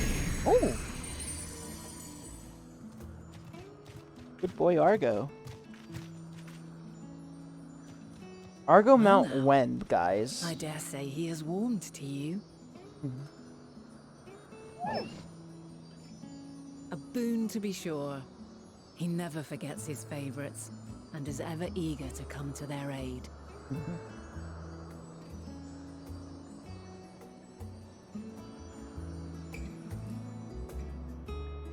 I want to keep Argo.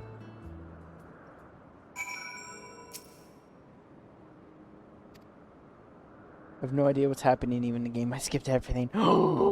Blasphemy. Then you have Hermes and his considerable expertise working with us.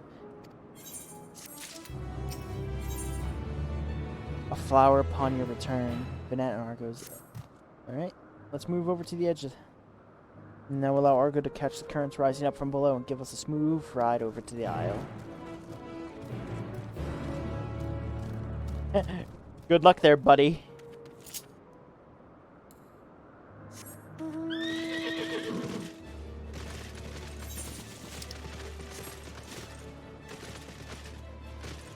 Ah, Aether Current. Might as well pick that up since I'm here. Well, now you get to relive it through me. Or live it for the first time through me.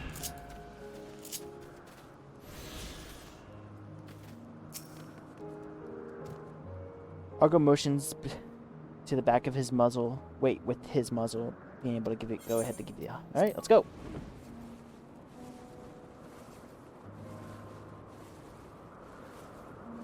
Isn't this pleasant? Arco certainly thinks so.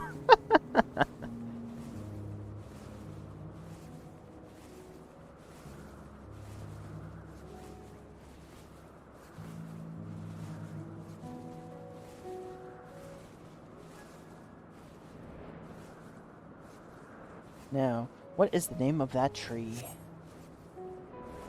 No, Nofitor, something striking.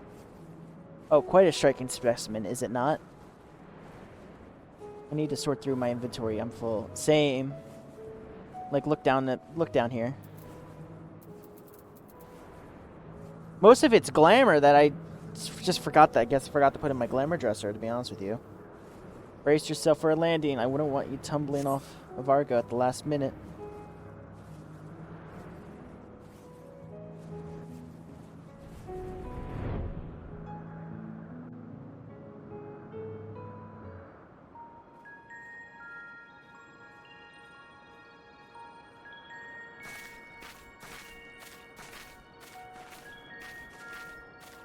Quite a small place, lacking even the most basic equipment.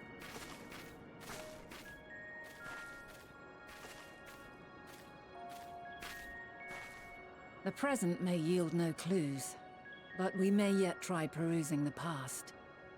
Have you done this before? I mean, I'm back in time now, aren't I? So you cannot control the power freely. Worry not. I shall assist you. Come and stand before me. Okay. There are two ways to see the past. Okay. The first entails peering through the walls of the soul in the moment a subject is recalling a memory. The echo. The second requires no subject, and is instead a process of piecing together an event from ripples left in the ambient ether. As memories are etched upon the ether of the soul, so too are they etched upon the ether of the world. In this way can history be preserved. Such memories are given to fading, however, and can prove challenging to visit. But come, let us try. Close your eyes. Are we gonna be immersive? Alright, let's do this. Ow. I opened my eyes to the white screen and it hurt my eyes.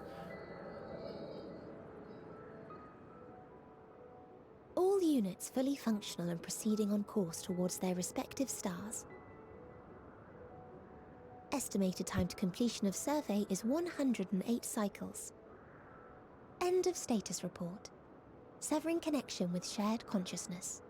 Oh. Did you hear that, Hermes? All is well. I love Median so much, Freddy. Yes. Good tidings at long last. Every step of the way, I've been reminded how little we understand creation. How the universe defies imagination. But soon we won't need to speculate. We'll know the answers. What others live for. Indeed. And will owe it all to you and your sisters. I wonder what answers we will get. Sorry, you old English. Whatever intelligent beings that exist out there are bound to be vastly different from us. Diverse in form and culture. Possessed of unique ways of thinking. Their conception of life and its purpose will be no exception. Completely and utterly unlike ours. Thy has sent my doth wet cock of thy balls. Utterly unlike... How? Prithee, perish the thought. I have no idea. Yet whatever answers we receive, I will not dismiss them out of hand. No, I will think earnestly on them all. And I will share them with our people, that together we may contemplate our own existence. Perhaps then our star will become a better place. Not only for man, but for all life.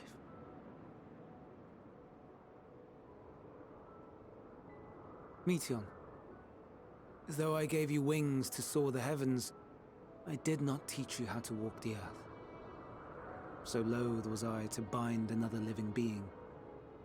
In the course of your long journey, you will learn from those you meet, learn to walk and run and so much more. And when you return, older and wiser, we will have a celebration to mark your homecoming and coming of age both. Will there be apples? Covered in syrup?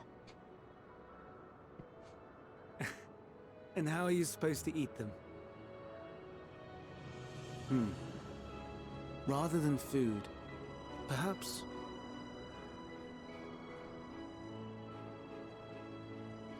a flower. Yes. Upon your return, I will gift you a beautiful flower.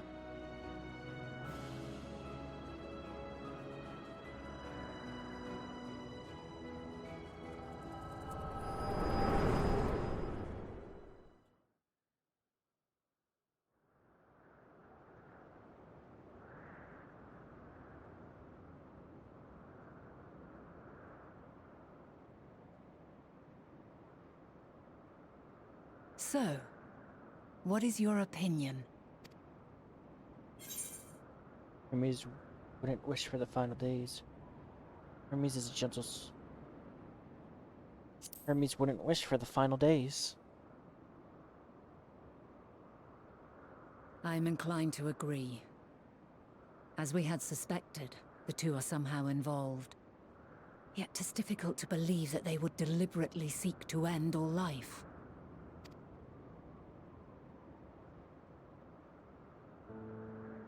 In light of this, I propose that we reveal your tale to Hermes himself. If he does not wish for the final days, as we believe, he may well join us in pursuing a solution.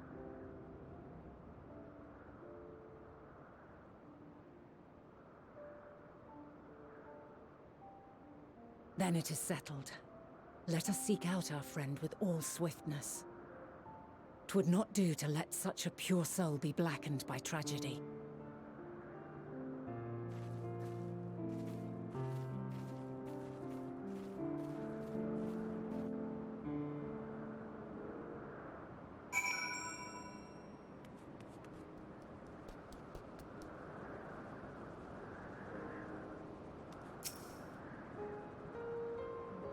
There are any number of places where Hermes might be in Elpis. But we could do worse than look into Kittis Hyperborea, the largest facility, which stands as Elistecod Boreas in the Northern Isle. I wonder, Eclipse, for an institution which claims to studiously research every specimen destined to be released in a while, do you not question how they find room for all of them in this small island? The answer lies within Kittis itself. I touched upon the practice back before the archives, where the vast area is stitched together through multiple conceptual spaces. The same holds true for the interior of this city, its magically constructed environs.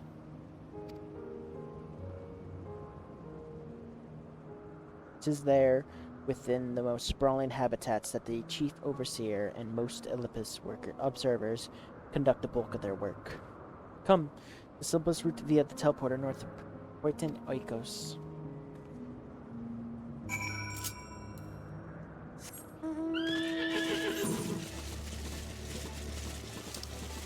Oh, don't look this way.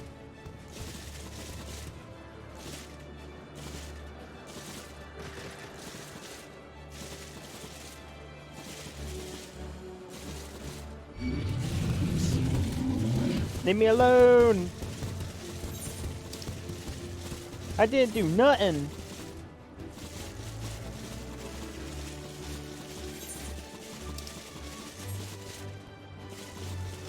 I feel like we're about to get our new dungeon.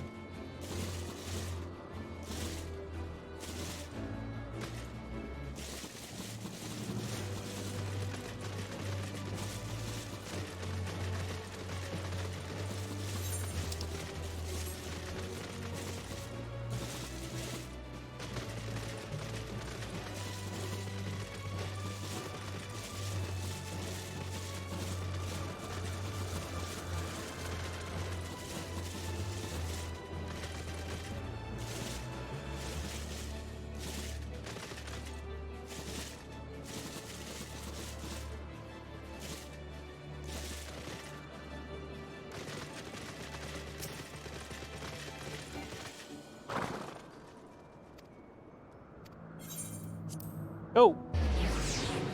You are.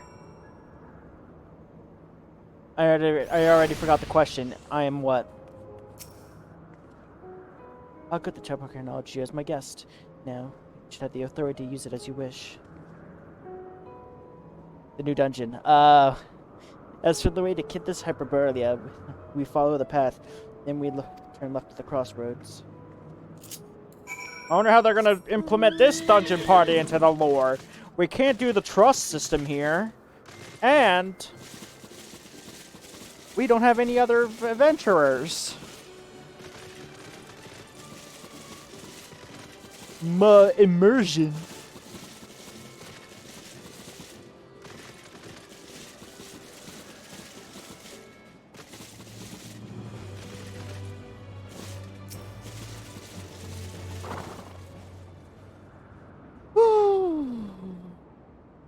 Oh.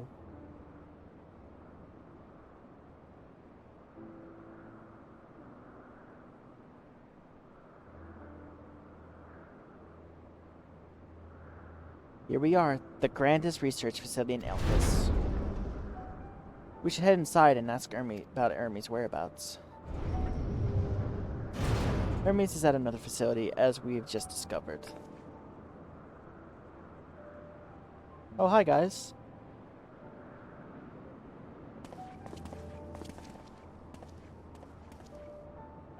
Furthermore, we confirmed his studies into Dynamis, as well as his creation of Medion, were entirely private pursuits. No one else we spoke to appeared to possess the Chief's depth knowledge on the subject, neither did he hear the tales of stolen research.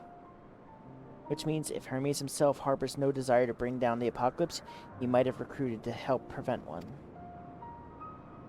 So, save the illustrious Emixelk.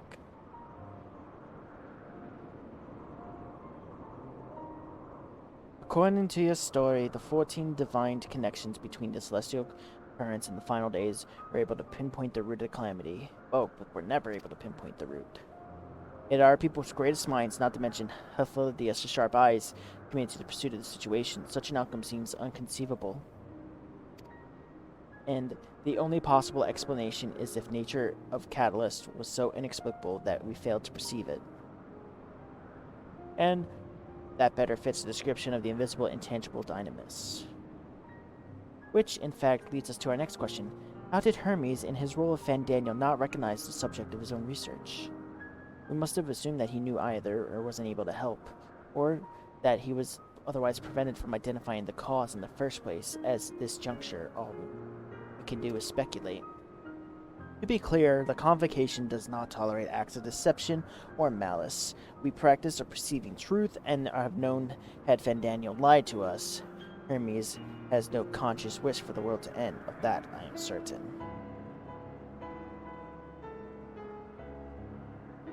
It seems there's no more than a tale after all. We conducted an investigation of our own, you see.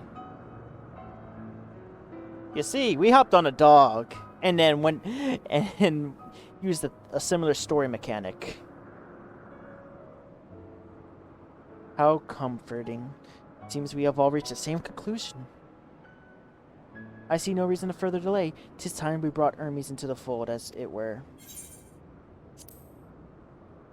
Thank you for understanding. Save your thanks. I did not say I believed your ridiculous story. But as Emixelk, I have the duty to examine any potential threat to our existence, no matter how illustrious or personally offensive I may find it.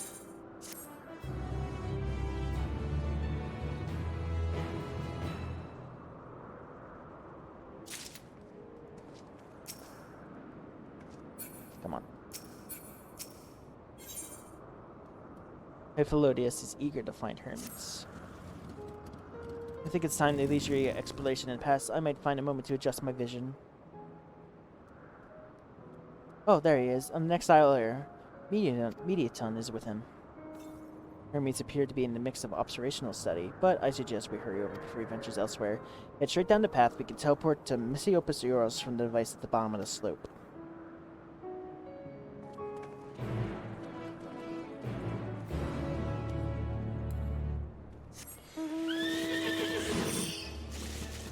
Let us go! Onward!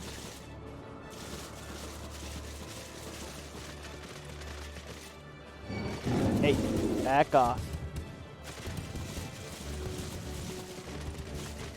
Oh, wait, who's punched me in the face, Freddy? I need that to get that bike just to go quicker. I mean, honestly, yeah. But $30, though. Here's the teleporter.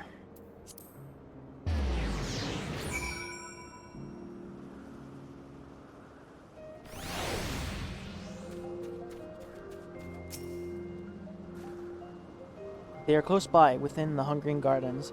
That would be the circular enclosure just up ahead. I'm not sure, but imagine getting logged out on the weekend. Oh, yeah. Well, then Eclipse, make yourself useful and bring Hermes out here to us. If I were to go, he would assume I only want to press him on Fandaniel matter. All of us present, you stand the best chance of convincing him to put his work aside for a moment. But the creations are not exactly... Then again, perhaps Eclipse can handle them. He did survive a bout with Finat after all. Off you go to find Hermes, but prepare to come to blows with some of the garden's denizens. Yeah, my rule of thumb about this, Freddy, is essentially if I get kicked out or if I just log out, I'm done for the day. I go play other games. I don't try to get back in. Oh!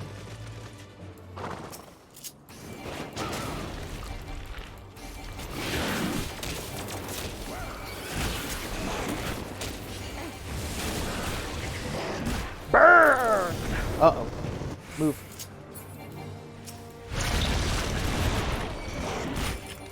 That's how it's been for the last days I've been streaming. I don't normally get kicked, I just go ahead to bed because it's only like 3 a.m.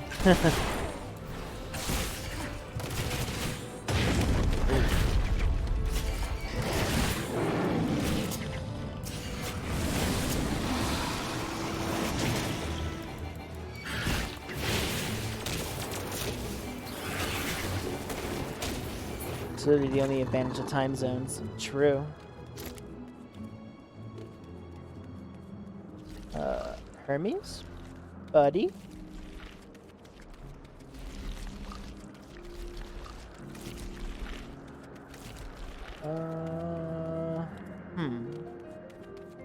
Oh, shoot.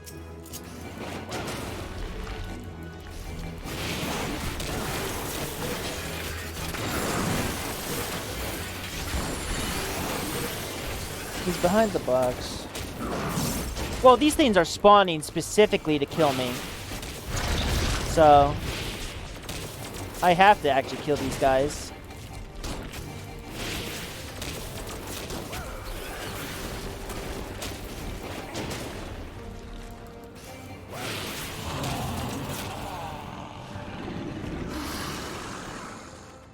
They would only throw enemies in my way if I was getting close.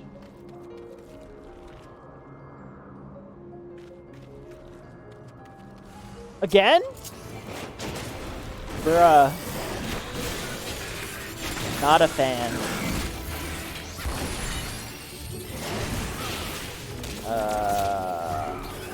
Box. I'm trying to find this box.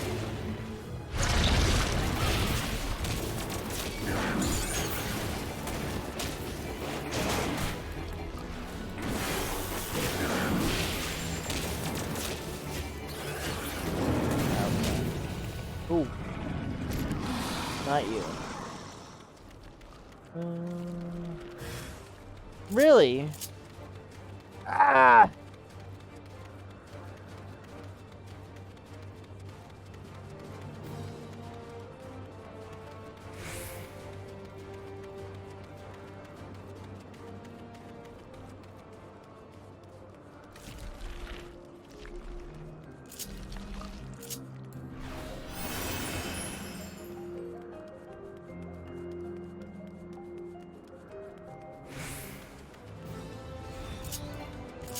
No, thank you.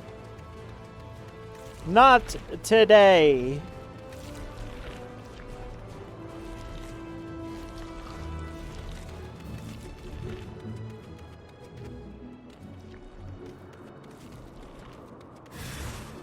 Oh.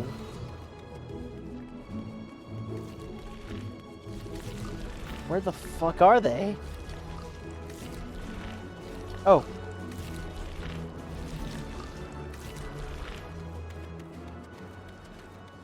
Hey guys. Eclipse, what are you doing here? I thought you'd be keeping Hifalda's and Excel company. An important matter unrelated to my decision to find Daniel, say, then yes, I will come. My work here is complete. It will not be long, I promise, but you really should wait outside the garden with the others. This is no place for idle exploration.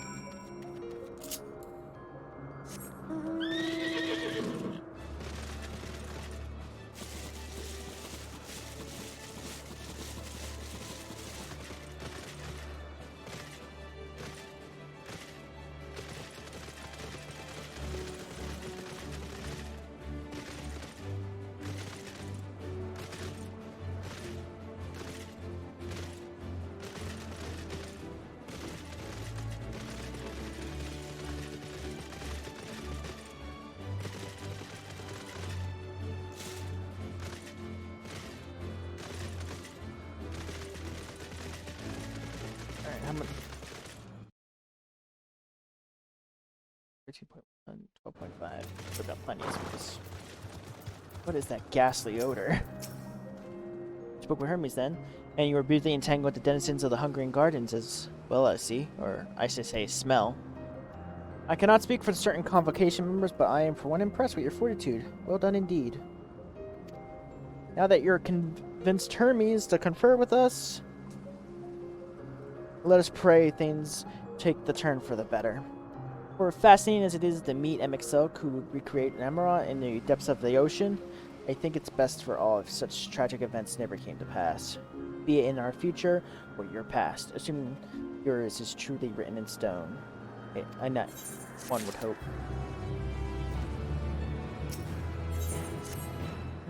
Hermes said he won't be long, yes? We shall wait here till he emerges.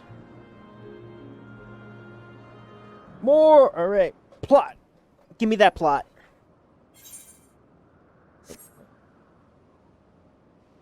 Here they come.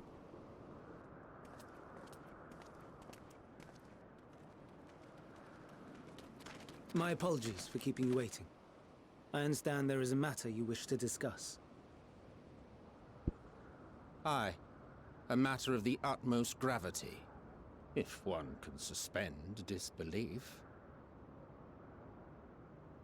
Go on then. Tell him what you told us. Who you are and why you came. There was a thick waifu when I was on the other island. Kidding.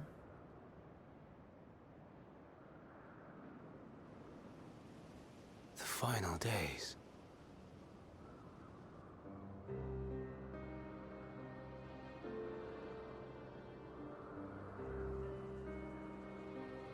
The phenomena observed during these star-encompassing calamities is likely the product of a dynamis reaction. And none is more versed in the applications of this energy than you, Hermes. I must stress that we do not believe you would desire such destruction. We come not to lodge accusations, but to beg your wisdom.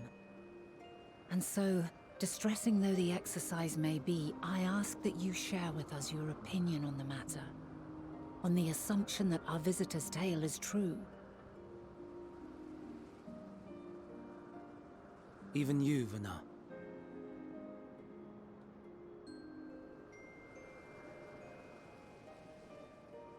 As you say, the phenomena observed in the two calamities may both be attributed to dynamis. Of note is the difference in its effect. In the first final days, it warped creation magics. In the second, it warped the people themselves. The key variable, I suspect, is the etheric density of the men of each age. As you know, ether, in essence, negates dynamis. Harboring high concentrations of ether, we ancients cannot readily manipulate dynamis, nor be manipulated by it. Therefore, rather than ourselves, the calamity affected our magics. In contrast, having been sundered, the people of the future are composed of but a fraction of our ether. Thus are they susceptible to the influence of dynamis and its transformative potential.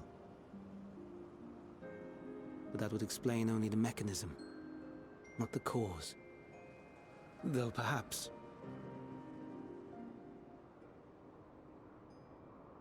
What is it? Even should it be a hypothesis, we would hear it.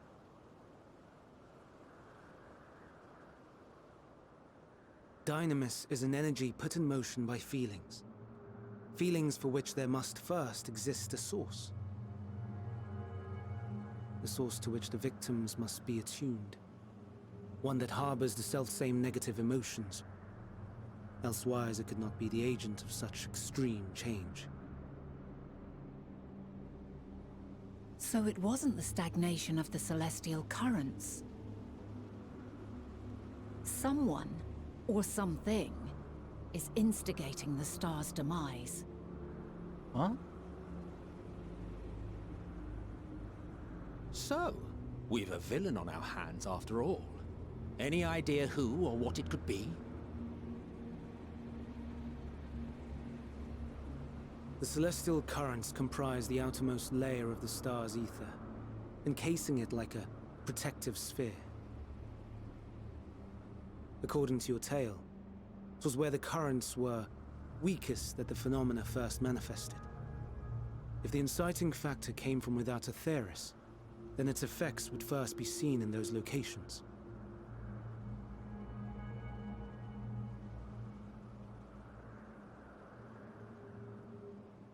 Greetings. Can you hear me? Medion? Do not be alarmed. I mean you no harm.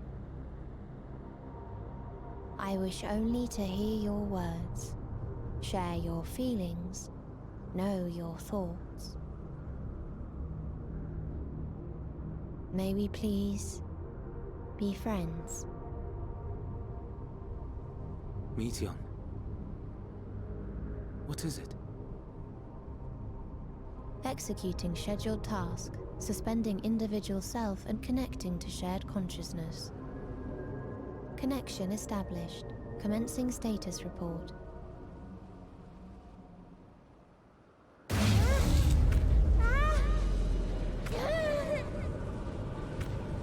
It hurts! It hurts! It hurts! So hot, so cold, so sad. I don't understand. Make it stop. Please, make it stop. Steady, Meteion. Steady. So scared, so lonely. The pain, It's too much! Why? Why do we... They hurt! Hate! This is wrong! All wrong! She's gone? But how? She has altered her etheric density in order to blend in with her surroundings, an ability for avoiding confrontation. Most effective. Frustratingly so. I can't see her either. Not even a trace. Stay away. Please. This is wrong. My mistake. So please. Are you all right? The fuck did she find? In your mind? No. We only heard her speak the instant before she vanished. Of course. When communicating without words, Meteion also employs Dynamis. That will explain why you were able to hear her when we could not. Then you are our best chance of finding her. Follow her voice and try to track her down. How do you minimize? Ended though we may be, let us split up and search as well.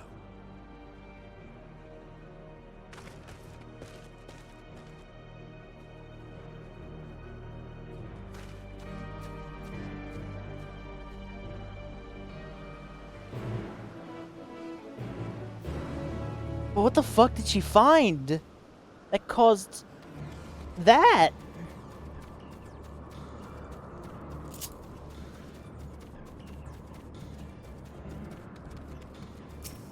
COVID. Oh no. You calm your mind, sense questing for any hint of Middleton's presence.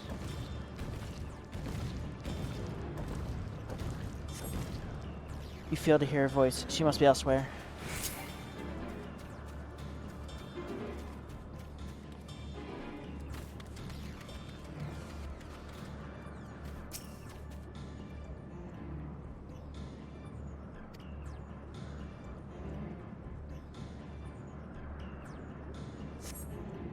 It seeps into my mind. Our voices reporting. No, no. Hermes mustn't hear them. I have to run, to hide. Medicine's anger's voice grows distant as the source seems to flee down the slope.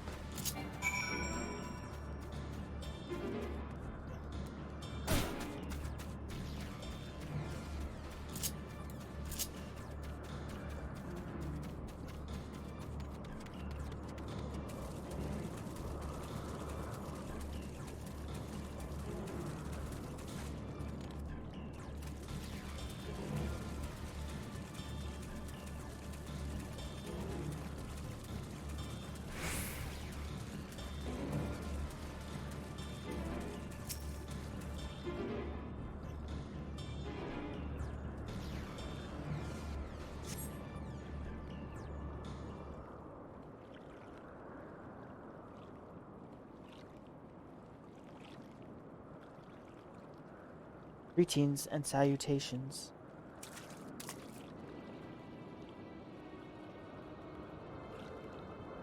Commencing report. Oh no. We can't tell them that. We must run. Run far away.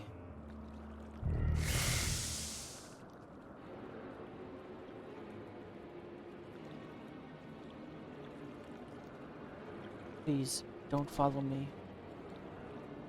Edson's anguished voice fades as you sense her climbing to the top of the ridge.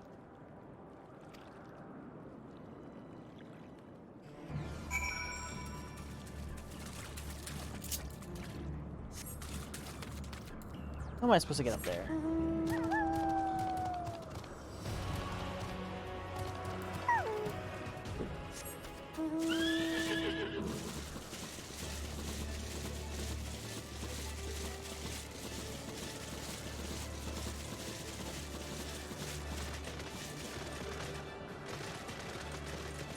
345, this woman is doing better than you are. Okay, Squirmy, don't attack me.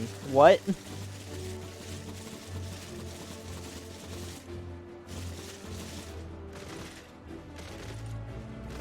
What's the context behind that one? I can tell that's one of your chat logs, but it's from the quest that the NPC said. Alright, where are you? There's Emmett.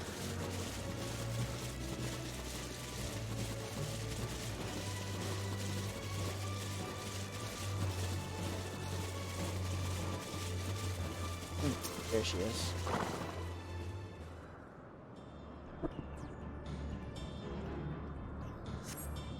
How did it come to this? Is this the reason we traveled to the stars?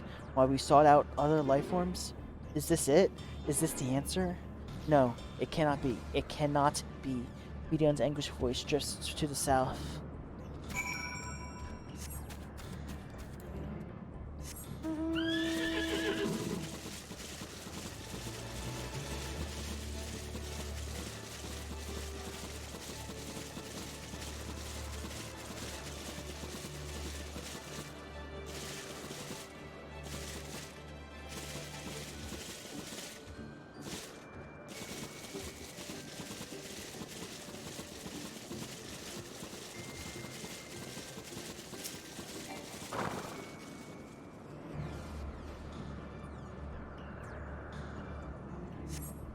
You strain to catch a faintest whisper you fail to hear. She must be elsewhere.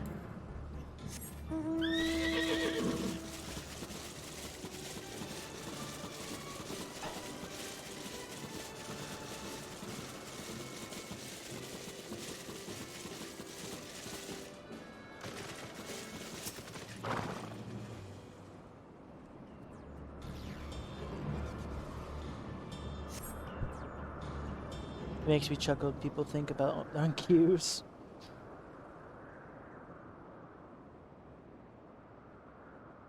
Compiling a report for dissemination to Hermes and all peoples of Ithris.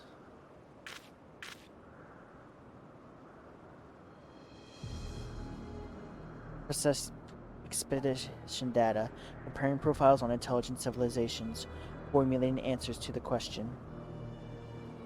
Finalizing report. No, Eclipse, you mustn't listen.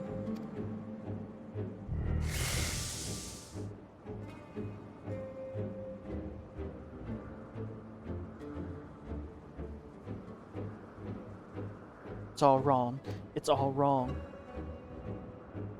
Medion's anguished voice fleets towards the lake. Any sign of Medion? Handy and confused, which makes it more difficult to predict her movements. Hermes, what do you make of the situation? Media is linked to a single mind, a shared consciousness which connects them across any distance. I suspect something's happened which disrupted its usual harmony. How might we access this shared consciousness of theirs? Much as you would approach any sentient being, directly. In Medion's case, it means speaking to which any incarnation within physical reach. So unless we track down Medion we just lost, we have no means to communicate with them. There's no way of knowing what befell her sisters, no way to provide directions or guidance. And we best set our musings aside and concentrate on how we might find her.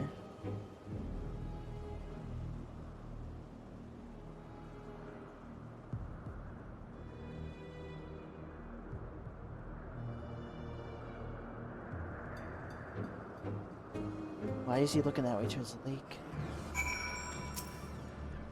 Oh, my dear Medion, what did you witness that frightened you so? Why do you seek to keep from us? How terrible could it possibly be?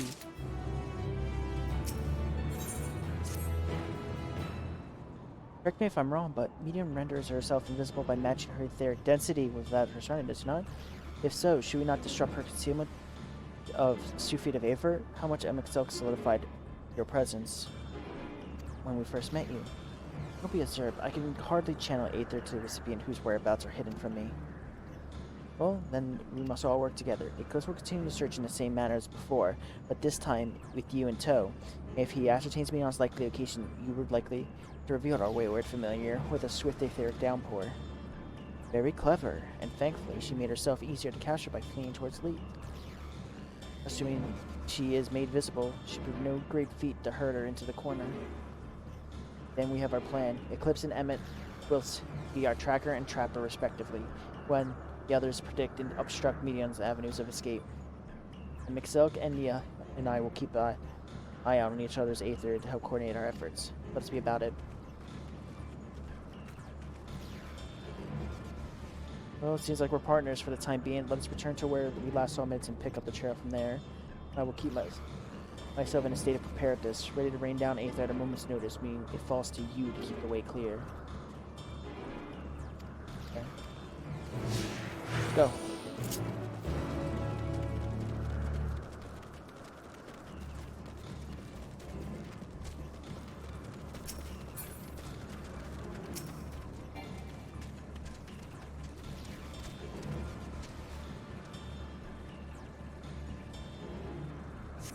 You hear her voice, but she must be elsewhere.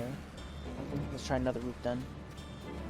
So that person came that way, so I'm gonna try this way. Oh, unless... Let's follow them.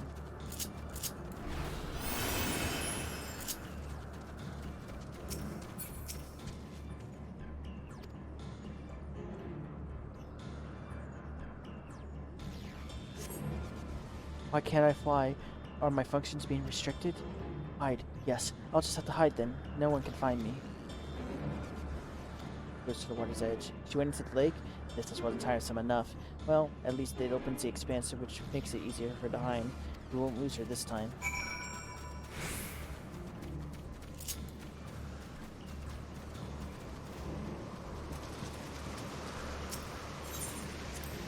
We should be able to reach the bottom of this by climbing down the rocks at the water's edge. Don't even think about dragging me over the falls. Final days or no, I end up drenched from head to toe. I swear I will feed you to a remora.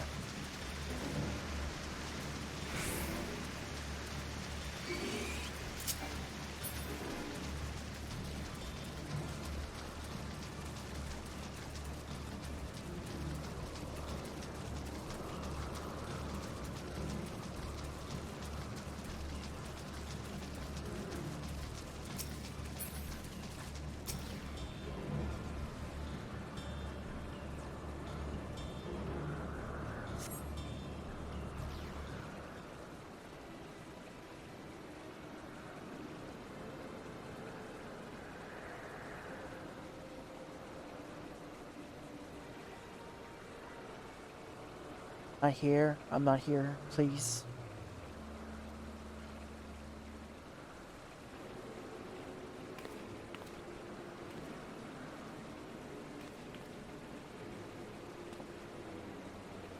By the rock, is she?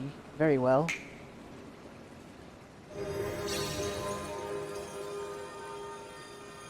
Why can't I hide?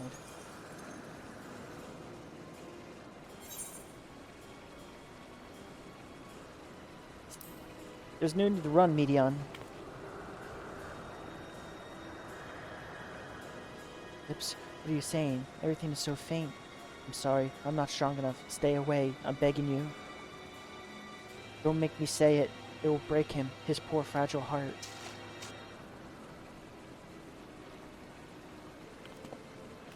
Now we have a chance. Once others are in position, the two of us can herd her towards our mist.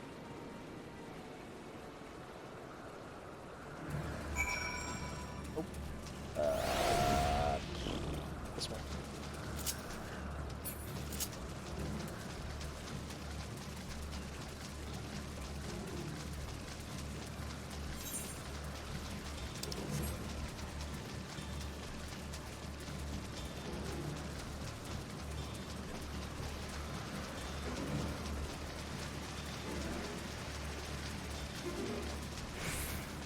How'd she get up there? Ugh.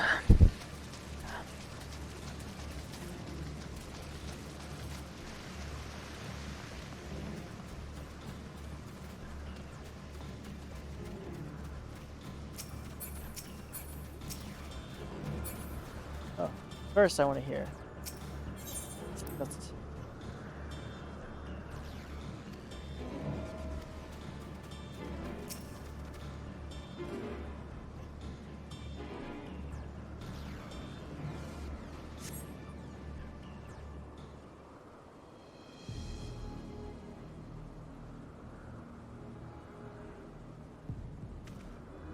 There, I see her.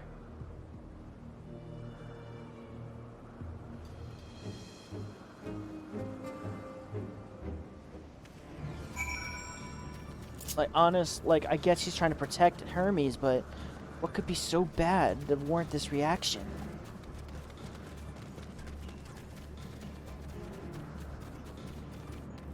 It sounded like she was making contact with something. Unless that's just her, like, boot up dialogue when they're connecting their subconscious.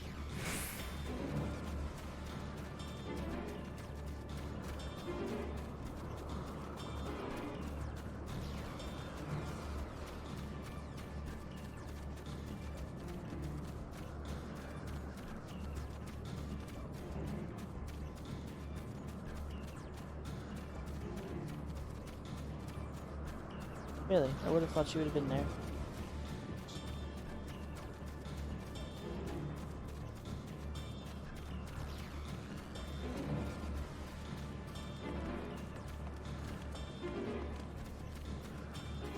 Ah.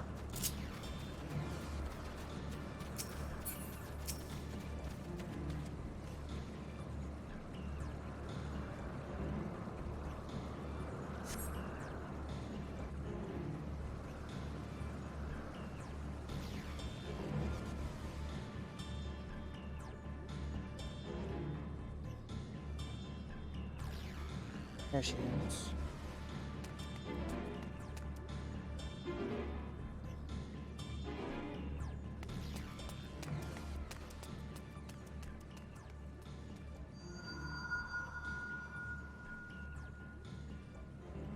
Aha!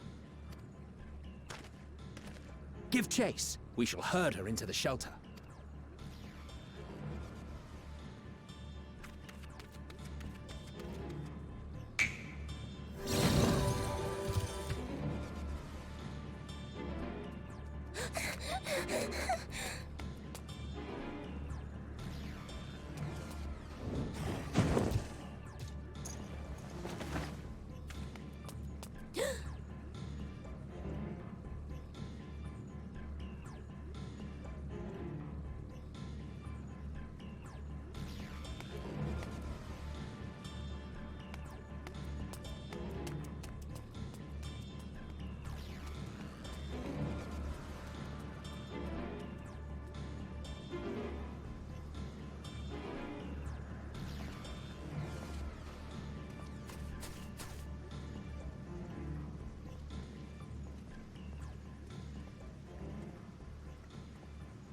Please, Mission. We must speak.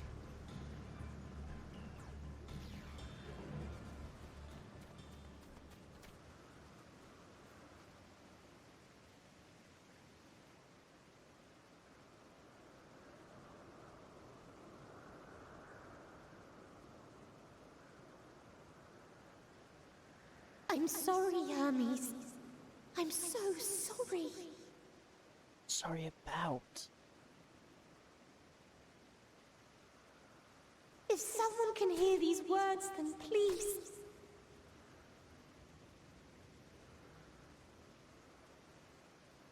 Please protect them.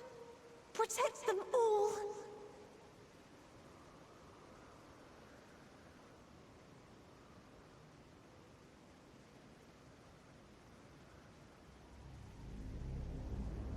Individual self-suspended. Connection with shared consciousness stable. Our survey is complete. We shall now report our findings.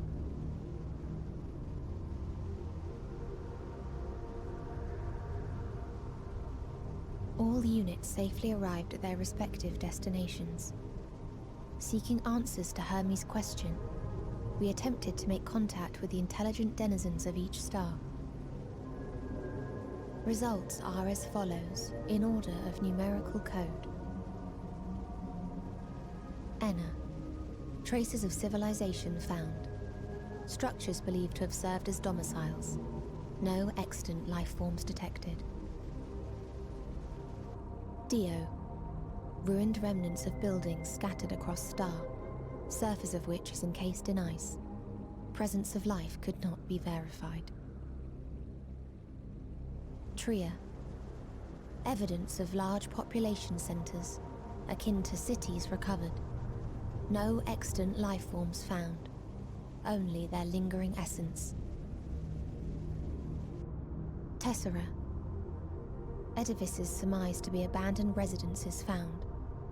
No extant life forms detected. Deadly plague or extreme environmental degradation likely to have led to mass extinction. They are all dead. Octo. Star found in state of violent conflict. Contact successfully made with inhabitants, but deployment of weapons of mass destruction resulted in total annihilation of local population shortly thereafter. Inea. Star is a barren desert. No identifiable flora found. Bones of living beings resembling men discovered beneath sands, but determination regarding their intelligence inconclusive.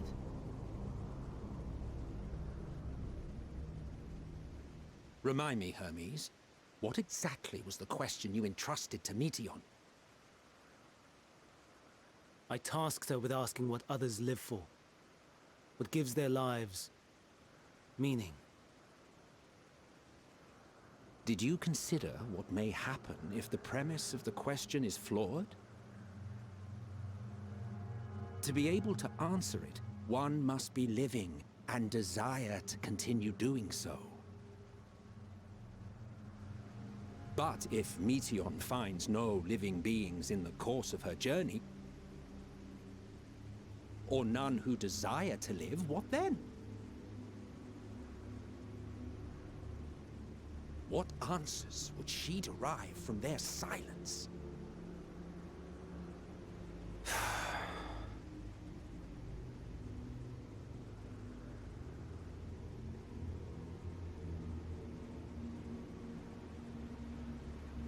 Meteion, enough! Suspend your mission and return hither at once. Decapente. Local civilization once flourished under auspices of higher power. Said power later laid waste to civilization in fit of rage. Upon revealing this to me, entity elected to self-terminate in lieu of providing answer to question. No other intelligent life forms found. Turning a deaf ear, are we? We are taking Meteion back to Amarot. As I understand, we will need her if we are to bring back all of her sisters. Yes.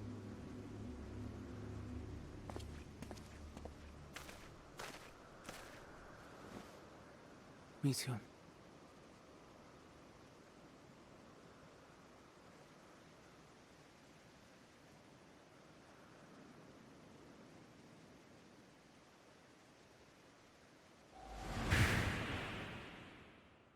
It isn't right, is it? It isn't right to turn away from the answer. Even if the answer is pain.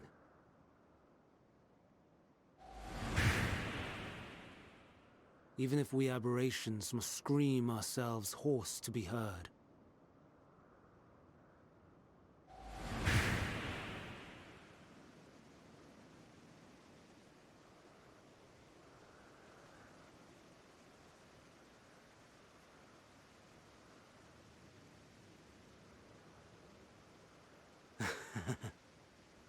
Aye. Whatever answers we find, I will not dismiss them out of hand. These words I said to you, and I will hold myself to them.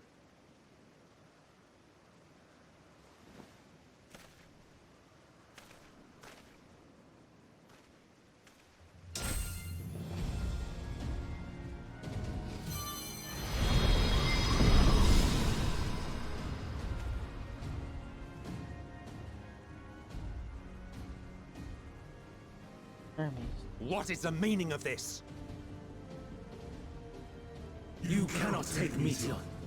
Not until she has finished her report. All else must wait.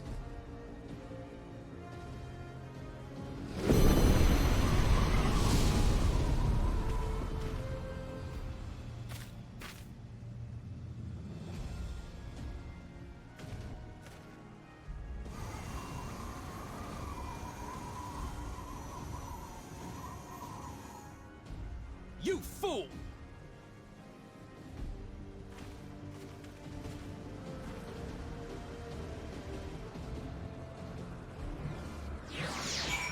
Fuck, man. Fuck.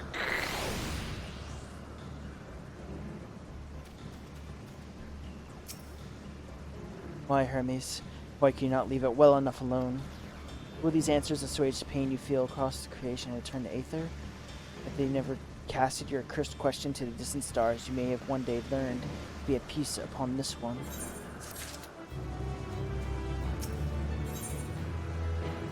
Velodius is pondering what to do next. Hermes is headed to Kittis.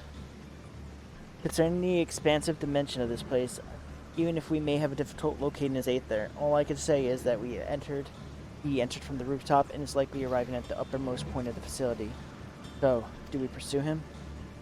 Of course we pursue him, no matter what Hermes might be thinking. Meteon is a potential threat and needs to be brought under our control. Complications to safeguard the star takes precedence over personal stake in the matter. Banat, Thips? Tis about how we stand on the precipice. We may yet descend, determined beyond the shadow of a doubt. Meteon's is the hand in which tips us over the edge.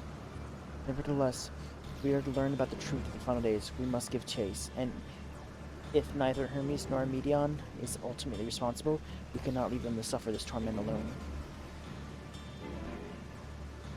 Agreed on all accounts. To Kittis Hypolia, then.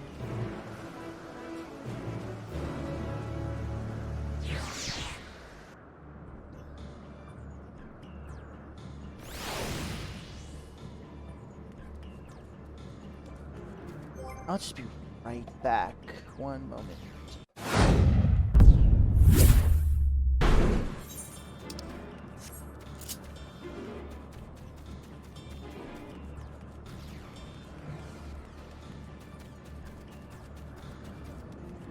Oh, good night, Freddy. I see you logged out. Oh.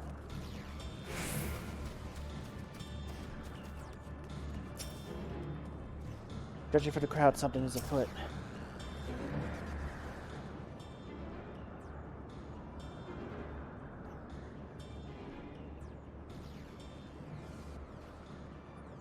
What have we here? Excuse me, has something happened inside Kittis? Mistress Venat, I'm so glad you're here. No one knows what prompted it, but the alarm was sounded and Kittis was put into a state of alert. But procedure dictated that we evacuate immediately, and we have yet to investigate further. This is Hermes doing, obviously. And what does the state of alert entail exactly? A field of dampening magic is draped over the facility, usually in response to escaped entities and the like. Kittis scholars and observers are unaffected, but everything and everyone else is weakened to a fraction of their usual capabilities.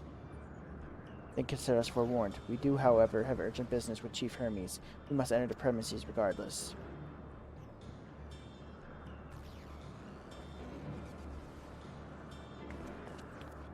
That said, if Hermes is willing to enact such measures, I wonder what other obstacles he has seen fit to drop in our path. Then enfeebling spell in place, we're not at our best fighting. We're not at our fighting best. And it was hardly an effective combatant to begin with. I have little to offer beyond my ethereal vision. Then you'll be put your talents to good use. You'll be fairly skilled at spotting weaknesses, if I recall. Fairly skilled? Yeah, you're gonna raise everyone's expectations. We all need but a moment of your strength, and we'll fill in the gaps if required. I was once a Zem, after all. It was my job to rise to the occasion, be that defender, aggressor, or healer. Better. I feel better for my lack of prowess already. New Emic, when he pursues with arcane majesty, your job potent spells are easily breathing in the channel the power, protective manner. To choose yes. Huh? Well, yes, I suppose the situation calls for it. Excellent. Then we should cover all funds. Your tale led us here, Eclipse. 'Tis only right you lead us now. No matter what lies ahead, we will win through Hermes and Medion. And with that, we face the future together.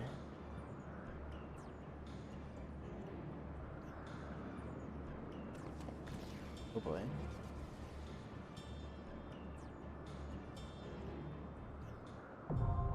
Kittis Hyperborea is now accessible. Okay, so I can do it. Alright.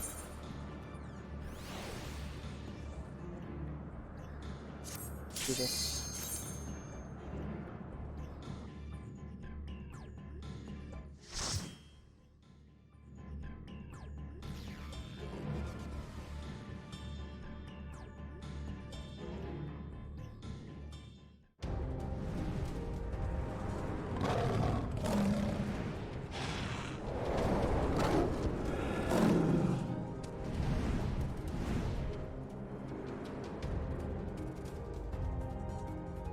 This is Hyperborea.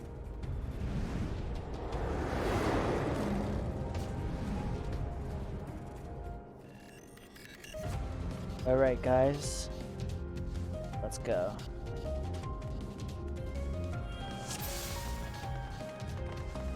Bonus will be awarded for your first time. Please, turn back! Else I might be forced to.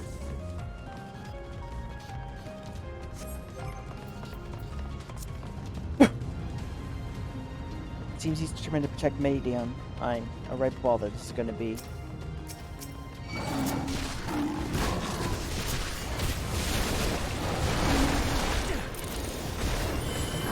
Emmett, why are you bringing him over there? I'm over here.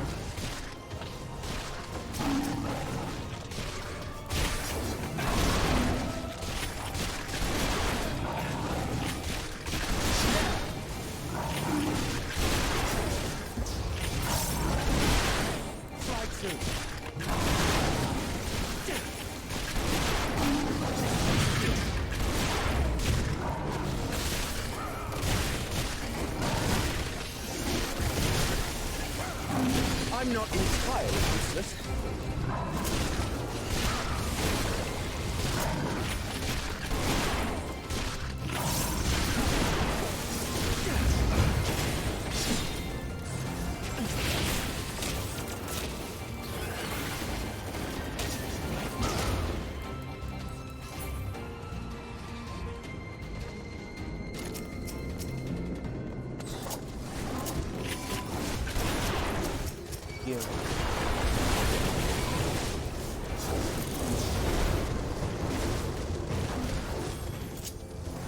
This may sting. There. Out of my way. How about you?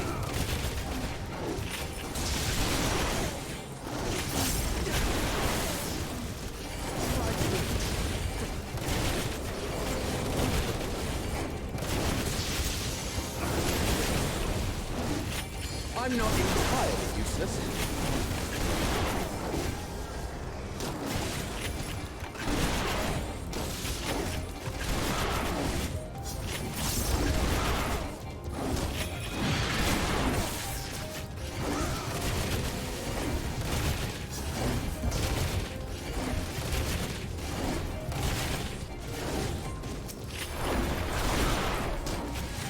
I'm not entirely useless.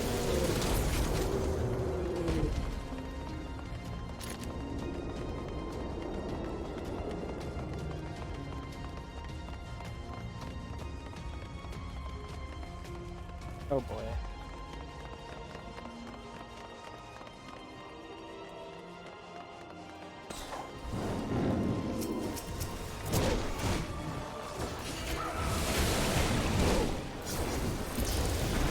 You need to warm up?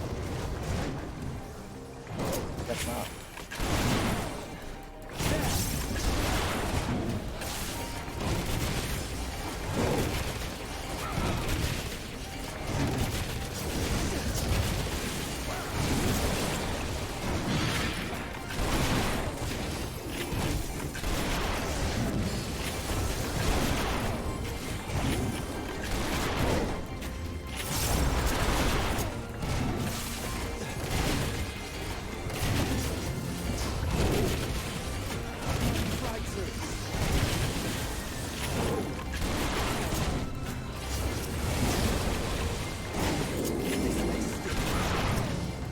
See you, Elpis.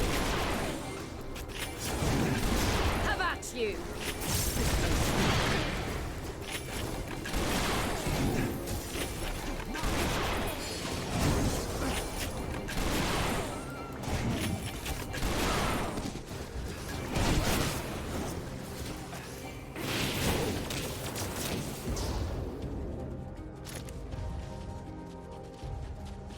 Huh? Oh.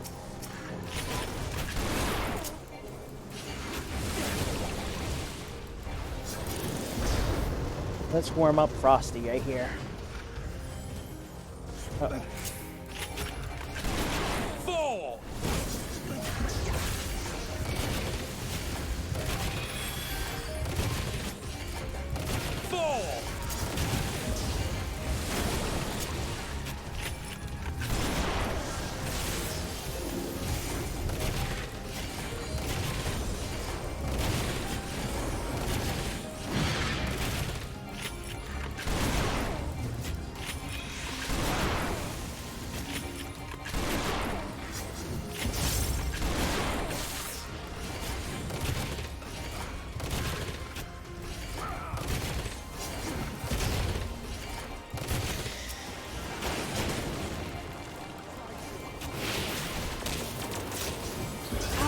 My way.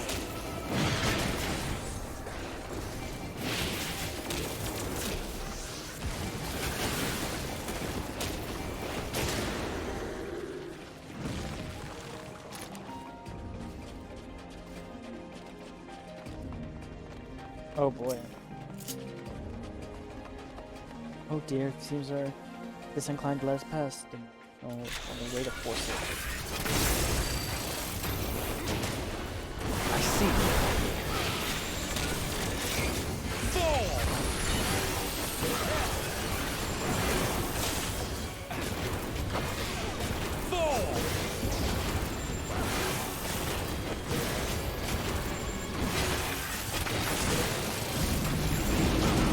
I didn't see. Oh, just you can see anything. This is just trying to hide from us. Why are we going over here? Oh!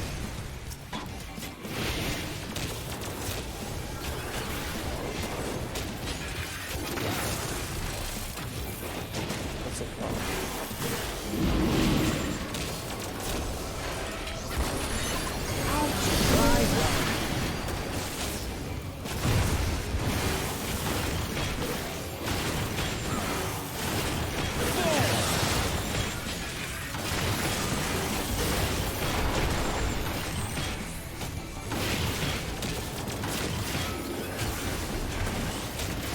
I'm not entirely useless.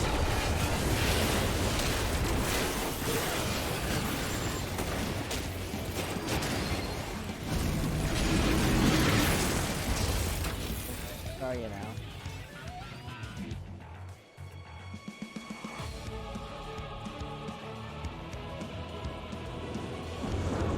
How do you guys know it's here? What's the tell?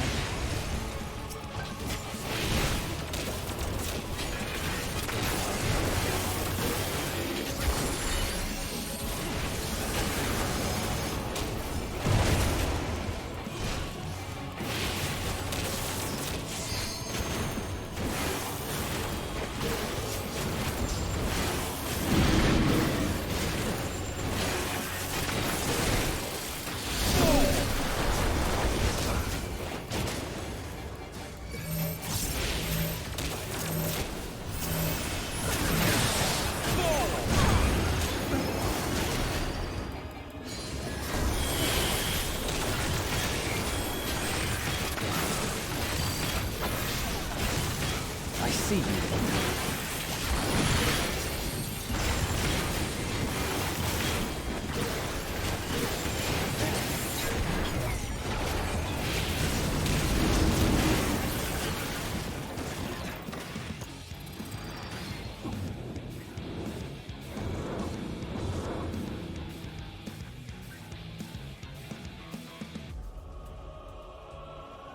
Oh, now I see the footsteps.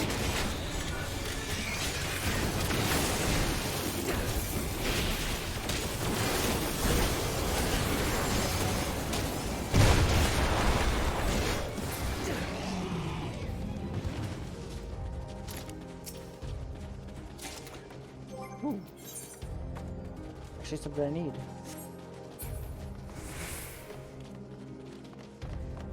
Alright, let's climb.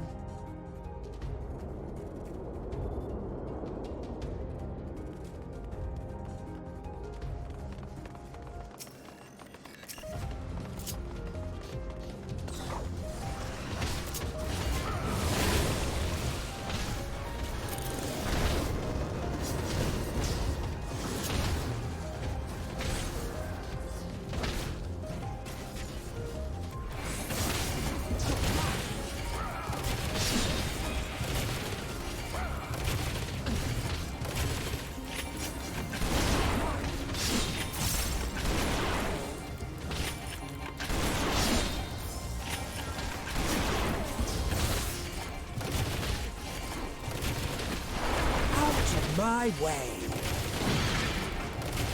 I'm not entirely useless.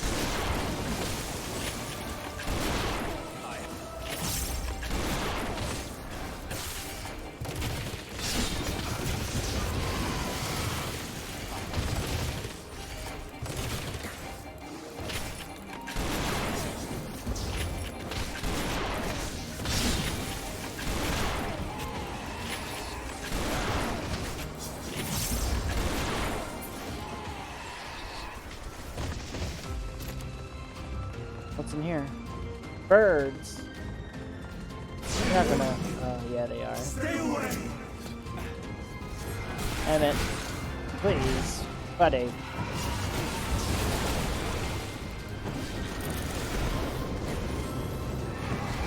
Burn the birds.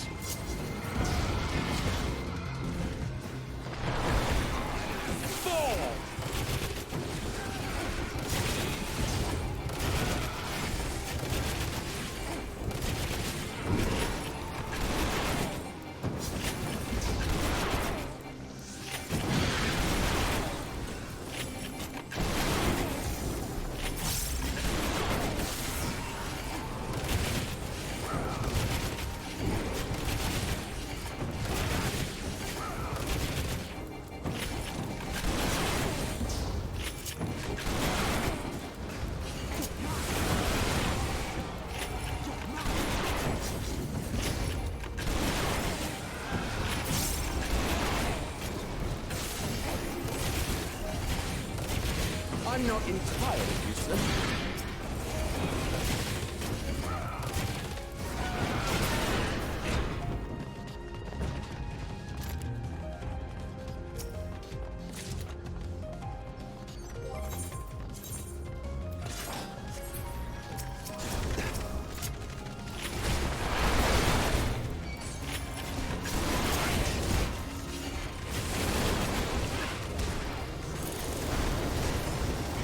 Time for some KFC.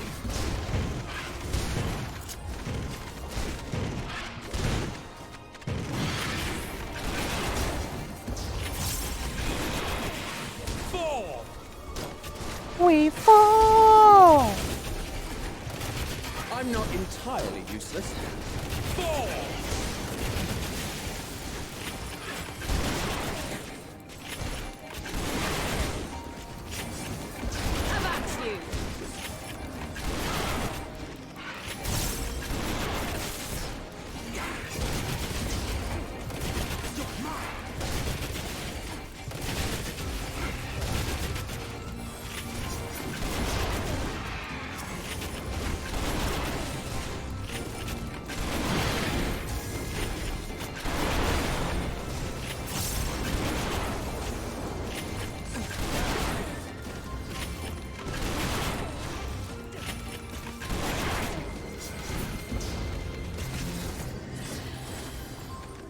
Alright, I gotta read this real quick. According to Mistress Lisa, Mistress Lisa. Her creation based on the concept of a bipedal wolf, and indeed, it is impressive a man-like in its gait. It's also highly intelligent, and its evidence to its ability to employ tools, and which we gleamed its eyes give the impression it comprehends our words. This proves to be the case, as it would be a shame if its throat didn't design it isn't designed for speech. I must make mention of this in my next report.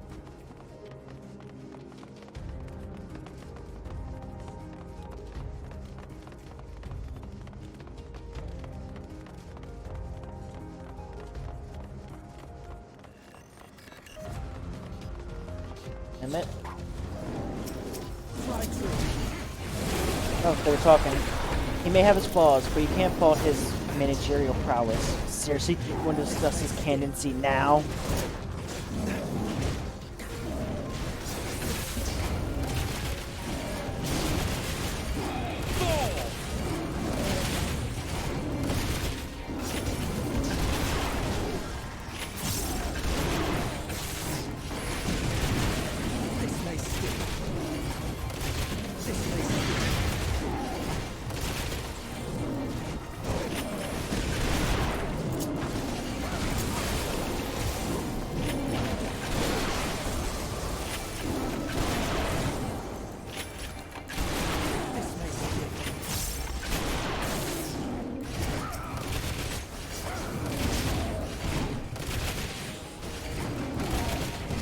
I see you opening.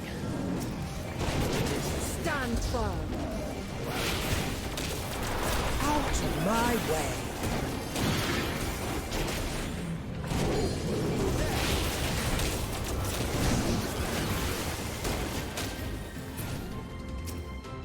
What is this? Joker. What is this? Feet and neck. Let me quickly.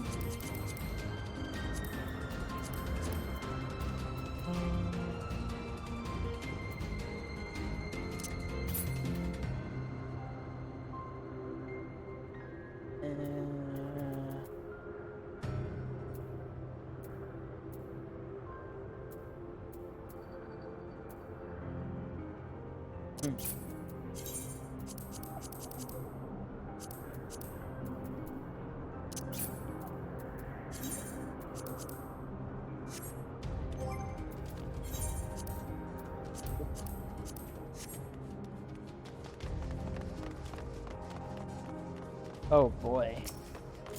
London. Goodness me, what manner of thinking is behind this? Truly no accounting for taste.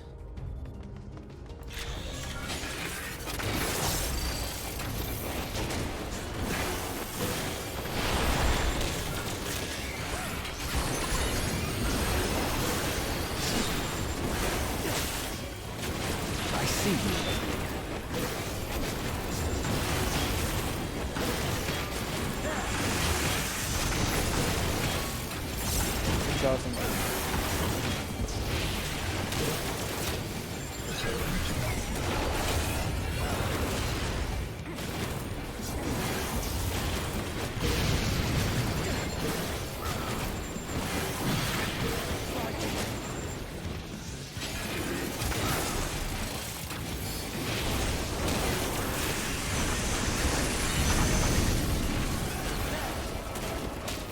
God in nature.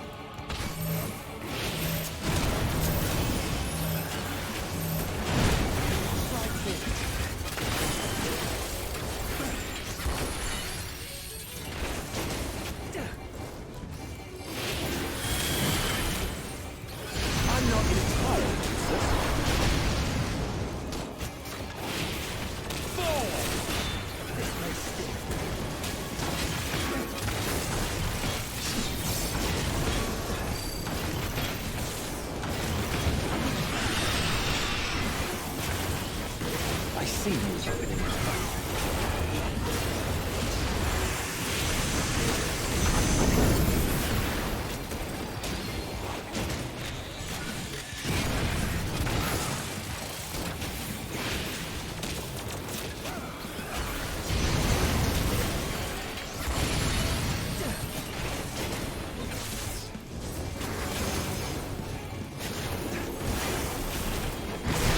I'm not entirely useless.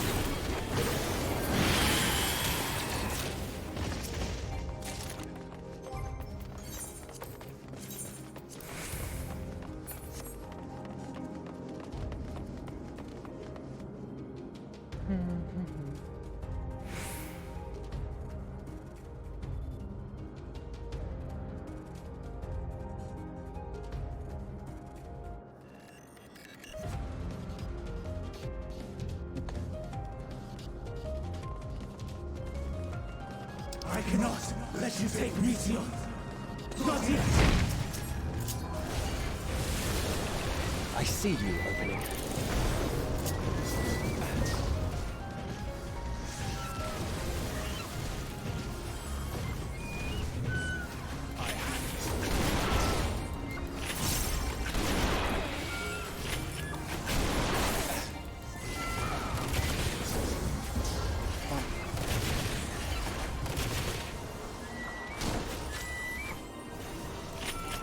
Come on, controller. This may sting.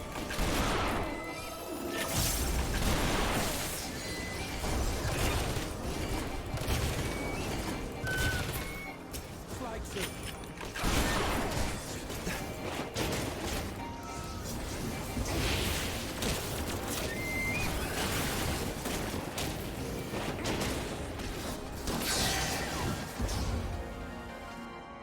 Woo! Oh.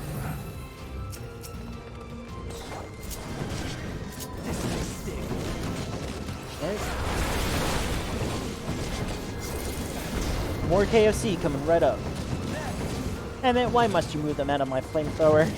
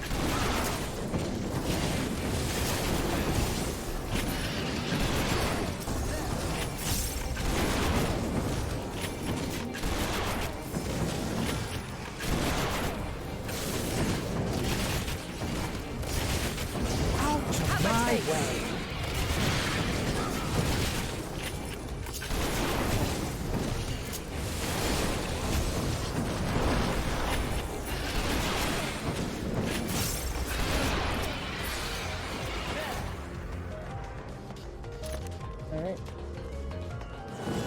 Up again. Oh.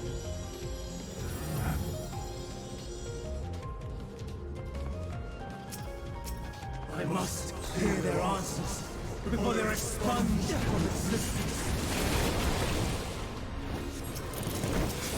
Oh, what? Yeah.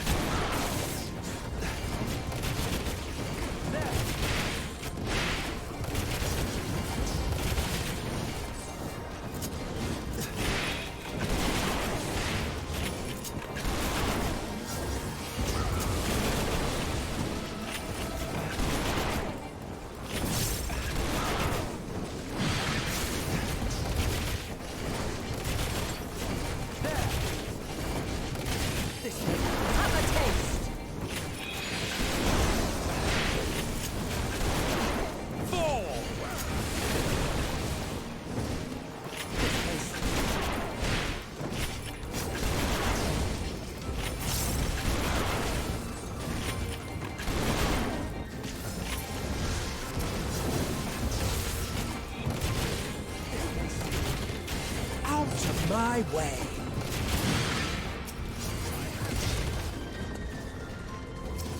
Oh.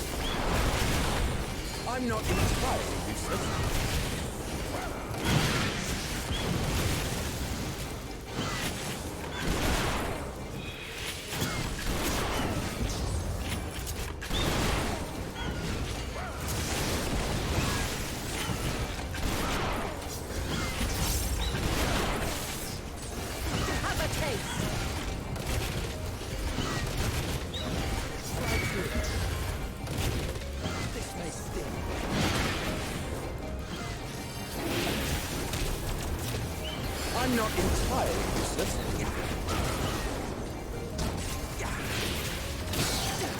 Alright. This might take us straight to him. There he is.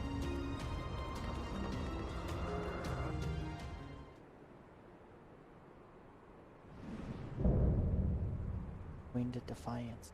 Hermes. So, it comes to this. I have no wish to fight, but this time, I cannot yield. Though the world may think me a mad, desperate fool, I will hold fast to my conviction.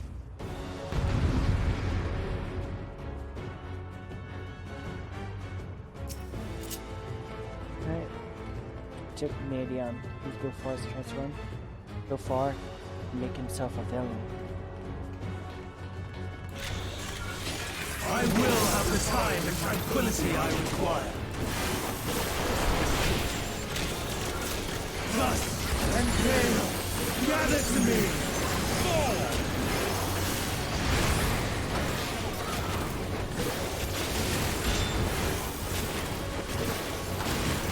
Ancient craft, unleash your power!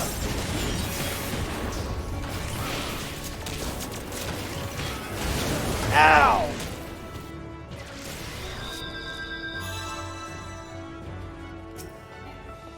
Let's try that again.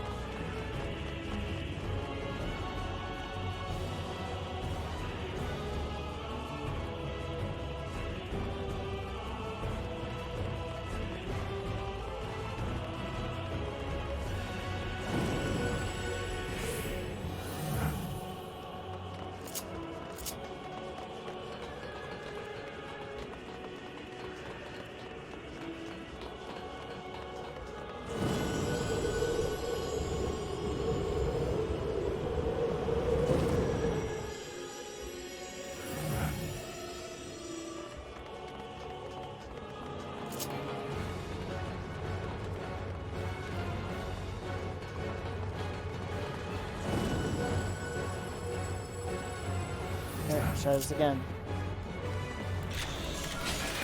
I will have the time and tranquility I require. Lust and pain, gather to me!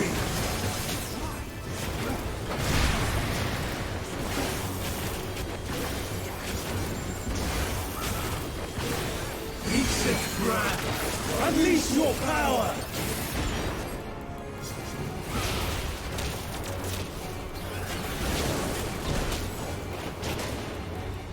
Dancing wind! Here's my flow! My way.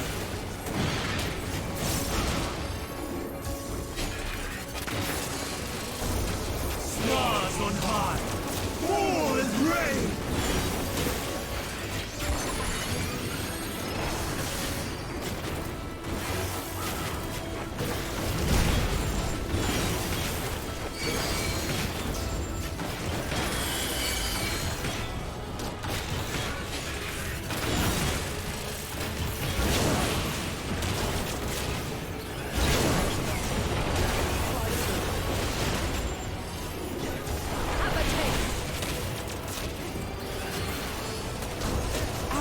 My way.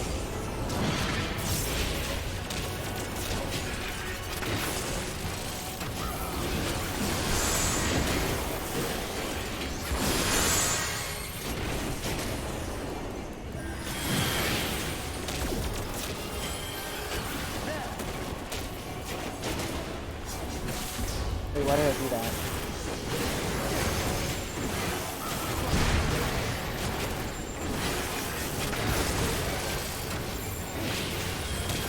Streams of ether! Surge as one!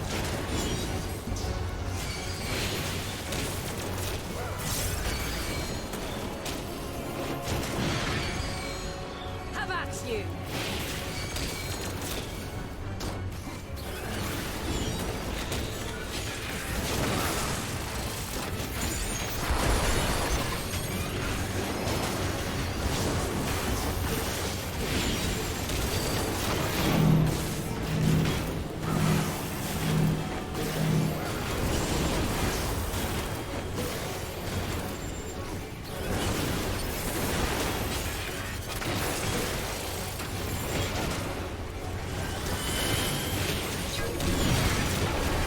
blessing wind! Here's my foe! Fall!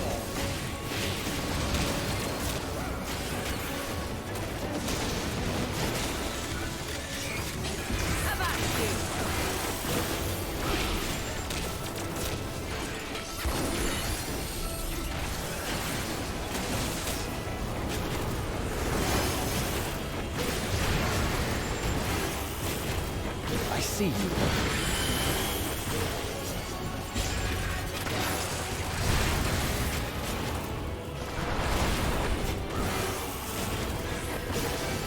Stars on high! War is ready!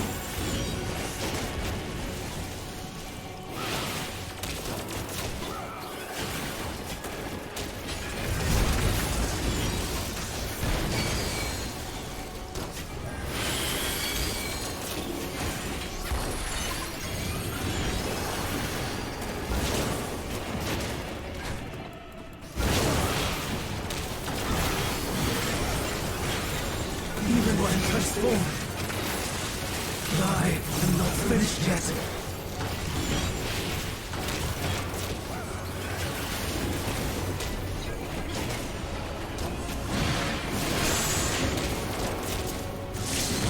Eat my desperado!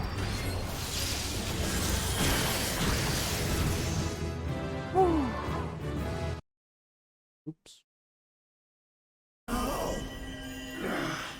My power!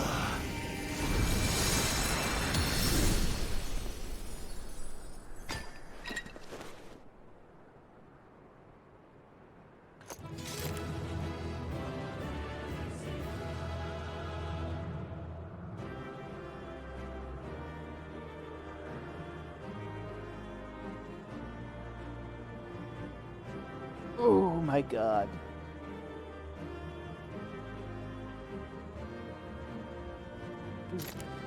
Another new trait.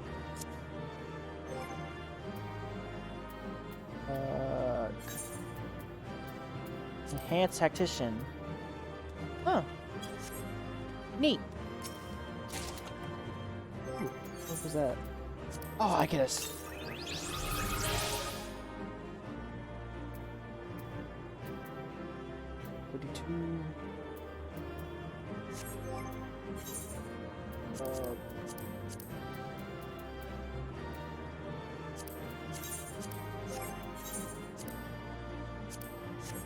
Oh.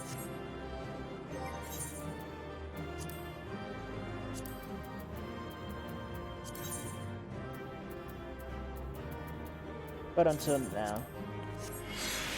Keep up the charade. Alright. Now we gotta see what's going on. Oh.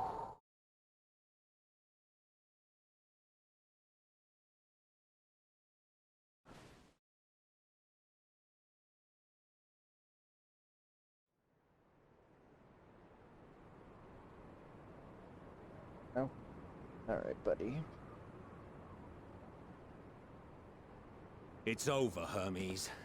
In the name of the Convocation, I hereby take Meteon into custody. And setting aside the matter of your nomination, you will come with us too. We require your knowledge to assess and resolve the situation.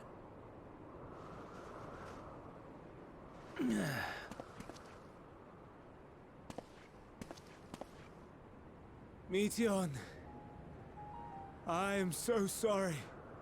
With that, I could have listened to your report in full.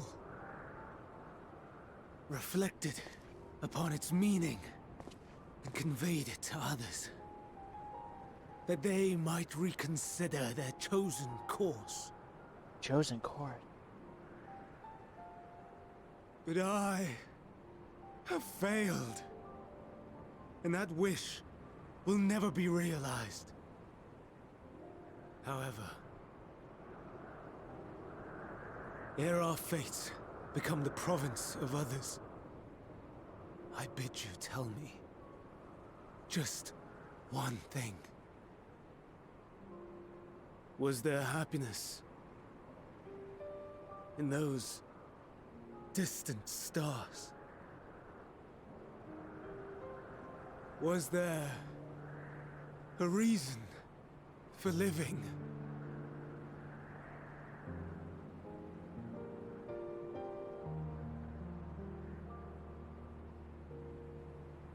We conducted our search as per your instructions.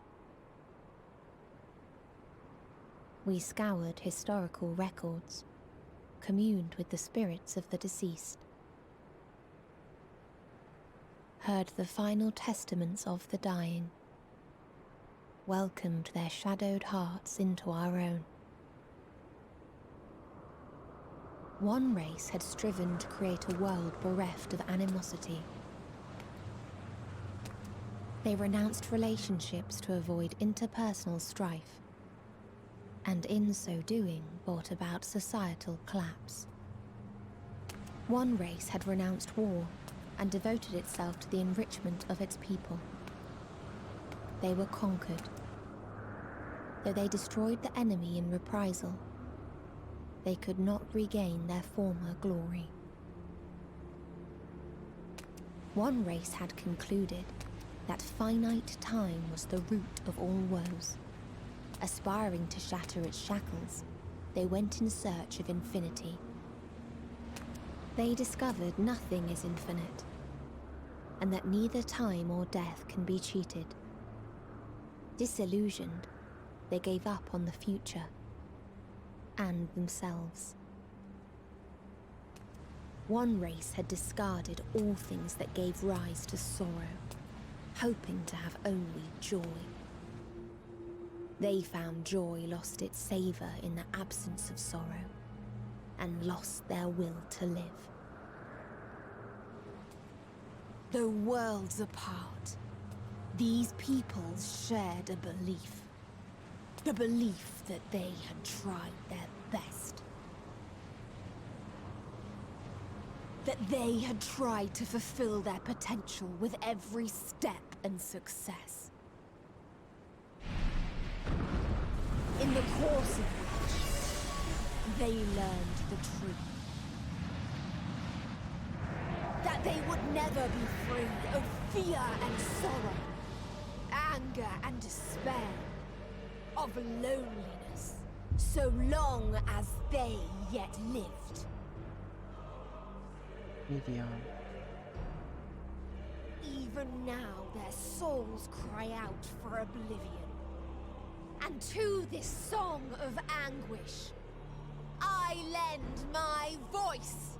We lend our voice.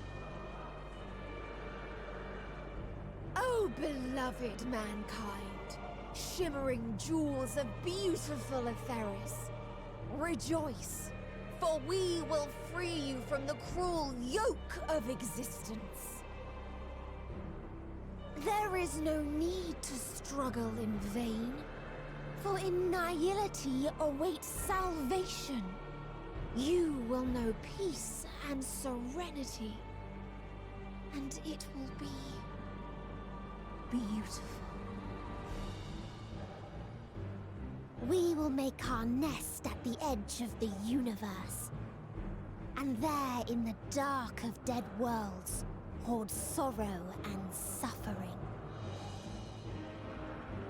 There we will sing, our chorus ever louder and ever clearer, that our song may reach even this ether-shrouded star. Such is the answer we have found in the stars. Such is the gift we now offer to Epheris.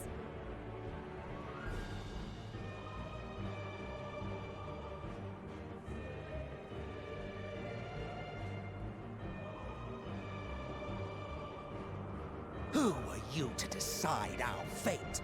To decree we live or die?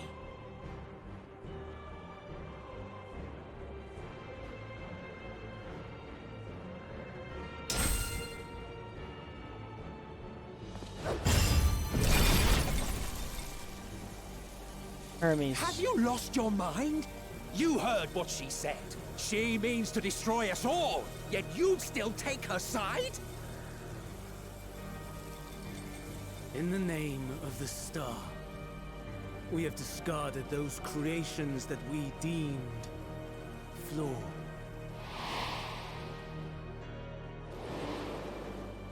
If we ourselves are flawed, does it not stand to reason that we too should be discarded? That is sophistry, and you know it! Perhaps it is. Perhaps I am wrong. Who is to say that you are right?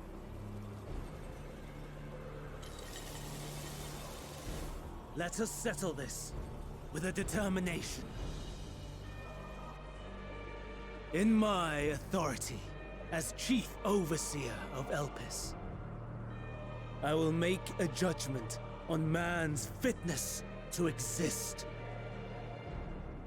If he can learn to value all life and retain his will to live, even should his end be justified, he will surely find a way to avert his demise.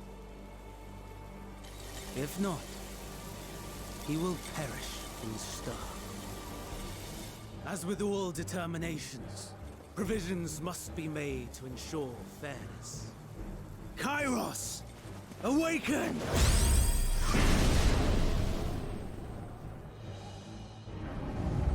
Memory reconfiguration system Kairos activated. Awaiting instruction. No. Command. Universal memory alteration. Target area. Catesis Hyperborea. Starting point. Arrival of Emmett Selk of the Convocation at Propylion. Endpoint.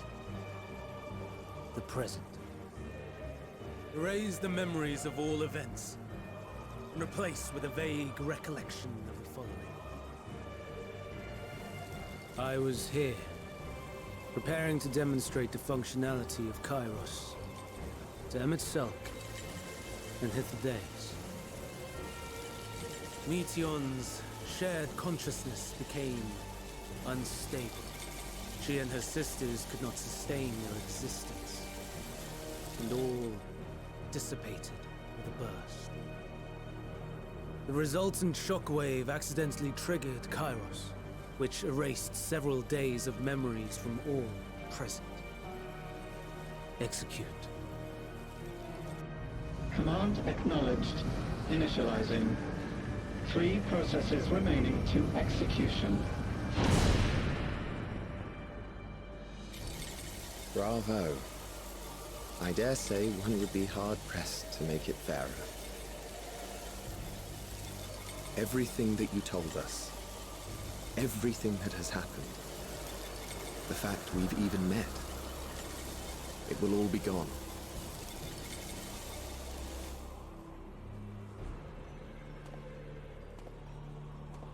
Go, Meteon. To the edge of the universe, where none can reach you. Hermes, won't you come with me? If you were to shed your flesh, I should be able to carry you.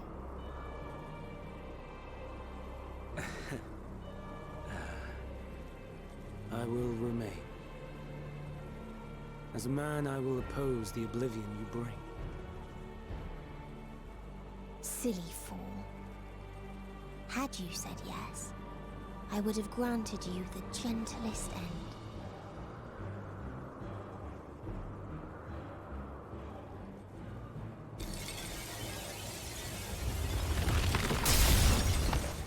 This ends here!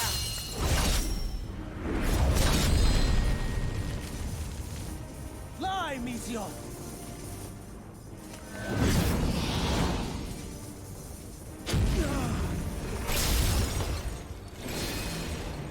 That is far enough, Hermes! Argos, to me!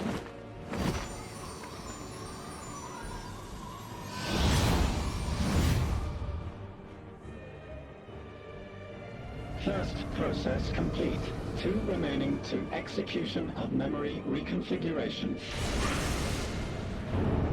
As if we needed more pressure. No matter what, you cannot forget what happened today. For it is the key to saving your future. Your world. This fight is our fight. What comes after, our problem to contend with. Not yours. No. Your own struggle awaits. And no one else can take your place. You must flee this place with your memories intact. And I will see that you do. Bloody is. Now then, where is it? There you are, my little confluence.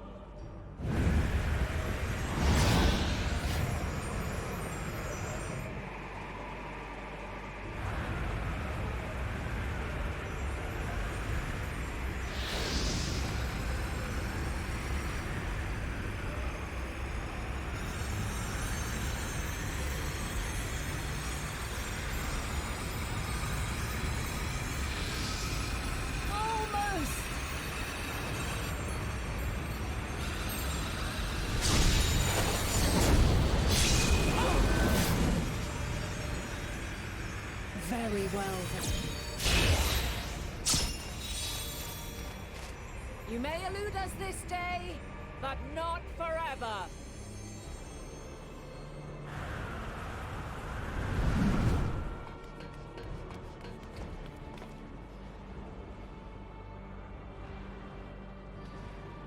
Meteon's gotten away. Second process complete. 1 remaining to execution. No time for brooding. Listen well.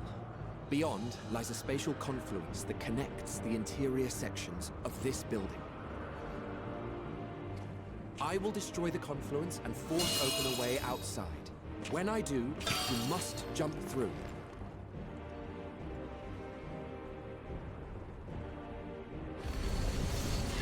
I cannot tell you how sorry I am.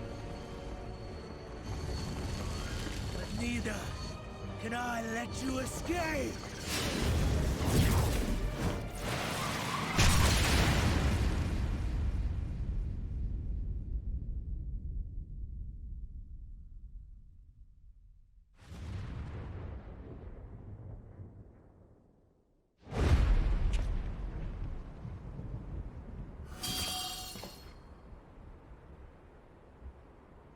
Too brave by half.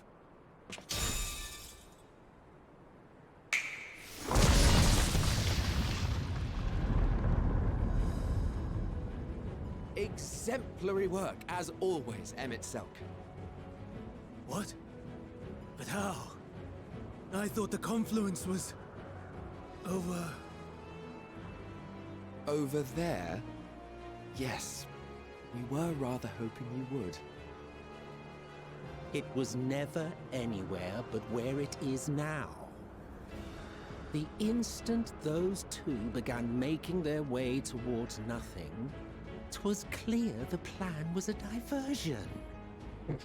I'm quite incapable of destroying a confluence, I must confess. A gambit brazen beyond words. Though we've grown accustomed to reckless improvision due to the antics of an incorrigible associate. Though, in the case of certain present company, incorrigible is an understatement. Honestly, I'm beginning to suspect it's a requirement for every Azen.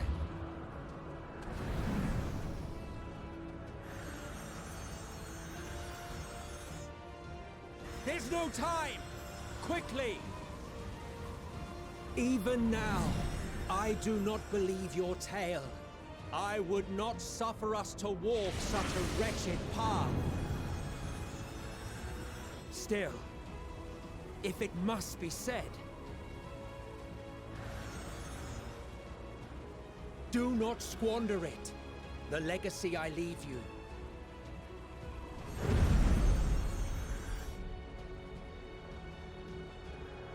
Final process complete. Executing universal memory alteration.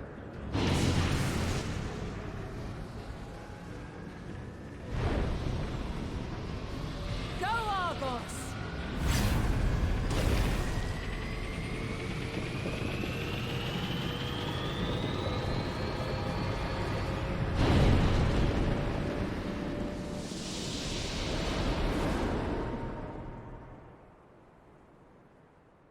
Bro.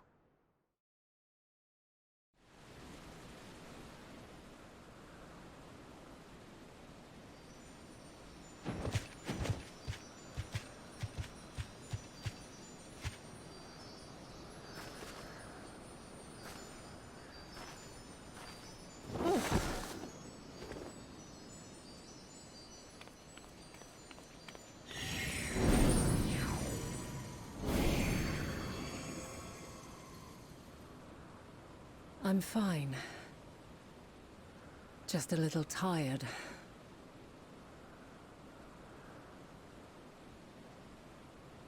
Can it be true? Are we the only ones left who see beauty in the world? In life? Are the stars above no more than husks of fallen civilizations?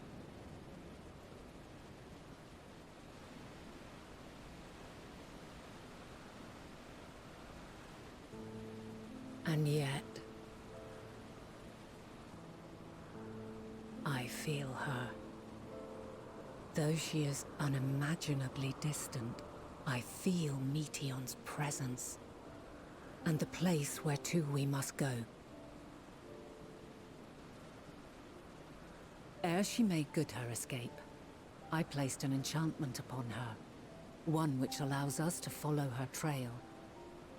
She has already left the outermost bounds of Aetheris, and continues on her way. Given the vastness of the universe, it will still be no easy feat to track her down. But thanks to Emet-Selch and Hythlodaeus, all is not lost. We remember. So long as we remember, our fates remain ours to shape.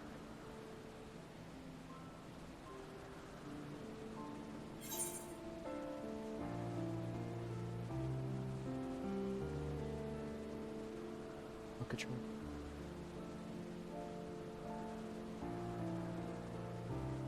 What became of the others, I wonder?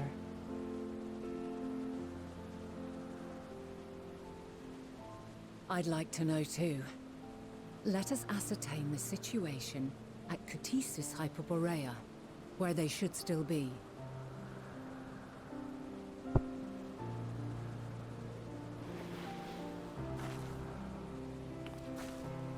Given the likely state of their memories, however, it would be imprudent for us to approach them directly.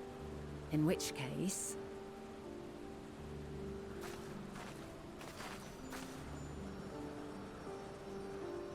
I am sorry, my friend. I've asked much of you this day. But may I trouble you one last time?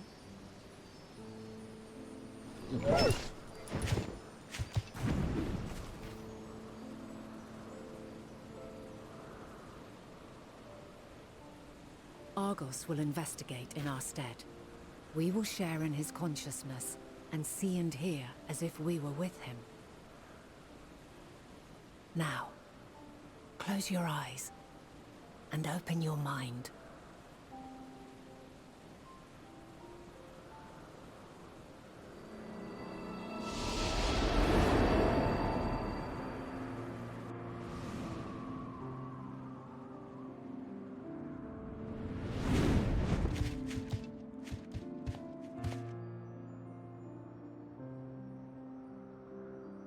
Thank goodness you are unharmed.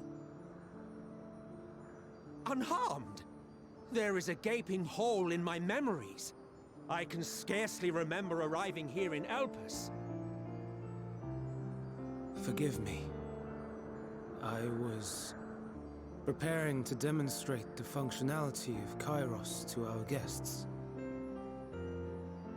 But Meteion, her shared consciousness became unstable. And she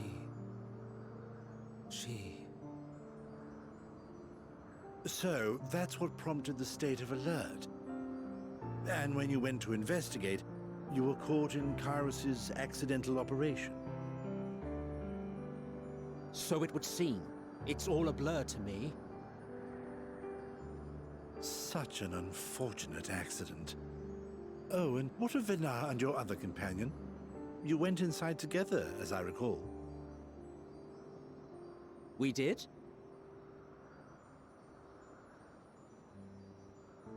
If Vinar was with us, I have no recollection of it. But that there is her familiar, is it not? The fellow seems happy enough, so I think it's safe to assume his mistress is well.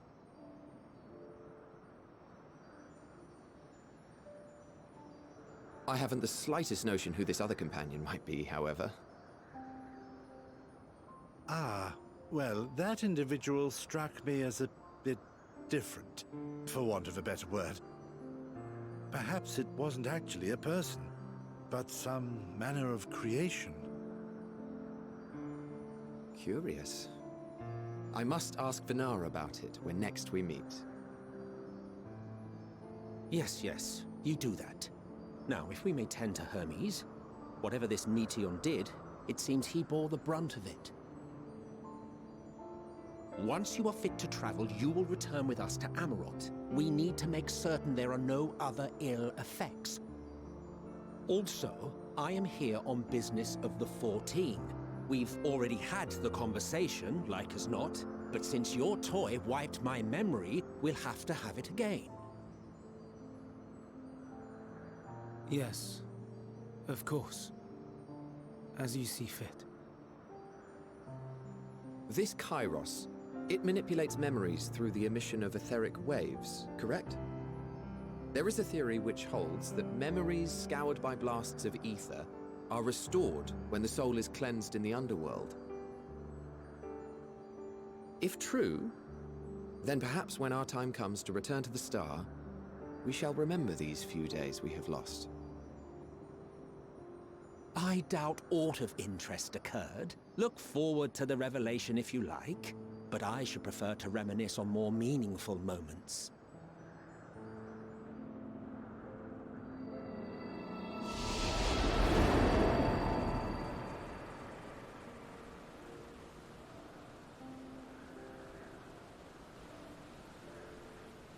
Let us rest, if only for a while. After all, you and I... Oh, we still have a long, long way to go.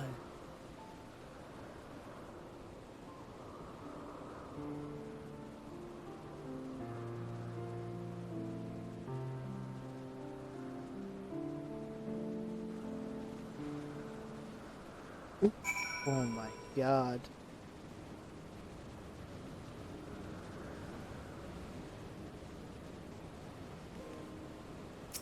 Oh, I can die. Wait.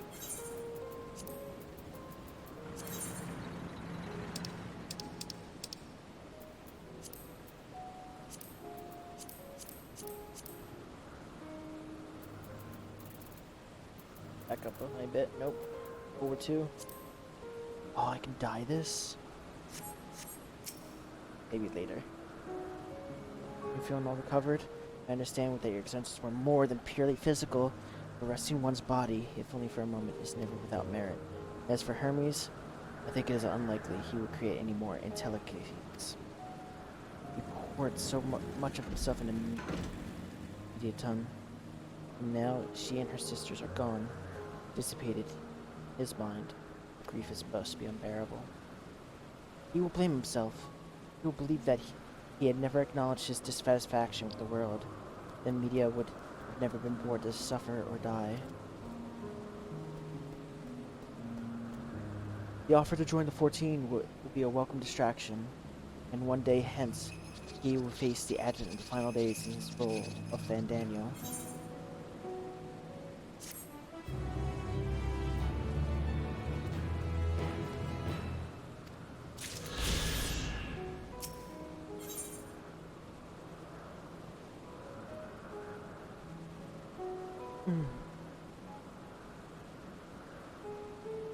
Part of me really wants to continue, but I have a final in the morning.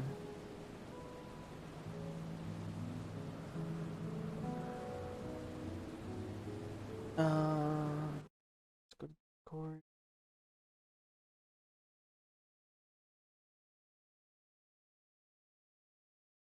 Hang on. Hey guys, I got a quick question for you. I have a quick answer for you. Okay, what's your answer, Gerky? I think you already know the question. This isn't very quick. Okay. Gosh, I wasn't expecting to be put on the spot. This is not very quick. I guess it depends on how the first 5 minutes goes. What do you mean the first 5 minutes? Ugh. Okay, guys, here's the question. I'm about to hit a part, without going into spoilers, that's probably going to be approaching a part where once I start, I won't want to stop. Do I continue, and it's 11 o'clock at night, and I have a final in 12 hours? Do I stop here before we go off the cliff? Have you studied it all? What level are you? Or what level are your quests? It's an 87 quest, but I just gained 88. What class is it for? MSQ. What zone are you in? The 88 zone. I thought you said you had an exam. That's why. Are you I in do have an Kingdom exam. Hearts? Am I in Kingdom Hearts? Xehanort, Yep, is he there? yes. Okay, then I'm ahead of you. Which I was the furthest behind. Are you about to leave Kingdom Hearts? Yes. Okay. It's like a couple... It's not crazy long. It's like maybe 30 minutes. Oh, here's a better what do you call it? Gauge of where I am. I just got the Aetheryte from the MSQ. Or the not Aetheryte, not the Aetheryte. Time in that place about to end? Yes. You did the dungeon. Okay. Yes. Okay. You did the 87 dungeon. You just finished the 87 dungeon. Yes. Because you should get something that says your time in this age is about to end. Okay, And, so yeah. okay, so It's not crazy long. It puts up that thing, but yeah, it's like 30 minutes. It's not crazy long. Oh yeah, it's super good. Oh my god. Yeah, What class is the exam for? Really good. It's for Japanese politics. Oh, you're good. It's a really good cutscene, Ed. You'll enjoy the cutscene, and it's not gonna leave you thirsting for more. It'll leave you thirsting for. It will leave you thirsting for more, but it won't leave you like right now. Oh man, I gotta more. do this. Yeah, no, it's like a good stop after that where you can take a break. Okay, I think so that's where I stopped too. Gotcha. So go until I view the cutscene, and it will prompt me when the cutscene's about to play, and then that's a good stopping point for tonight. I got that right? Yeah. All right. Thank you. You got this. Thank you. Japanese politics is 70% war and 30% culture. You got this. You're kind of right, but especially from what we learned. Okay, you heard it here first, folks. We're going. Eclipse, listen to me. Our duty is now to denounce Hermes and his misguided determination, or to convince Emixelk and Hythlodaeus that they have been deceived. No, we must instead ensure the experiences of Hermes sought to expunge are preserved. What remains of our memories alone will be our weapon against the final days. We must fight the battle in your age, and I in mine. Come, let us walk together once more. I will see you to the doors of the Propylaeon.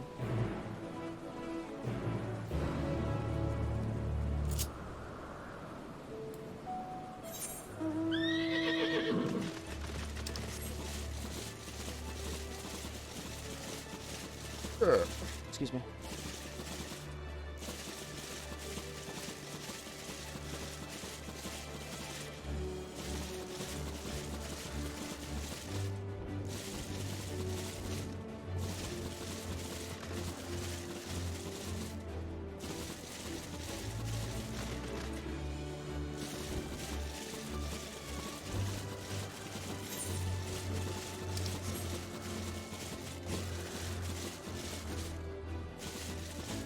Kingdom Hearts, Xehanort.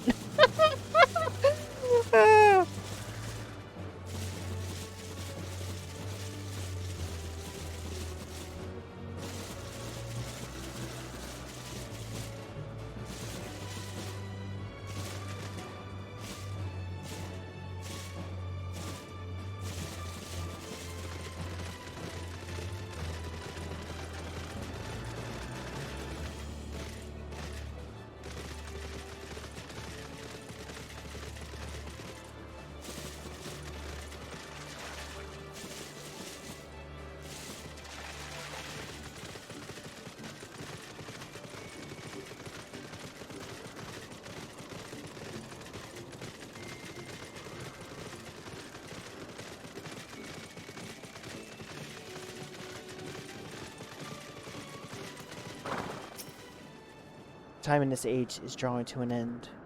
Upon sequencing that, several cutscenes will play in sequence. It is recommended that you set a sufficient amount of time to view these scenes in their entirety. Alright, putting the controller down.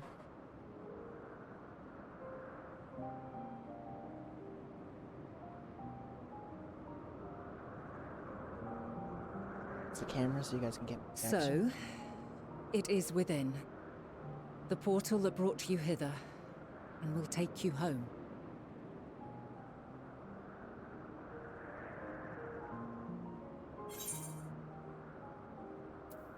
Perhaps I should stay and help.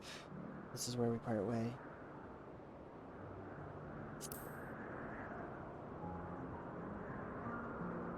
Perhaps I should stay and help. I appreciate your sentiment. I truly do. But 'tis a very long game that we must now play.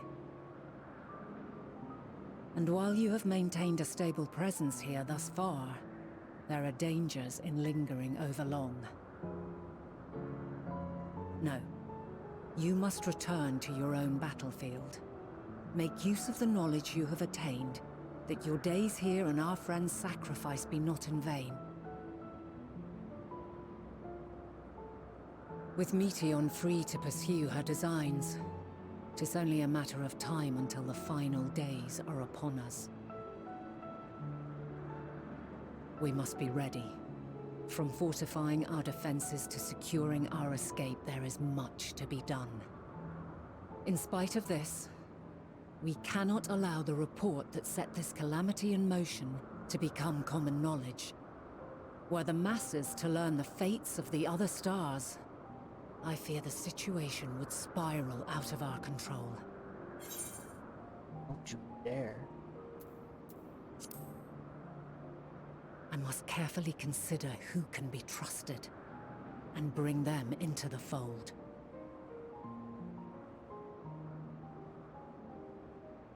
Ordinarily, I wouldn't hesitate to call upon the 14.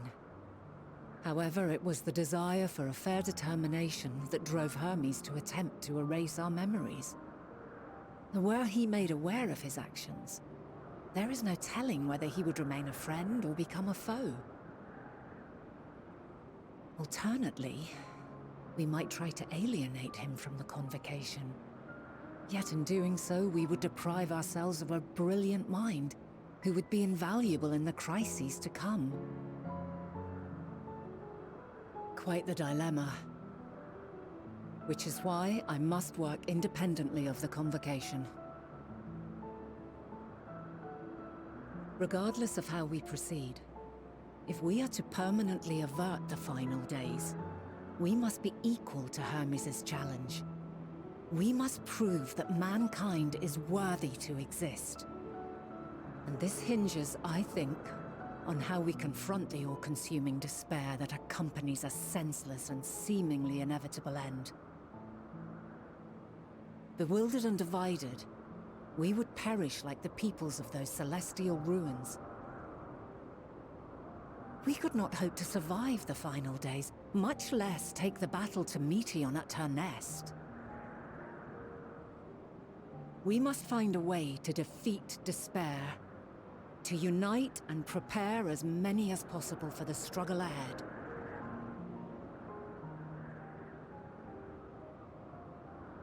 Heavy will weigh the burden of guiding this legion of souls.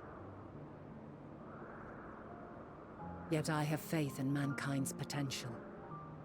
As long as he believes in himself, there is naught he cannot achieve. So I will not give up on him. On us. You may find your world to be very different. Or perhaps the erasure of our friends' memories has sown the seeds of a conjunction between us. We cannot know until the moment is at hand. So shall I strive to do my best, taking naught for granted as I walk my path.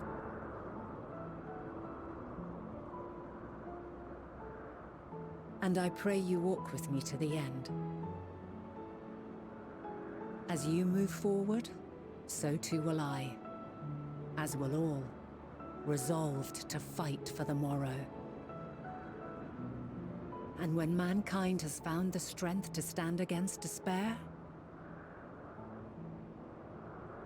we shall silence the song of oblivion. She who sings it will learn our journey is far from over. This I promise.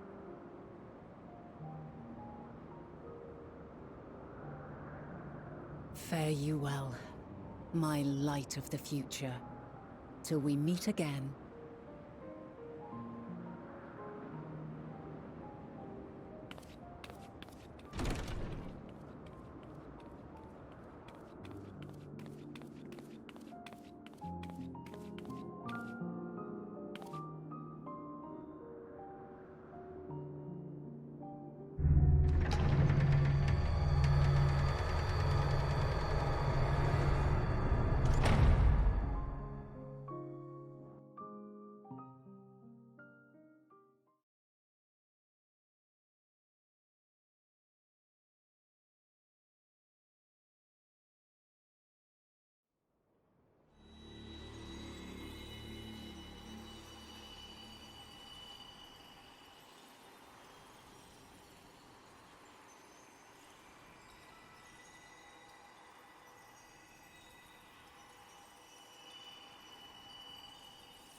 From this day forth, I shall strive to bring honor to the seat of Fandaniel.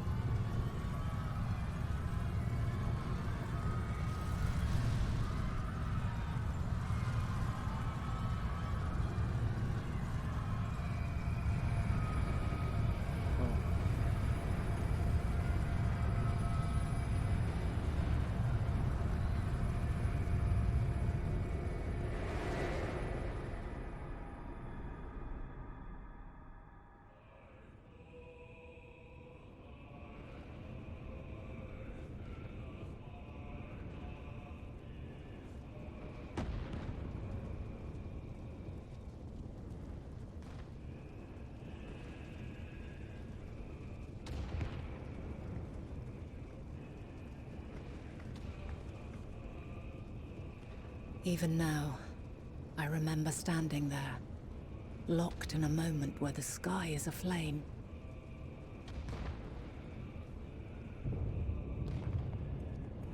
Where stars fall as tears, and screams darken the seas. Where resignation rots the trees.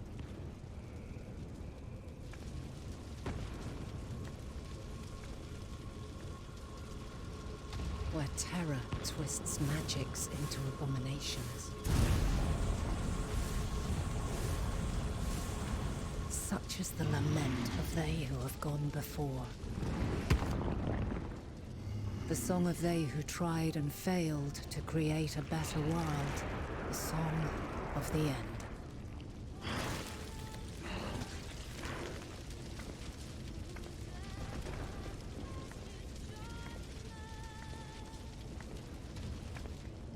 That which hides at the edge of the universe is no longer Hope's creation.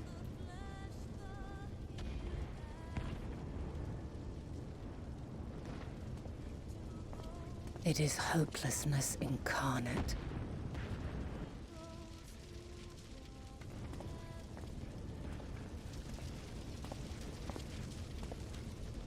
That day, mankind saw half of its number sacrificed to bring forth Zodiac.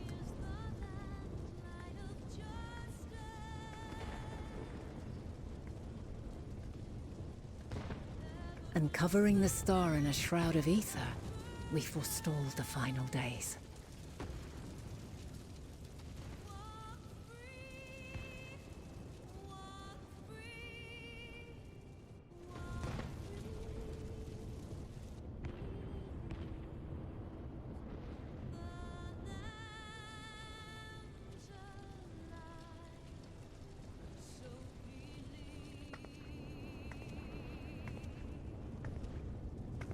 Yet the cries echoed still. We wept for innocence lost, wailed for death inevitable.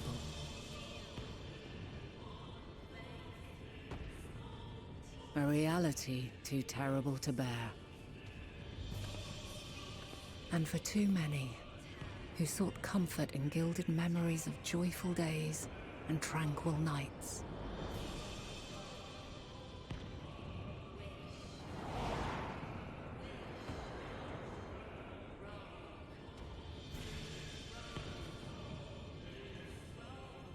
This is all wrong! Why must we suffer so? It needn't be like this. No. There must be a way to restore things to the way they were. To reclaim the perfect paradise we once had. No, my friends. Suffering exists, and we cannot pretend otherwise. No civilization, however great, could eliminate it. If we would live, we must accept it as our constant companion. Let us not seek to forget this tragedy. Let us carry it in our hearts, that we may grow stronger and know true happiness. We can't accept it! We won't accept it! It will be ours again! A world free of sorrow! No, it will not. For there has ever been sorrow.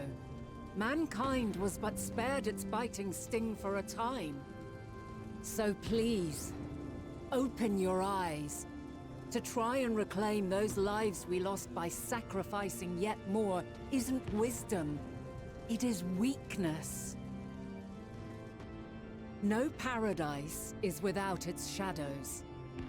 If we cannot accept this truth and learn from our pain, then our plight shall be repeated.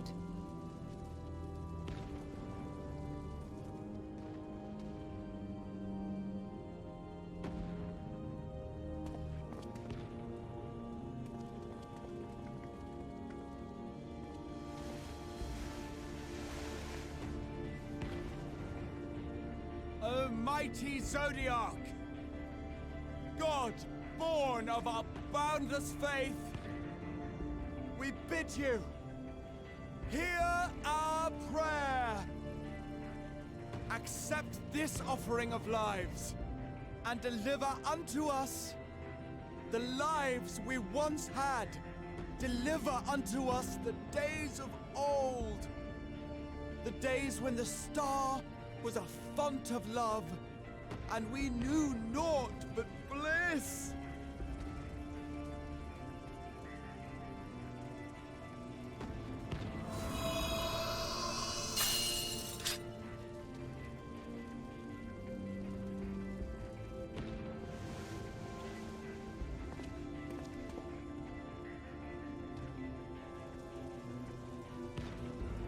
You would destroy it? Our beautiful world?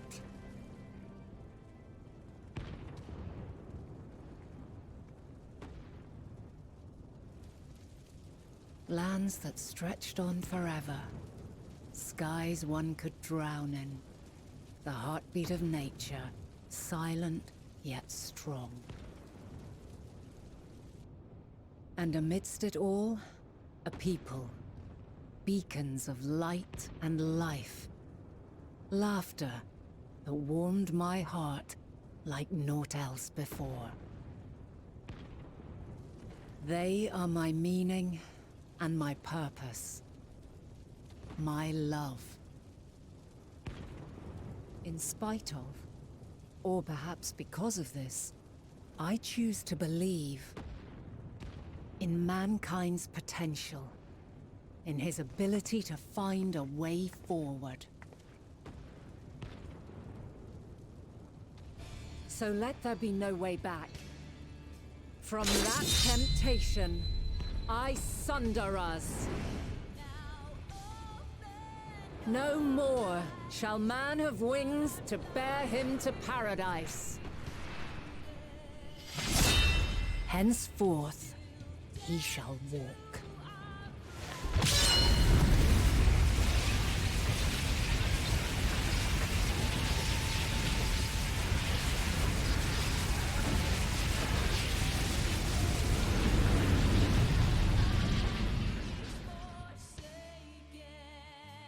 Hey, Opos. Hey, guys. Welcome. Thank you for the raid.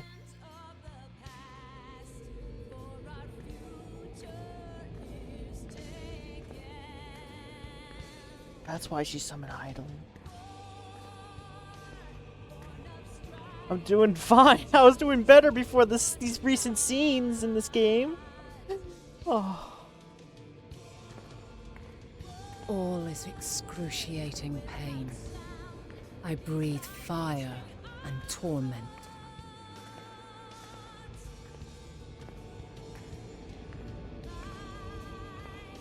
I birth a world of suffering to mire and plague.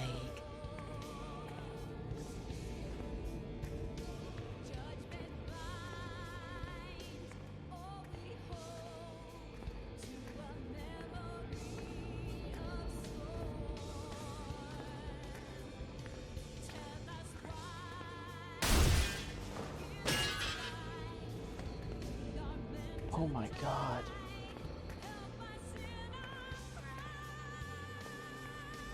In one fleeting moment, lives come and go, ever moving towards the unknown. And in that fleeting moment, they cry for the answer to the question. Why, given life, are they meant to suffer, to die?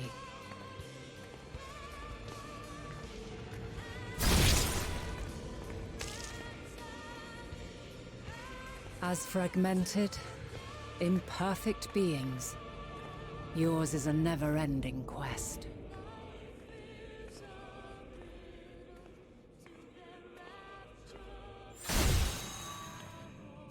A quest to find your purpose, knowing your end is assured.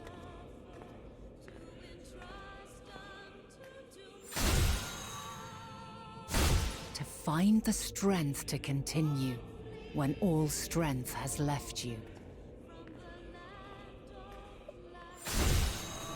To find joy, even as darkness descends. And amidst deepest despair, light everlasting.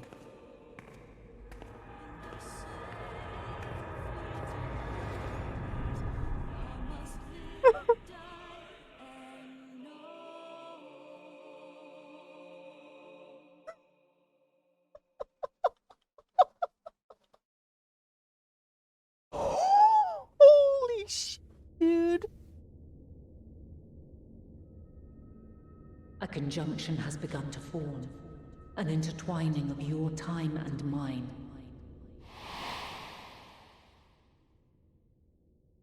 When you truly understand what is at stake, and your journey has prepared you to surmount the insurmountable, then shall I honor the promise made in another time, another age.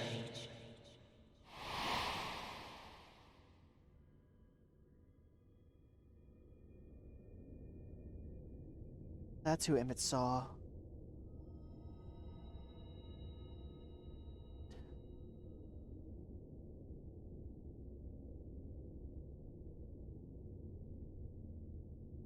I'm just like, huh?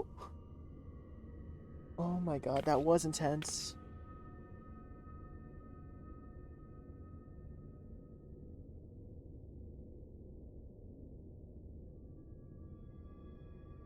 We bear witness to the final days.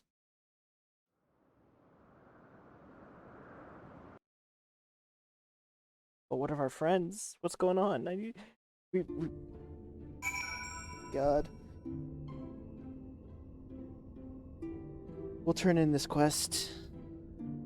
So, I hope you had a good stream, Opos. And hi, H2O Queen. Oh my god. I kinda wanna watch that again, dude. Can finally breathe. Oh my god. Old Charlea. My god.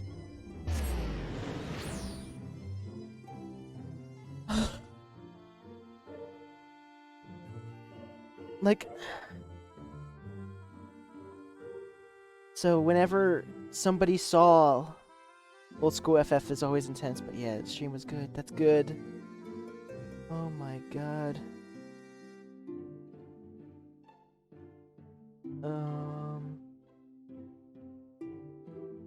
Oh my god. So when Emmett thought he saw somebody else, he wasn't seeing us as we were unsundered. He was seeing Venat. Well, the apocalypse hasn't reached old Charlia yet.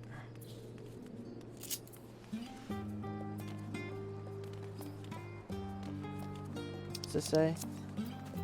Could someone pay for that empty pizza emote? Look at the patch notes. Another one. Okay. I need to see my friends. Let me in! Let me in! Oh my god. I wish I didn't have a final tomorrow, dude! I have a Japanese government final at 10 a.m. Did you have a good time in Hong Kong? Yeah, I did. I learned a lot. It was rough but my flight got canceled on the way home. So I had to shell out money for a new flight. Yeah, final. It's gonna be one of my last finals. Cryo. Eclipse! Impeccable timing as always. Yeah. I heard you were off to the first in part of your efforts to investigate the final days. Well, as often as seems the case, while you were away, we've had a few developments, which we can discuss in just a moment. For now, however, I cannot say how wonderful it is to have you back. Carrying our song. Oh my god. And my controller died.